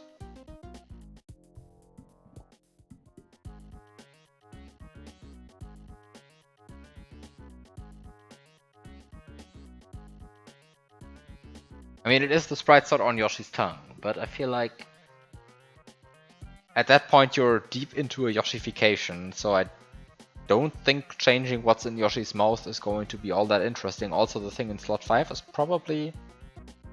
Oh! Oh shit! You can have two Yoshis. You can have two Yoshis. So... is this useful? No, it's not that terribly useful. Ah, it's not that terribly useful because you can only write values between 0 and F. And most of these are very boring slots. But I guess this gives you new overslots in theory. Okay, let's keep that in mind. So if a Yoshi is in slot 5... Ah wait, but I keep forgetting that this glitch also moves the sprite in slot 5 to like way off screen. So that's not cool enough. Being able to change the contents of Yoshi's mouth sounds extremely cool. Until you realize that you now moved the Yoshi like way over somewhere. And...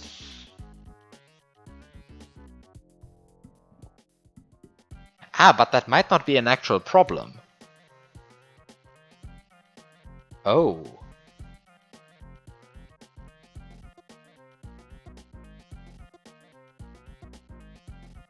That wouldn't actually be a problem?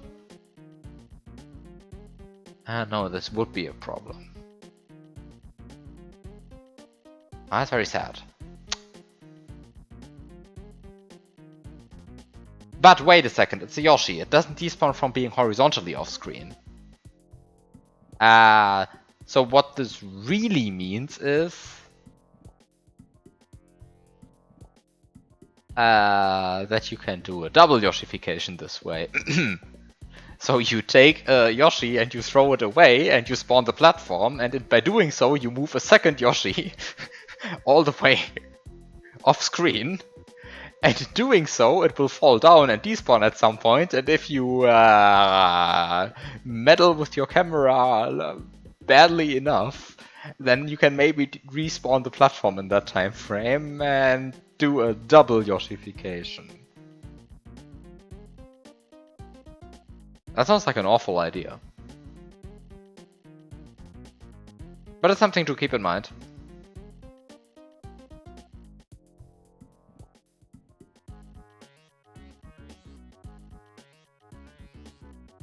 I don't think that's like useful at all, but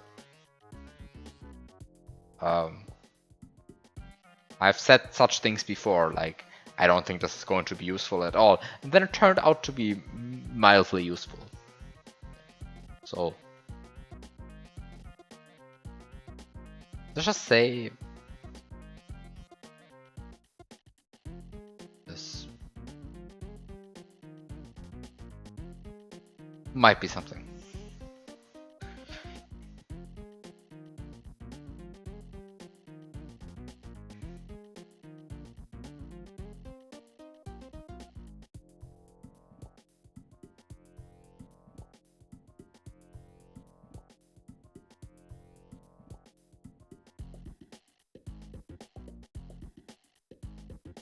Okay, so which other addresses get corrupted? The third tweaker of slot 5, the fourth tweaker of slot 5, the fifth tweaker of slot 5. None of these seem terribly interesting because the sprite in slot 5 just got moved way over to slot to screen 9.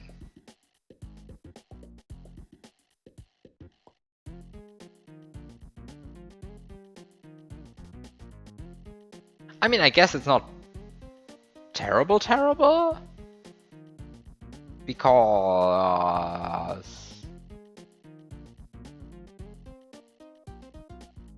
maybe at least one of these tweaker bytes does something interesting. What do these tweaker bytes actually do? The third, fourth, and fifth one.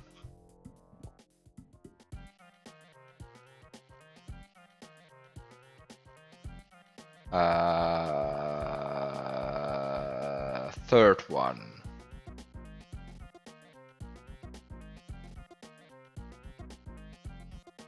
Yeah, okay, so the third one has the palette. Disable fireball killing, disable cape killing, disable water splash, and don't interact with layer 2. Well, at least the fourth tweaker byte is interesting because it is the process while off-screen bit. So at least the sprite survives its trip to slot 9, to screen 9. It doesn't immediately despawn by being pushed that way. Maybe. Depending on which tweaker bytes it gets. It gets some tweaker bytes.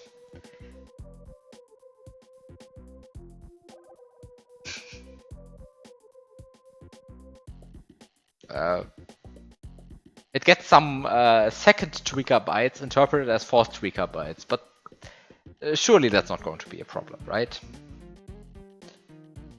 We also change the consecutive enemy stomped counter. And then we change 16A3, which is a bound sprite Y position. Which makes sense. We checked the fifth tweaker byte in order to see whether the second most valuable bit was set. And now we refresh all of the tweaker bytes, so at some point that bound sprite Y position will get overwritten. And then the sixth tweaker byte will overwrite 19 to C.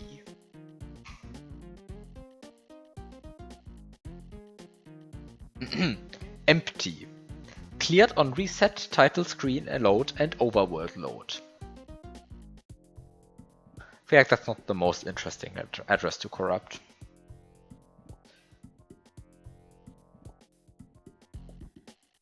Okay. Wait, these tables don't seem that terribly interesting to corrupt though. I corrupt the third, fourth, and fifth tweaker for slot 5, but slot 5 is going like on a tour to screen 9. But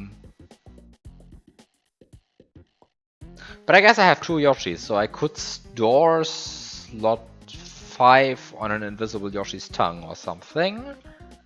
And then I could eat it. And eating it might matter because I think the fifth tweaker byte controls whether something is a power-up? Is that true?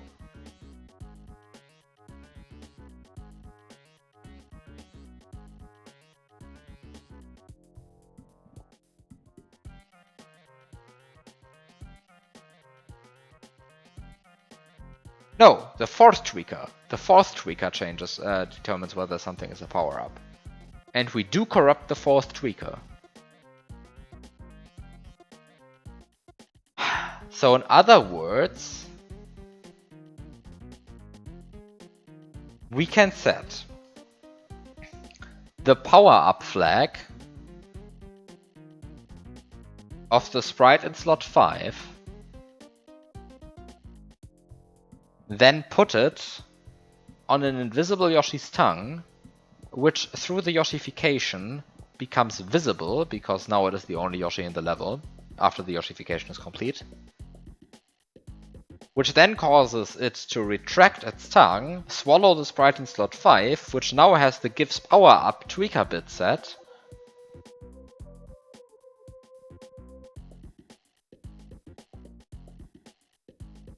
And now we ace again? Because this is really the classic ace entry, right? Like, this is the classic way to trigger ace.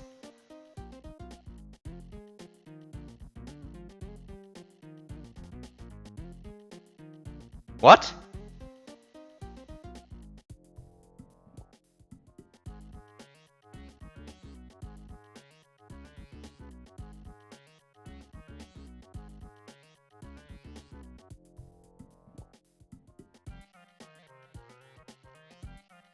Well, is it though? Well, let's see which sprites we have available here, right? What could be in slot 5? I mean, it really depends on the sprite. Yes. What could be in slot 5?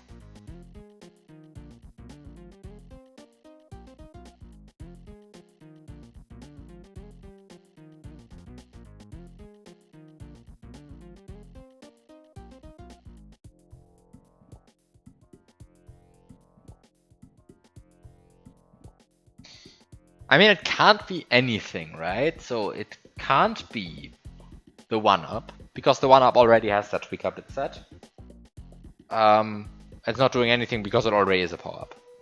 It can't be anything that stays in Yoshi's mouth. Actually, wait a second, that's not true.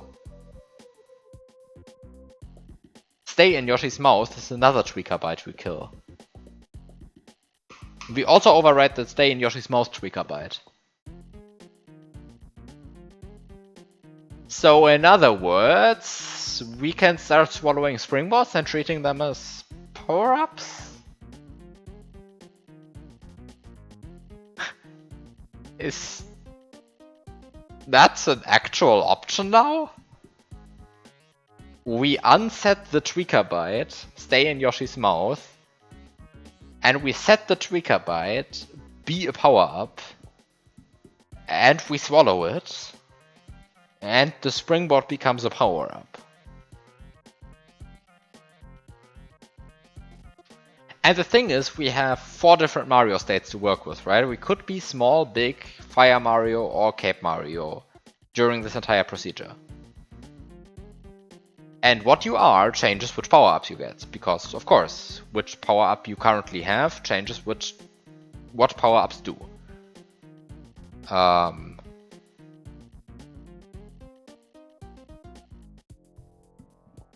Oh no. There are a ton of options now.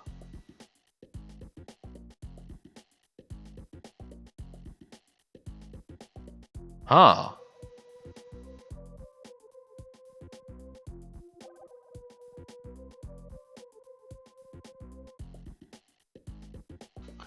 I mean, it needs to be a sprite whose horizontal speed I can control. Because the horizontal speed in slot 5... Because the horizontal speed of the sprite in slot 5 is what determines what gets treated.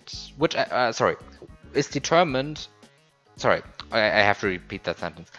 The horizontal sprite, oh god, I can't talk anymore. The horizontal speed of the sprite in slot 5 gets treated as 9e. And by virtue of being treated as 9e, this means this determines which values the tweaker bytes get. And so if I want to get useful tweaker bytes, I need to find a sprite whose second and third tweaker bytes are things I like, to be the fourth and the fifth tweaker byte so the second tweaker byte the second tweaker byte of whatever gets stored into the fourth tweaker byte of slot 5, and the third tweaker byte of whatever gets stored into the fifth tweaker byte of slot 5. And so if I want the fourth and fifth tweaker byte of slot 5 to be give a power up and be processed off screen and not stay in Yoshi's mouth and all of that garbage, right? If I want the tweaker bytes to be that, then I need to find sprite IDs whose second and third tweaker bytes set those bits. And then I need to remember the IDs of those sprites which have such nice second and third tweaker bytes. And I need to make sure that the sprite in slot 5 has horizontal speed, that sprite ID.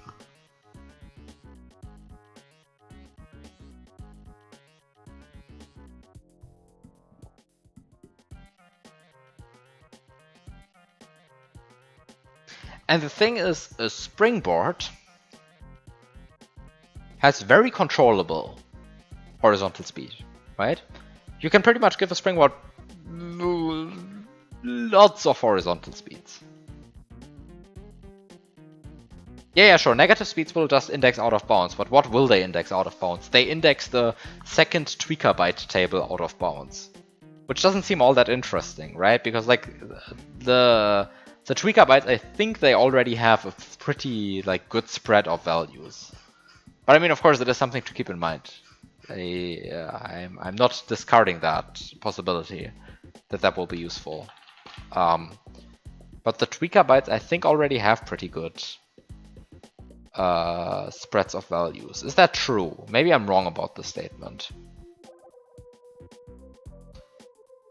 Okay, so the tweaker byte 2. Here. I have the table. It doesn't actually have that good of a spread of values. I'll be real.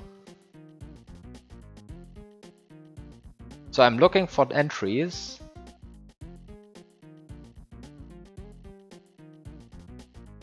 I'm looking for entries which set the second most valuable bit. Wait, that's a lot of entries though. And I search for entries in the next table which don't set the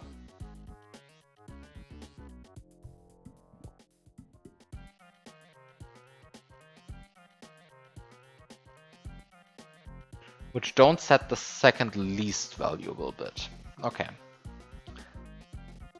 So for example, all of these entries are good. All of these entries are good. But then lots of other entries are not good. Because they don't use the 40 byte. In fact, most don't use the 40 byte. This one does. But that's like already very deep. It needs to be a very fast moving to the left. Wait, how long is that table? It's 8 entries per row, so this is 0, hex 10, hex 20, hex 30, hex 40, sorry, 0, 10, 20, 30, 40, 50, 70, 80, 90, A0, B0, C0. So this is C8, which is exactly how many sprites there are, so it makes sense. This table is so long, so this is C6. Entry C6 would be good. C6, that's... how much speed is that? Minus 58. That is the speed you can actually achieve by throwing a springboard. So this is still a valid value. This is still a value that's good, somehow. You can throw a springboard at minus 58 speed. Possible. And these are much more nice values, right? These are 4 speed, 5 speed, 6 speed, 7 speed, 8 speed, 9 speed, 10 speed, 11 speed, 12 speed. But those seem to be the only good ones. But then of course you can go like, okay, well, the table, I mean, somehow the disassembly pretends the table ends here, but we know the table goes on, right? How far does the table go on? So this is entry D0, this is entry E0, this is entry F0, and so the table goes until here. This is the first entry of the table that doesn't get, like this doesn't exist anymore, but this is still part of the table, of this table. And it does have a bunch of good values, but not so many as well. Funny how that lines up, that actually ends up being not as broken as you would think. So this is a speed of negative 10? Is this a speed of negative 16? Oh wait. Negative 1, negative 2, negative 3, 4, 5, 6, 7, negative 15. This is the speed of negative 15. And this is a speed of negative 24.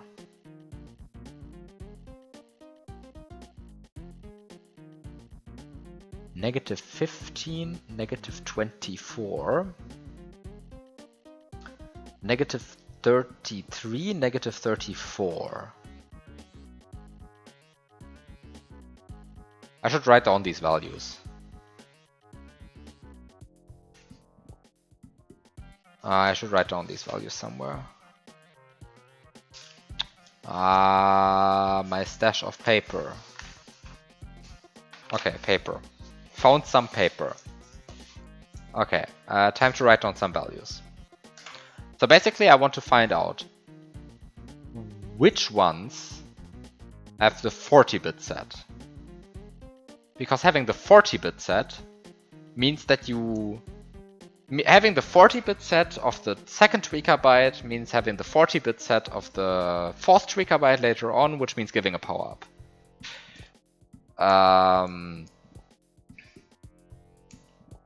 And so, yeah, I am looking at the correct things.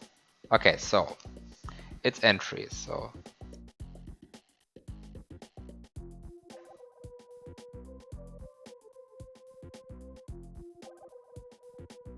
so it's 4, 5, 6, 7, 8, 9, 10, 11, 12. I don't know if I should write them down in hex or in decimal. 9, 10, 11, 12. And then none of these have it. None of them. Oh, this is terrible. Oh, this is terrible. None of them. None of them. None of them. This one? 1890A0B0. No, still not. Also not set.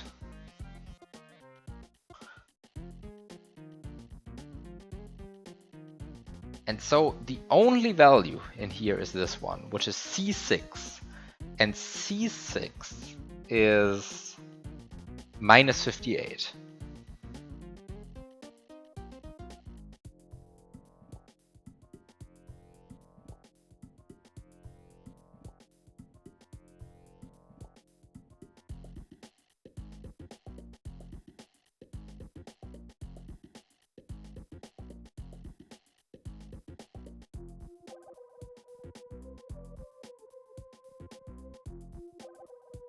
Okay, and then so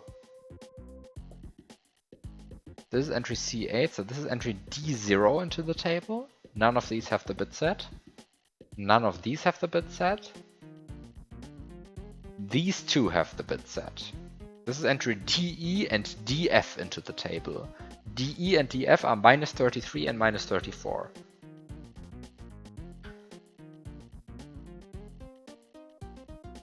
This one is entry E8, which is minus 24. None of these have it set. This guy has it set, which is minus 15. And then no. Yeah, right. Minus 15, and then this guy is not part of the table anymore. Okay. Ugh. Okay, and then I want to check for the ones where the third tweaker doesn't have the stay in Yoshi's mouse bit set.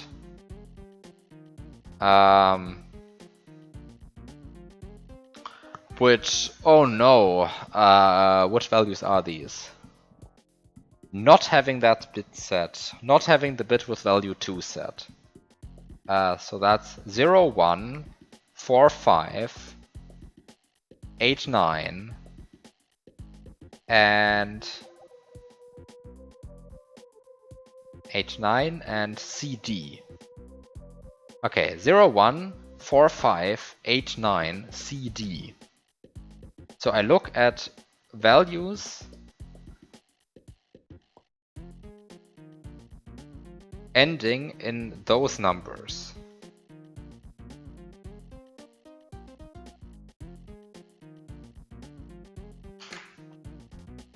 Okay, so let's see. This doesn't end in any of these. This does. So that's 5. This does.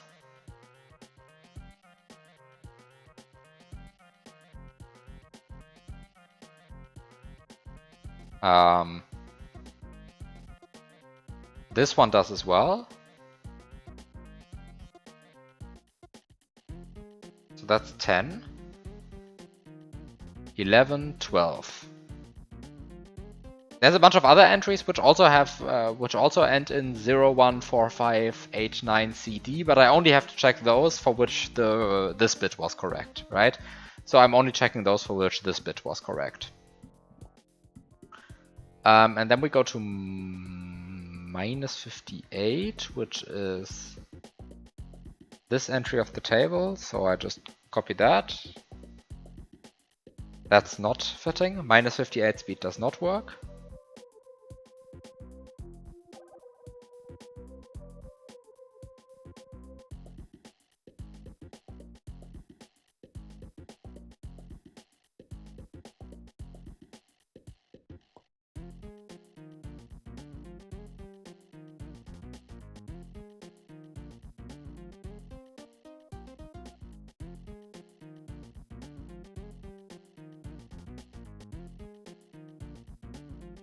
And then, which ones do we have?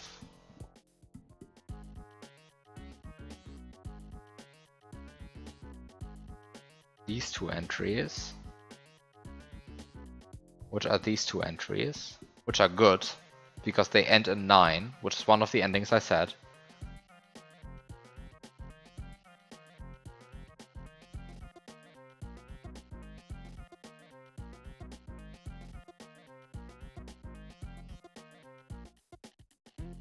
And then minus 24 is this entry of these tables, which is this one, which is not good.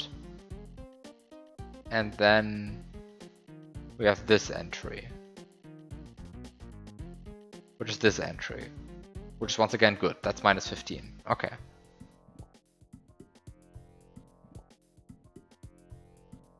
Okay. So in other words, what this table looking and table analyzing has led me to conclude is, if when I Yoshify, okay, so what is what I have found out now? It is when I Yoshify this brown platform and the sprite, and at some point I have hit this block and its bounce sprite landed in bounce sprite slot 2, then assuming the frame I spit out the content of the brown platform's mouth, I swear this makes sense, assuming I do on that frame, on the frame I spit out the brown platform's mouth, if the sprite in slot 5 has a horizontal speed of 5, 7, 10, 11, 12, minus 34, minus 33, or minus 15, then the sprite in slot 5 has its tweaker bytes corrupted in such a way that it becomes a power-up and stops staying in Yoshi's mouth. And so, if you then have a Yoshi, an invisible Yoshi, which after the Yoshification is over, becomes visible, and that Yoshi has on its tongue sprite slot 5, then the moment it spawns, it swallows sprite slot 5, but we corrupted sprite slot 5 so that it is now a power-up and doesn't stay in Yoshi's mouth. So the Yoshi swallows the sprite in sprite slot 5, it is treated as a power-up, and because it is treated as a power-up, the power-up routines run. With all of the consequences that entails. Okay? Okay.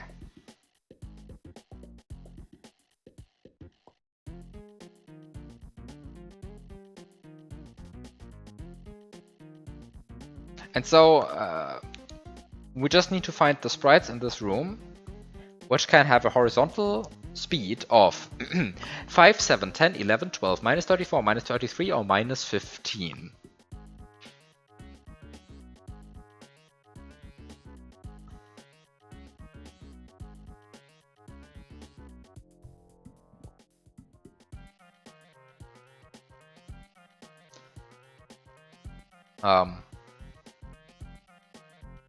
This guy.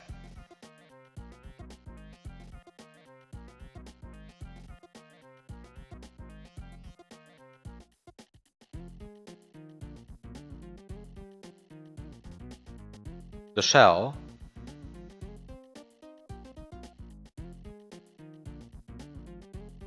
the springboard, the P-switch, the key.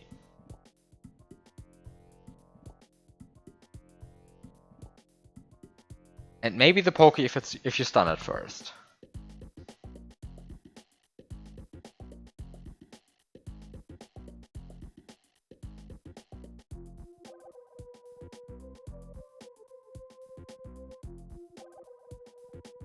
Okay, let's crush the emulator by seeing whether any of these sprites happen to be funny power-ups when you swallow them. So assume I have a springboard here.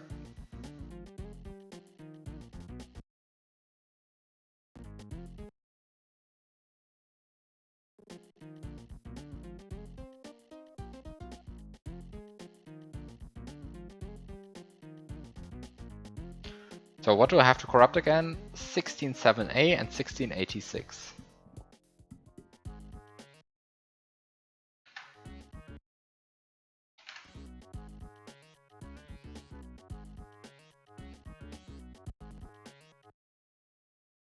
Let's display them in hex. And let's poke this.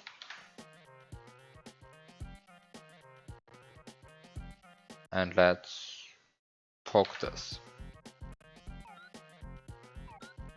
Yeah, this crashes the game. Huh.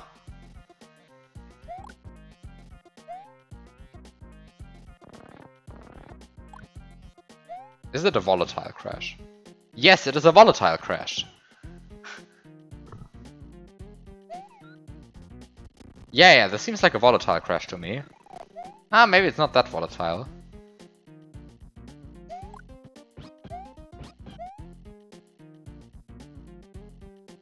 Yeah, I mean, most crashes are volatile, right? So somehow this seems like another ace entryway. Because any sufficiently volatile crash is an ace entryway, right? Like, that's somehow how the game works.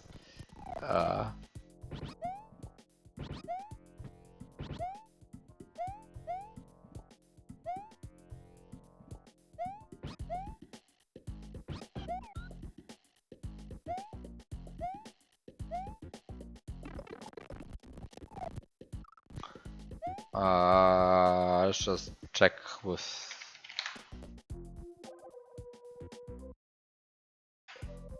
cheats if other values of... What are you? A 38. I dropped a 38 from my item box. What is a 38? An Eerie. A stationary Eerie. Interesting.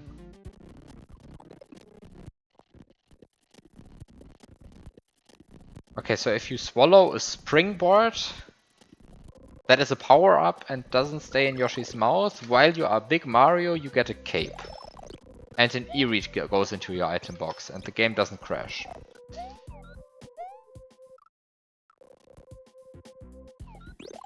Is that useful? I don't think so. But I guess it's neat.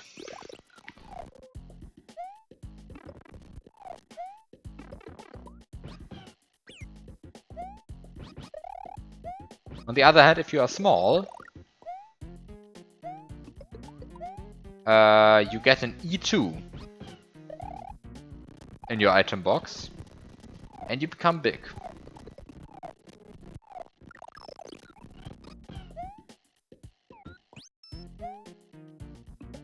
What's an E2, you ask? I have no idea what an E2 is.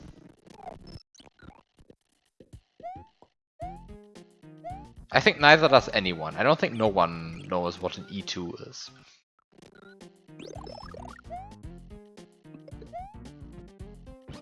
I think E2 is probably one of these very understudied sprites. Yeah, it's above C8, yes. It is above C8. Which makes it one of the lesser studied sprites, to say it friendly. Like, It does hurt Yoshi. Doesn't want to go on Yoshi's tongue. Maybe it does want to go on Yoshi's tongue. Its hitbox is a bit small, it's a bit shy.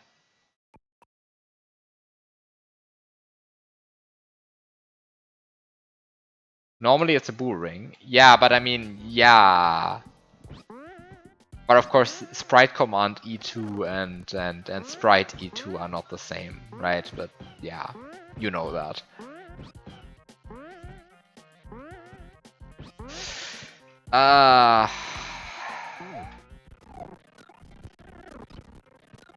Yeah, of course. I mean, somehow I'm aware that you are aware that, we are all aware that this is true.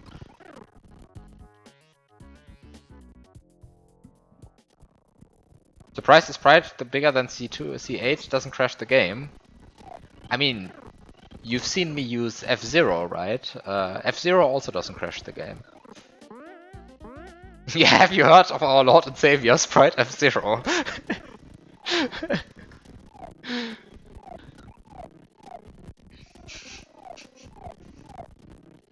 From reserve, I don't think it's going to change much if it's from reserve. Why should it be worse if it's from reserve? I mean, actually, wait a second. Why would reserve crash even more? Reserve crashes less because somehow it does less. Where does Sprite F-Zero jump? I genuinely don't know. I forgot again. I looked it up at some point. I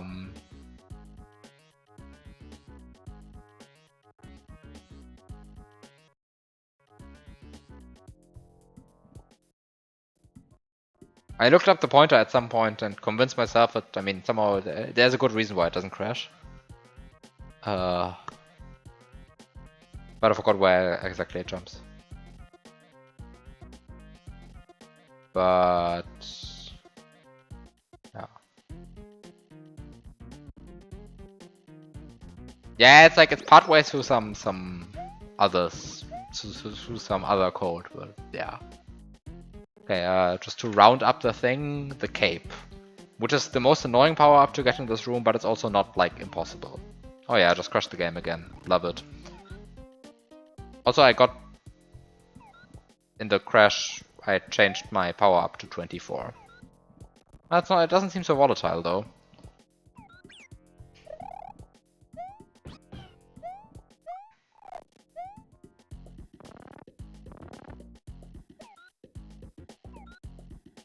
It doesn't seem so terribly volatile.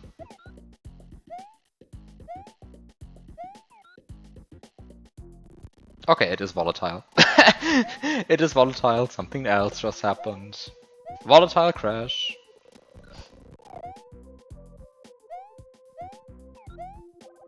Yeah.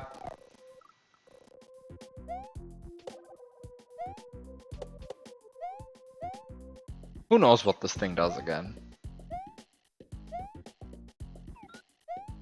But okay, that was experimenting with the springboard. Now we go to experimenting with the key.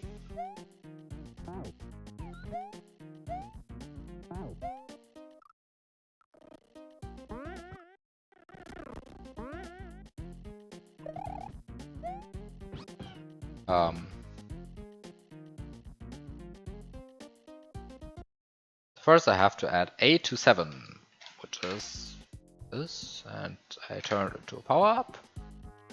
Then I have to add, what is 6 plus 7? D.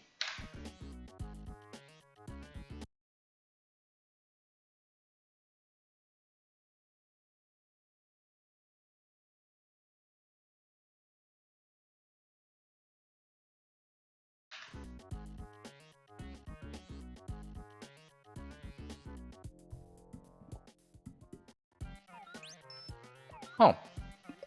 That didn't... Wait. Why does that now give me an Eerie? Why do I keep getting Eerie's? Also... What the fuck is happening on this frame? The Yoshi's hitbox moves.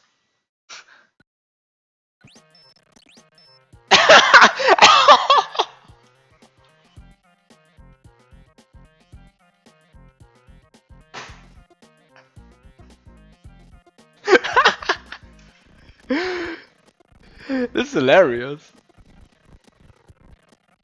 What the fuck? What the fuck?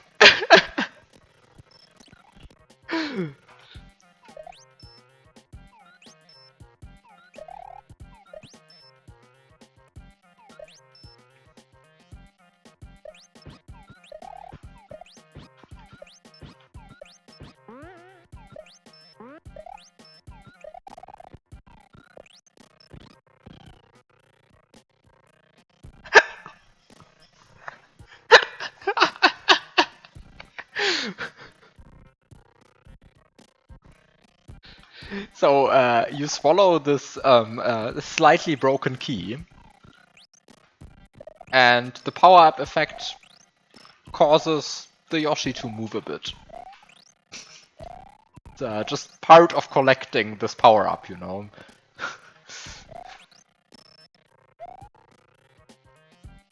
Okay, let's check out what happens with different power-up statuses. So small Mario.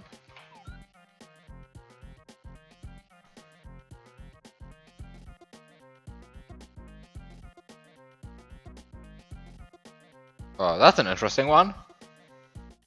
Very like stylized. Like you still see like the remainder of Yoshi and Mario a bit.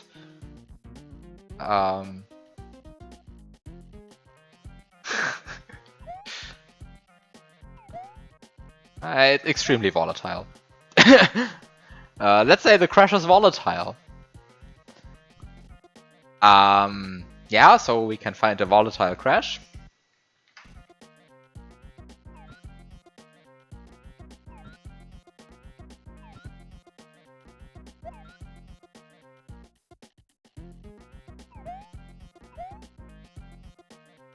Volatile crash.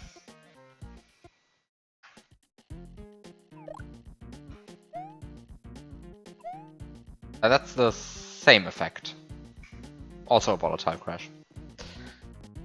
Okay, so we have many paths to volatile crashes as well.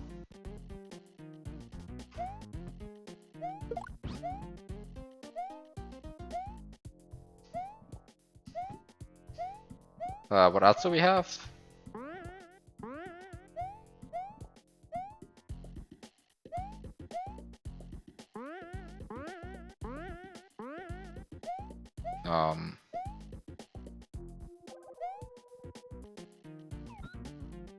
Oh, maybe I shouldn't.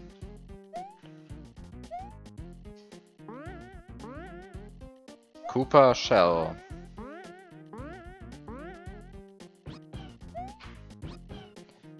She's got that.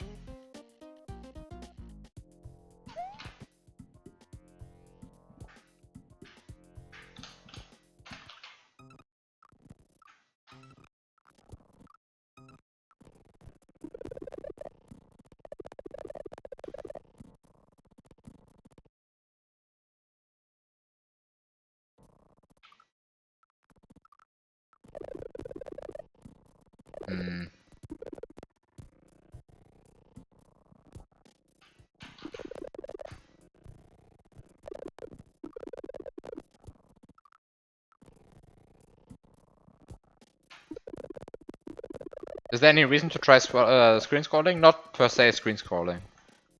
It's just more of a thing of like, yeah, try using this cheat to like try and hit block. By the way, it keeps getting pushed out to the wrong side. Like hello? This cheat is like such garbage, by the way. Like, the fact that it does anything at all.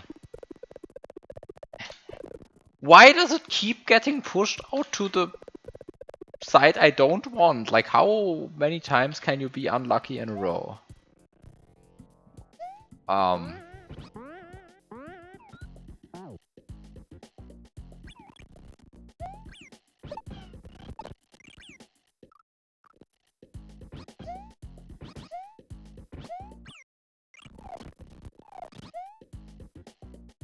Okay.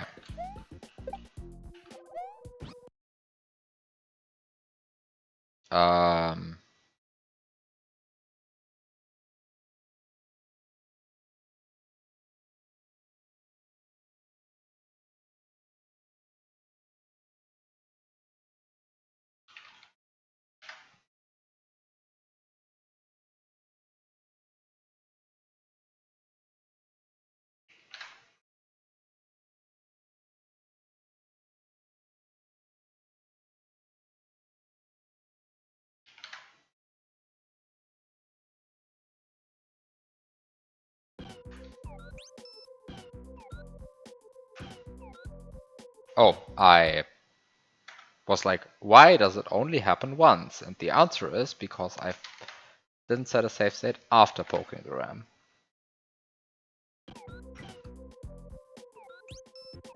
Oh, I think I know this guy. I think this is a known guy. Yep. It's Sprite F3 from the item box. Also doesn't crash the game. It's a bit of a funky one. But yeah, this is also an old friend of mine. Sprite F3.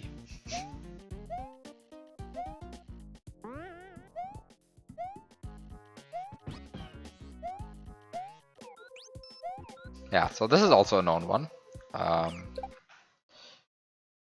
Not particularly useful usually, although it does have its use cases.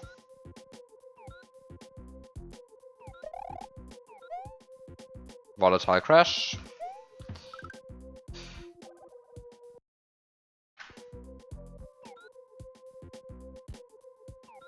Probably volatile crash.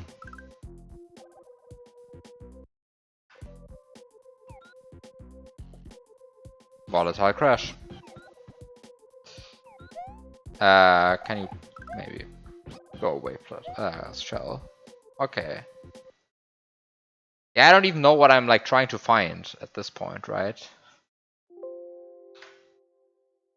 Koopa is already a bit annoying because somehow I would need to get it to have a horizontal speed of 5, 7, 10, 11, 12, minus 34, minus 33, or minus 15, which turns out Koopas don't like to move at speeds like 5, 7, 10, 11, 12, minus 34, minus 33, or minus 15. In fact, Koopas typically move at a speed of plus minus 8. But of course that doesn't mean you can't ask them nicely to move at a speed of 5, 7, 10, 11, 12, minus 34, minus 33, or minus 15.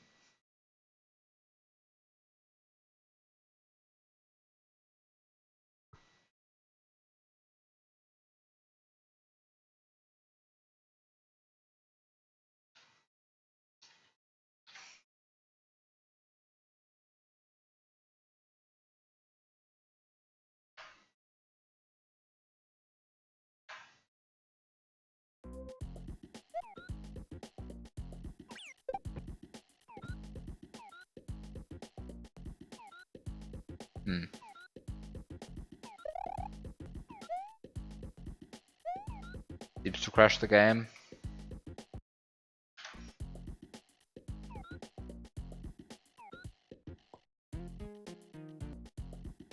Looks like a crash to me. I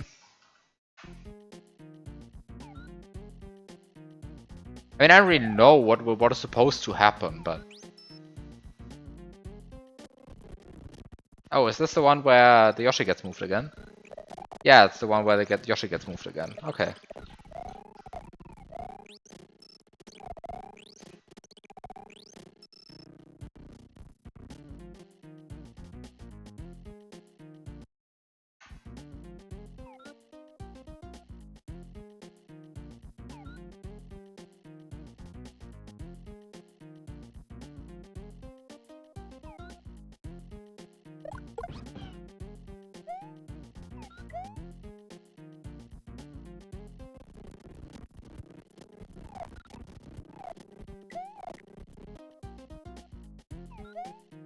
Yeah, another volatile crash.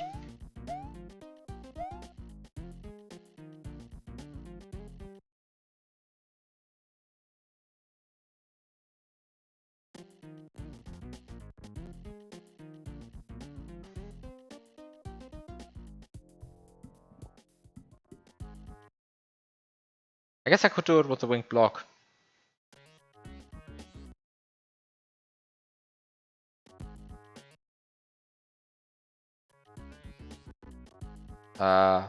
I swear there's nothing wrong with this winged block. This is a perfectly normal winged block.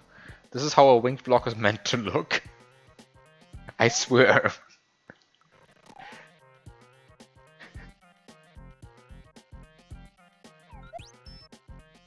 Huh. We got this guy again.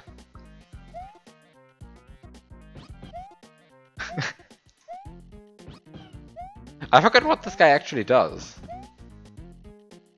Ah, right, the point of this guy... the reason why this guy was used in... Did you just poke 9E? Yes, I just poked 9E. The sprite has the property that it can...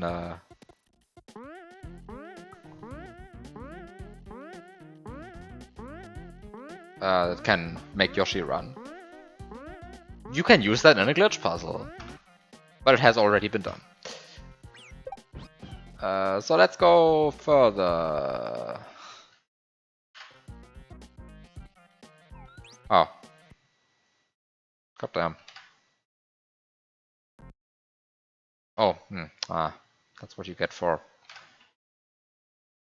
messing up the ramp poke. That seems like a volatile crash to me. Yeah. Oh fuck! I have so many garbage sprites that just like crash the game at this point. Go away. No, no, no, no, no, no! Oh. Everything go away, please. Go away, stuff. Oh no. Okay, try to see what happens if you're big. Looks like a crash to me.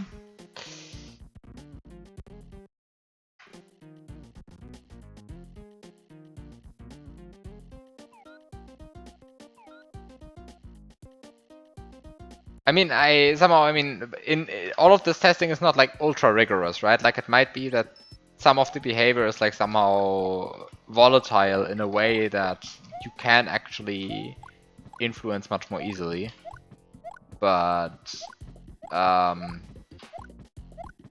mean, somehow I'm going to assume that if there is an effect along these lines, then it's at least going to be consistent enough to the point that I don't have to like invent an ace setup basically without obtaining ace at the end. Because like once I have to meddle around a lot to like avoid a non-volatile crash, I might as well abuse a volatile crash, right? So I'm just going to trust that something is going to make sense if I just try enough sprites here.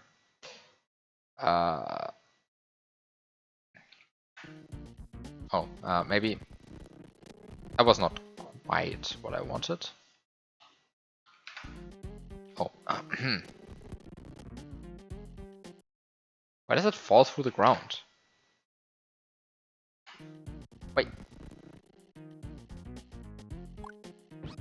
Why does it fall through the ground?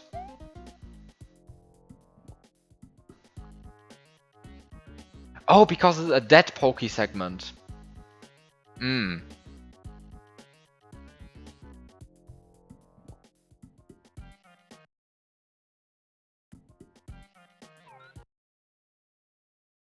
Okay, time to poke it while it is on Yoshi's tongue.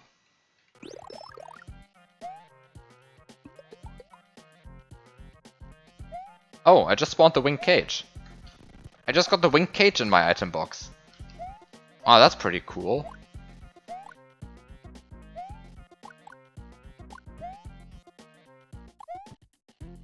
I don't know why I want the winged cage in my item box.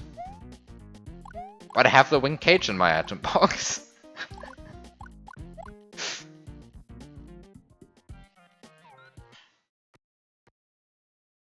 So...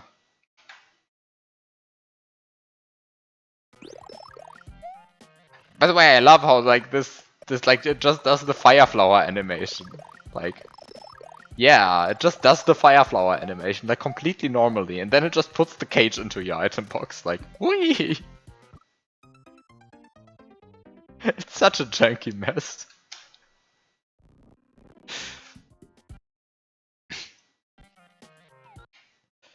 Okay, let's check what happens if your power up is a pokey, or if your pokey is a power up, and you're small.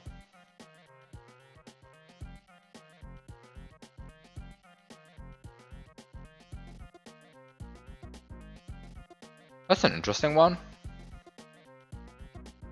I think we corrupted the palette at some point. I don't know why I think that. Kind of cute.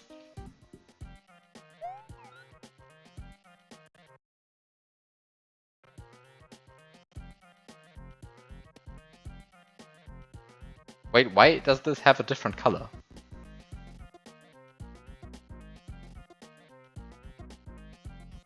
Oh, I accidentally froze the thing. Okay.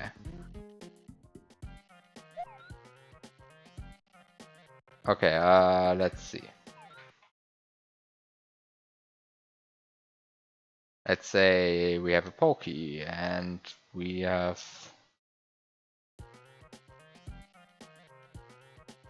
Yep, that's a crash.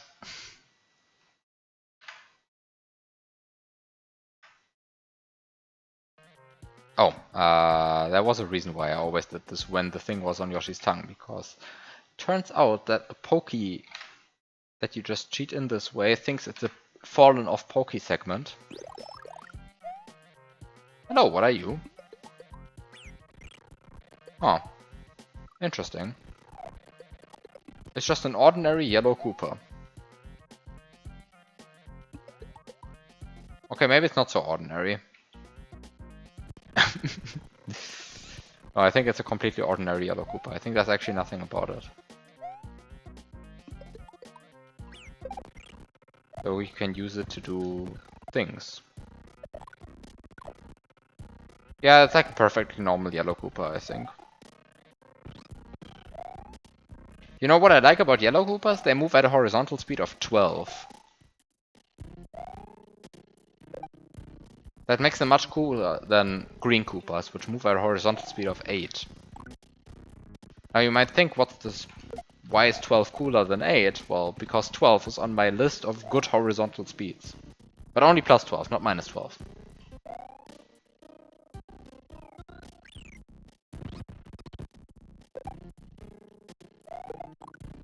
Okay, yeah, so, I don't know.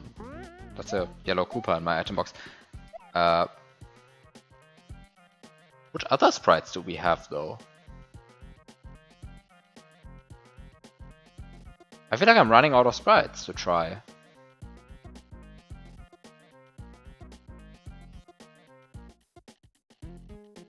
Can you do it on the platform itself? Now you do it again with a yellow Koopa.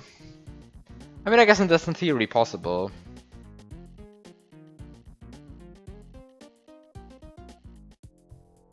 Can I do it on the platform itself?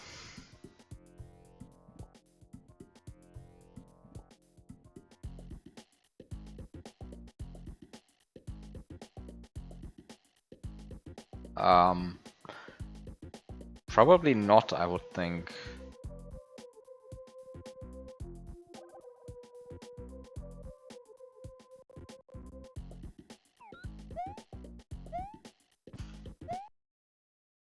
Like, the platform doesn't have a horizontal speed. Well, now it has minus 32, but that's not on spawning. On spawning it has a horizontal speed of 0.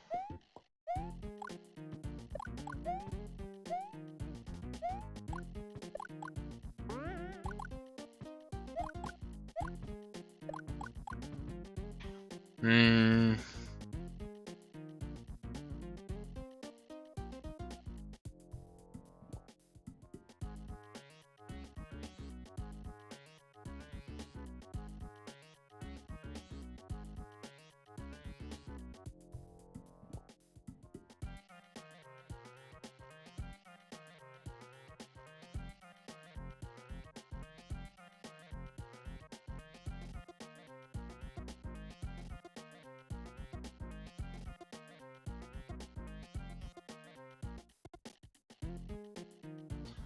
I mean, I guess for completion's sake I can try.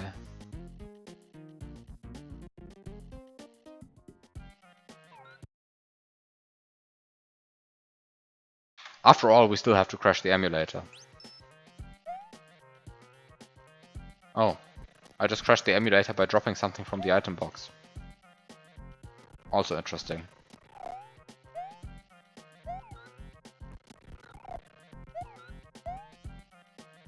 Oh, spawning Sprite D6 from the item box is another volatile crash.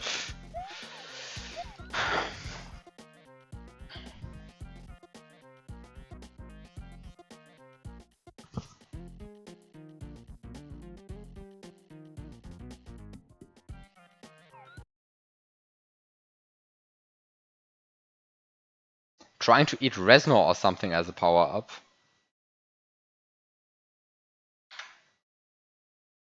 That is the most stupid thing I've heard.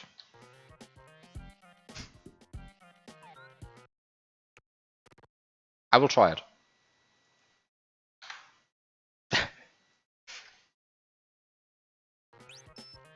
Oh!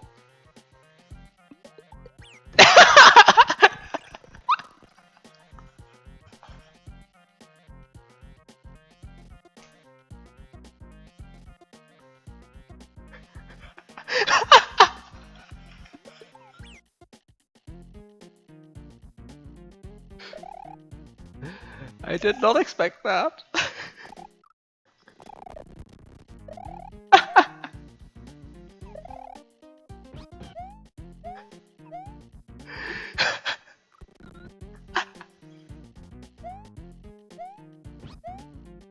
How did the fish get into my item box?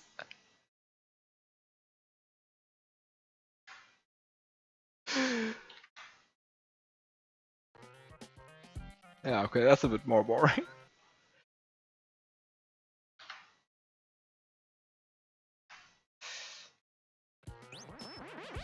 Oh, hello, what are you?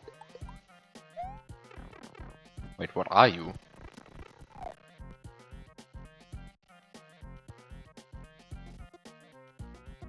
Oh, it's a poo. You couldn't tell from the looks of it, but this is a boo. Oh, actually you can tell from the looks of it. You just don't have to look at it.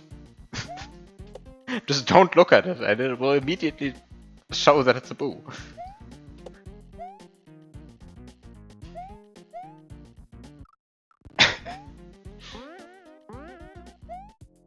So it turns out that treating Reznor as a power-up is not the greatest thing. Doesn't work all that well. What else do we have?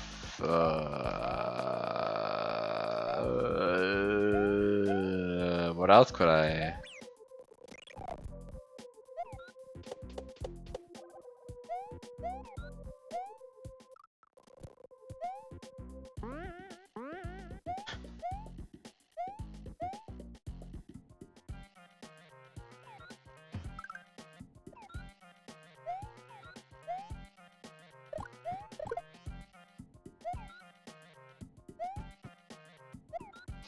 I mean, I guess I could ask myself, is there an a priori obstacle to doing this really twice and then actually trying it out with like some of the garbage I got from the item box? I'm not going to like the yellow Koopa ones.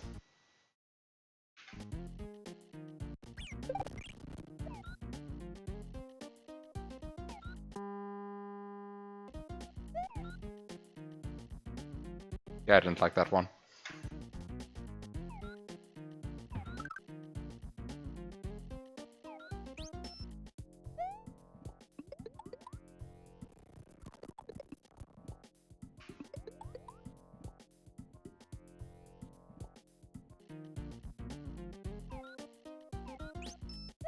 Hmm.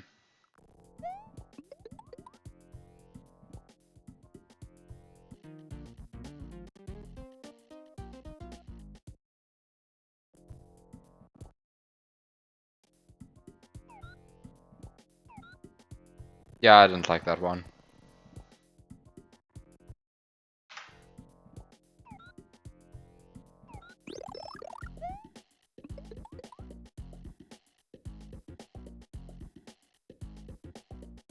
Are you fucking kidding me?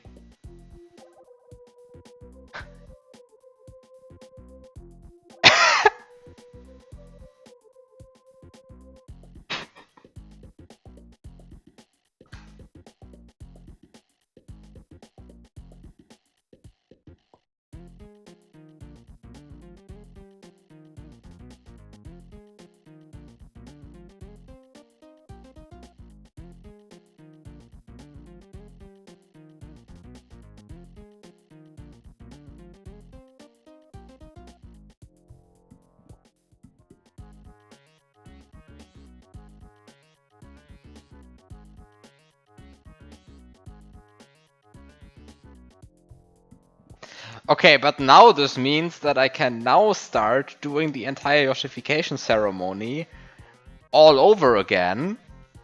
And now I can also do it with power up 4.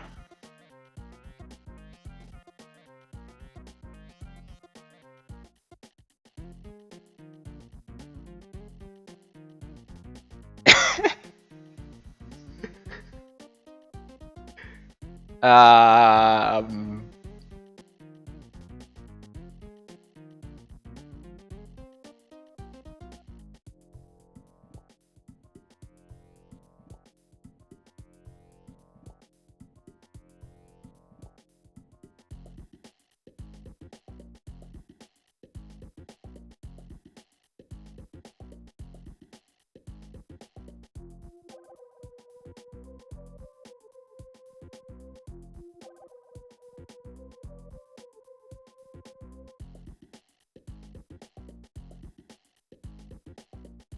um, but kind of the thing is like, where is all of this going? Like the thing is, through all of this, I have uncovered like 20 volatile crashes, right?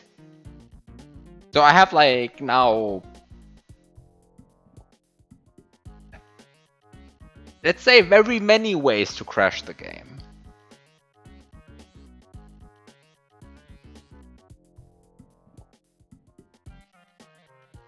In fact, it feels like I'm spending half of my time avoiding crashes. So where am I actually going with this? Because it still needs to be something very broken that technically doesn't crash the game? But like once again with the brown platform, like basically everything you do on the brown platform.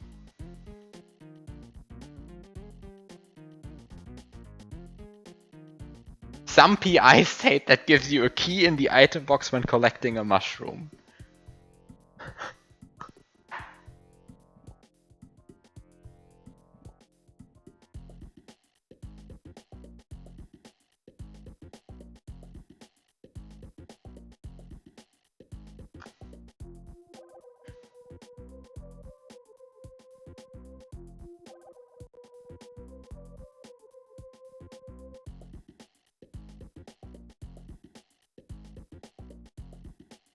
To be fair, that is actually hilarious if that exists. And probably does exist.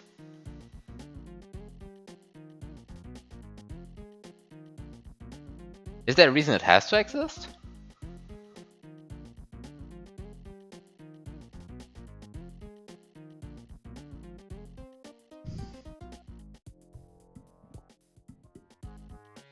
Yeah, because the key in the higher slot works. So the key from the item box would actually work, yes.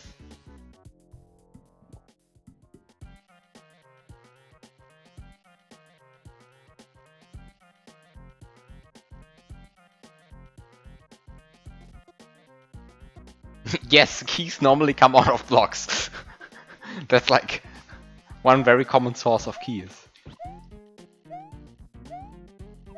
But actually one problem with that idea is that I would then still need to somehow finish the level after getting this weird PI state.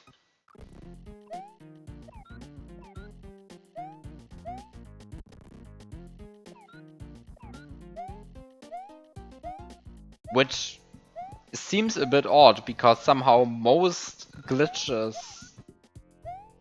I mean, I guess it's not terribly bad because I have like adult Yoshi, baby Yoshi, so somehow I can do the stun setup that way. Because I will need to stun something, right, to finish the level. Like whether I do like Resmo spawning or something else is like up to taste probably, but somehow...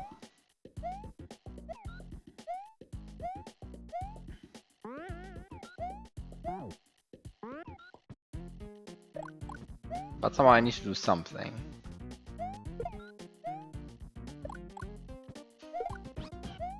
In before the same PI state that gives me like a... In before there's just a PA state that gives you, I don't know, like an orb into your item box. When you when you collect a flower. And that PI state, after giving you that orb, also turns you into the PI state that gives you a key in the item box when you collect a mushroom.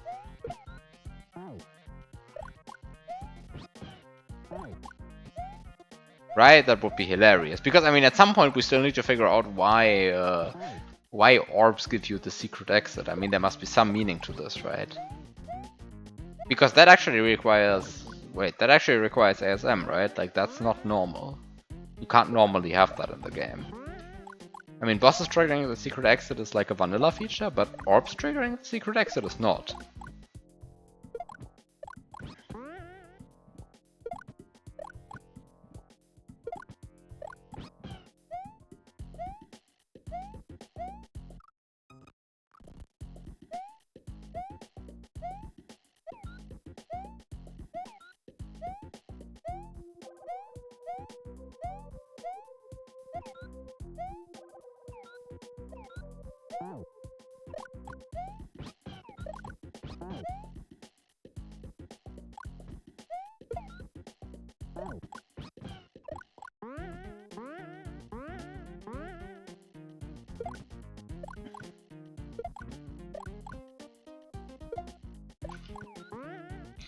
But okay, I think this is where I stop for the day.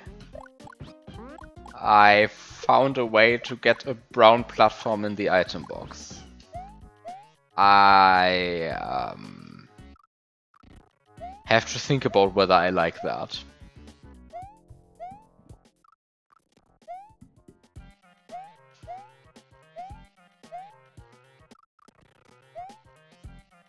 As the hack currently stands, it has given me like access to, I don't know, 20 new volatile crashes that I didn't know before. And yeah.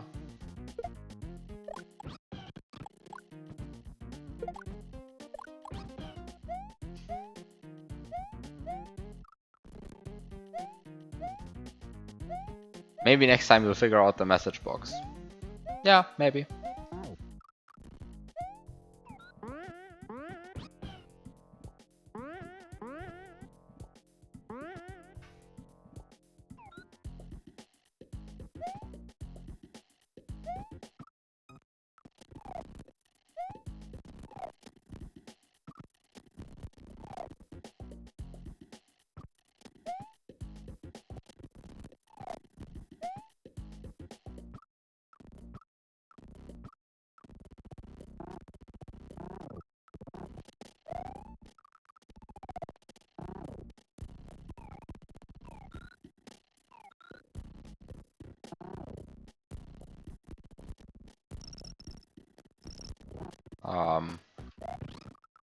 Yeah, I don't know what I do now.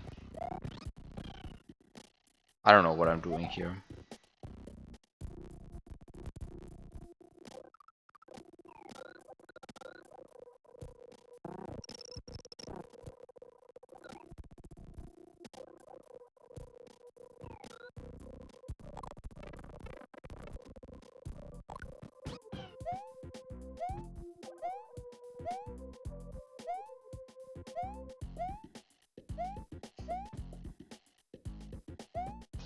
Okay, yeah. I think that's it for today. So, yeah, I learned... Yeah, what did I actually learn? I mean, the main thing I learned is that when a sprite changes ID by being spat out, its tweaker bytes get set along with it. And somehow this is the information that I didn't have, and somehow this information is extremely dangerous and has very crazy implications. I'll just say that. So yeah, those are implications.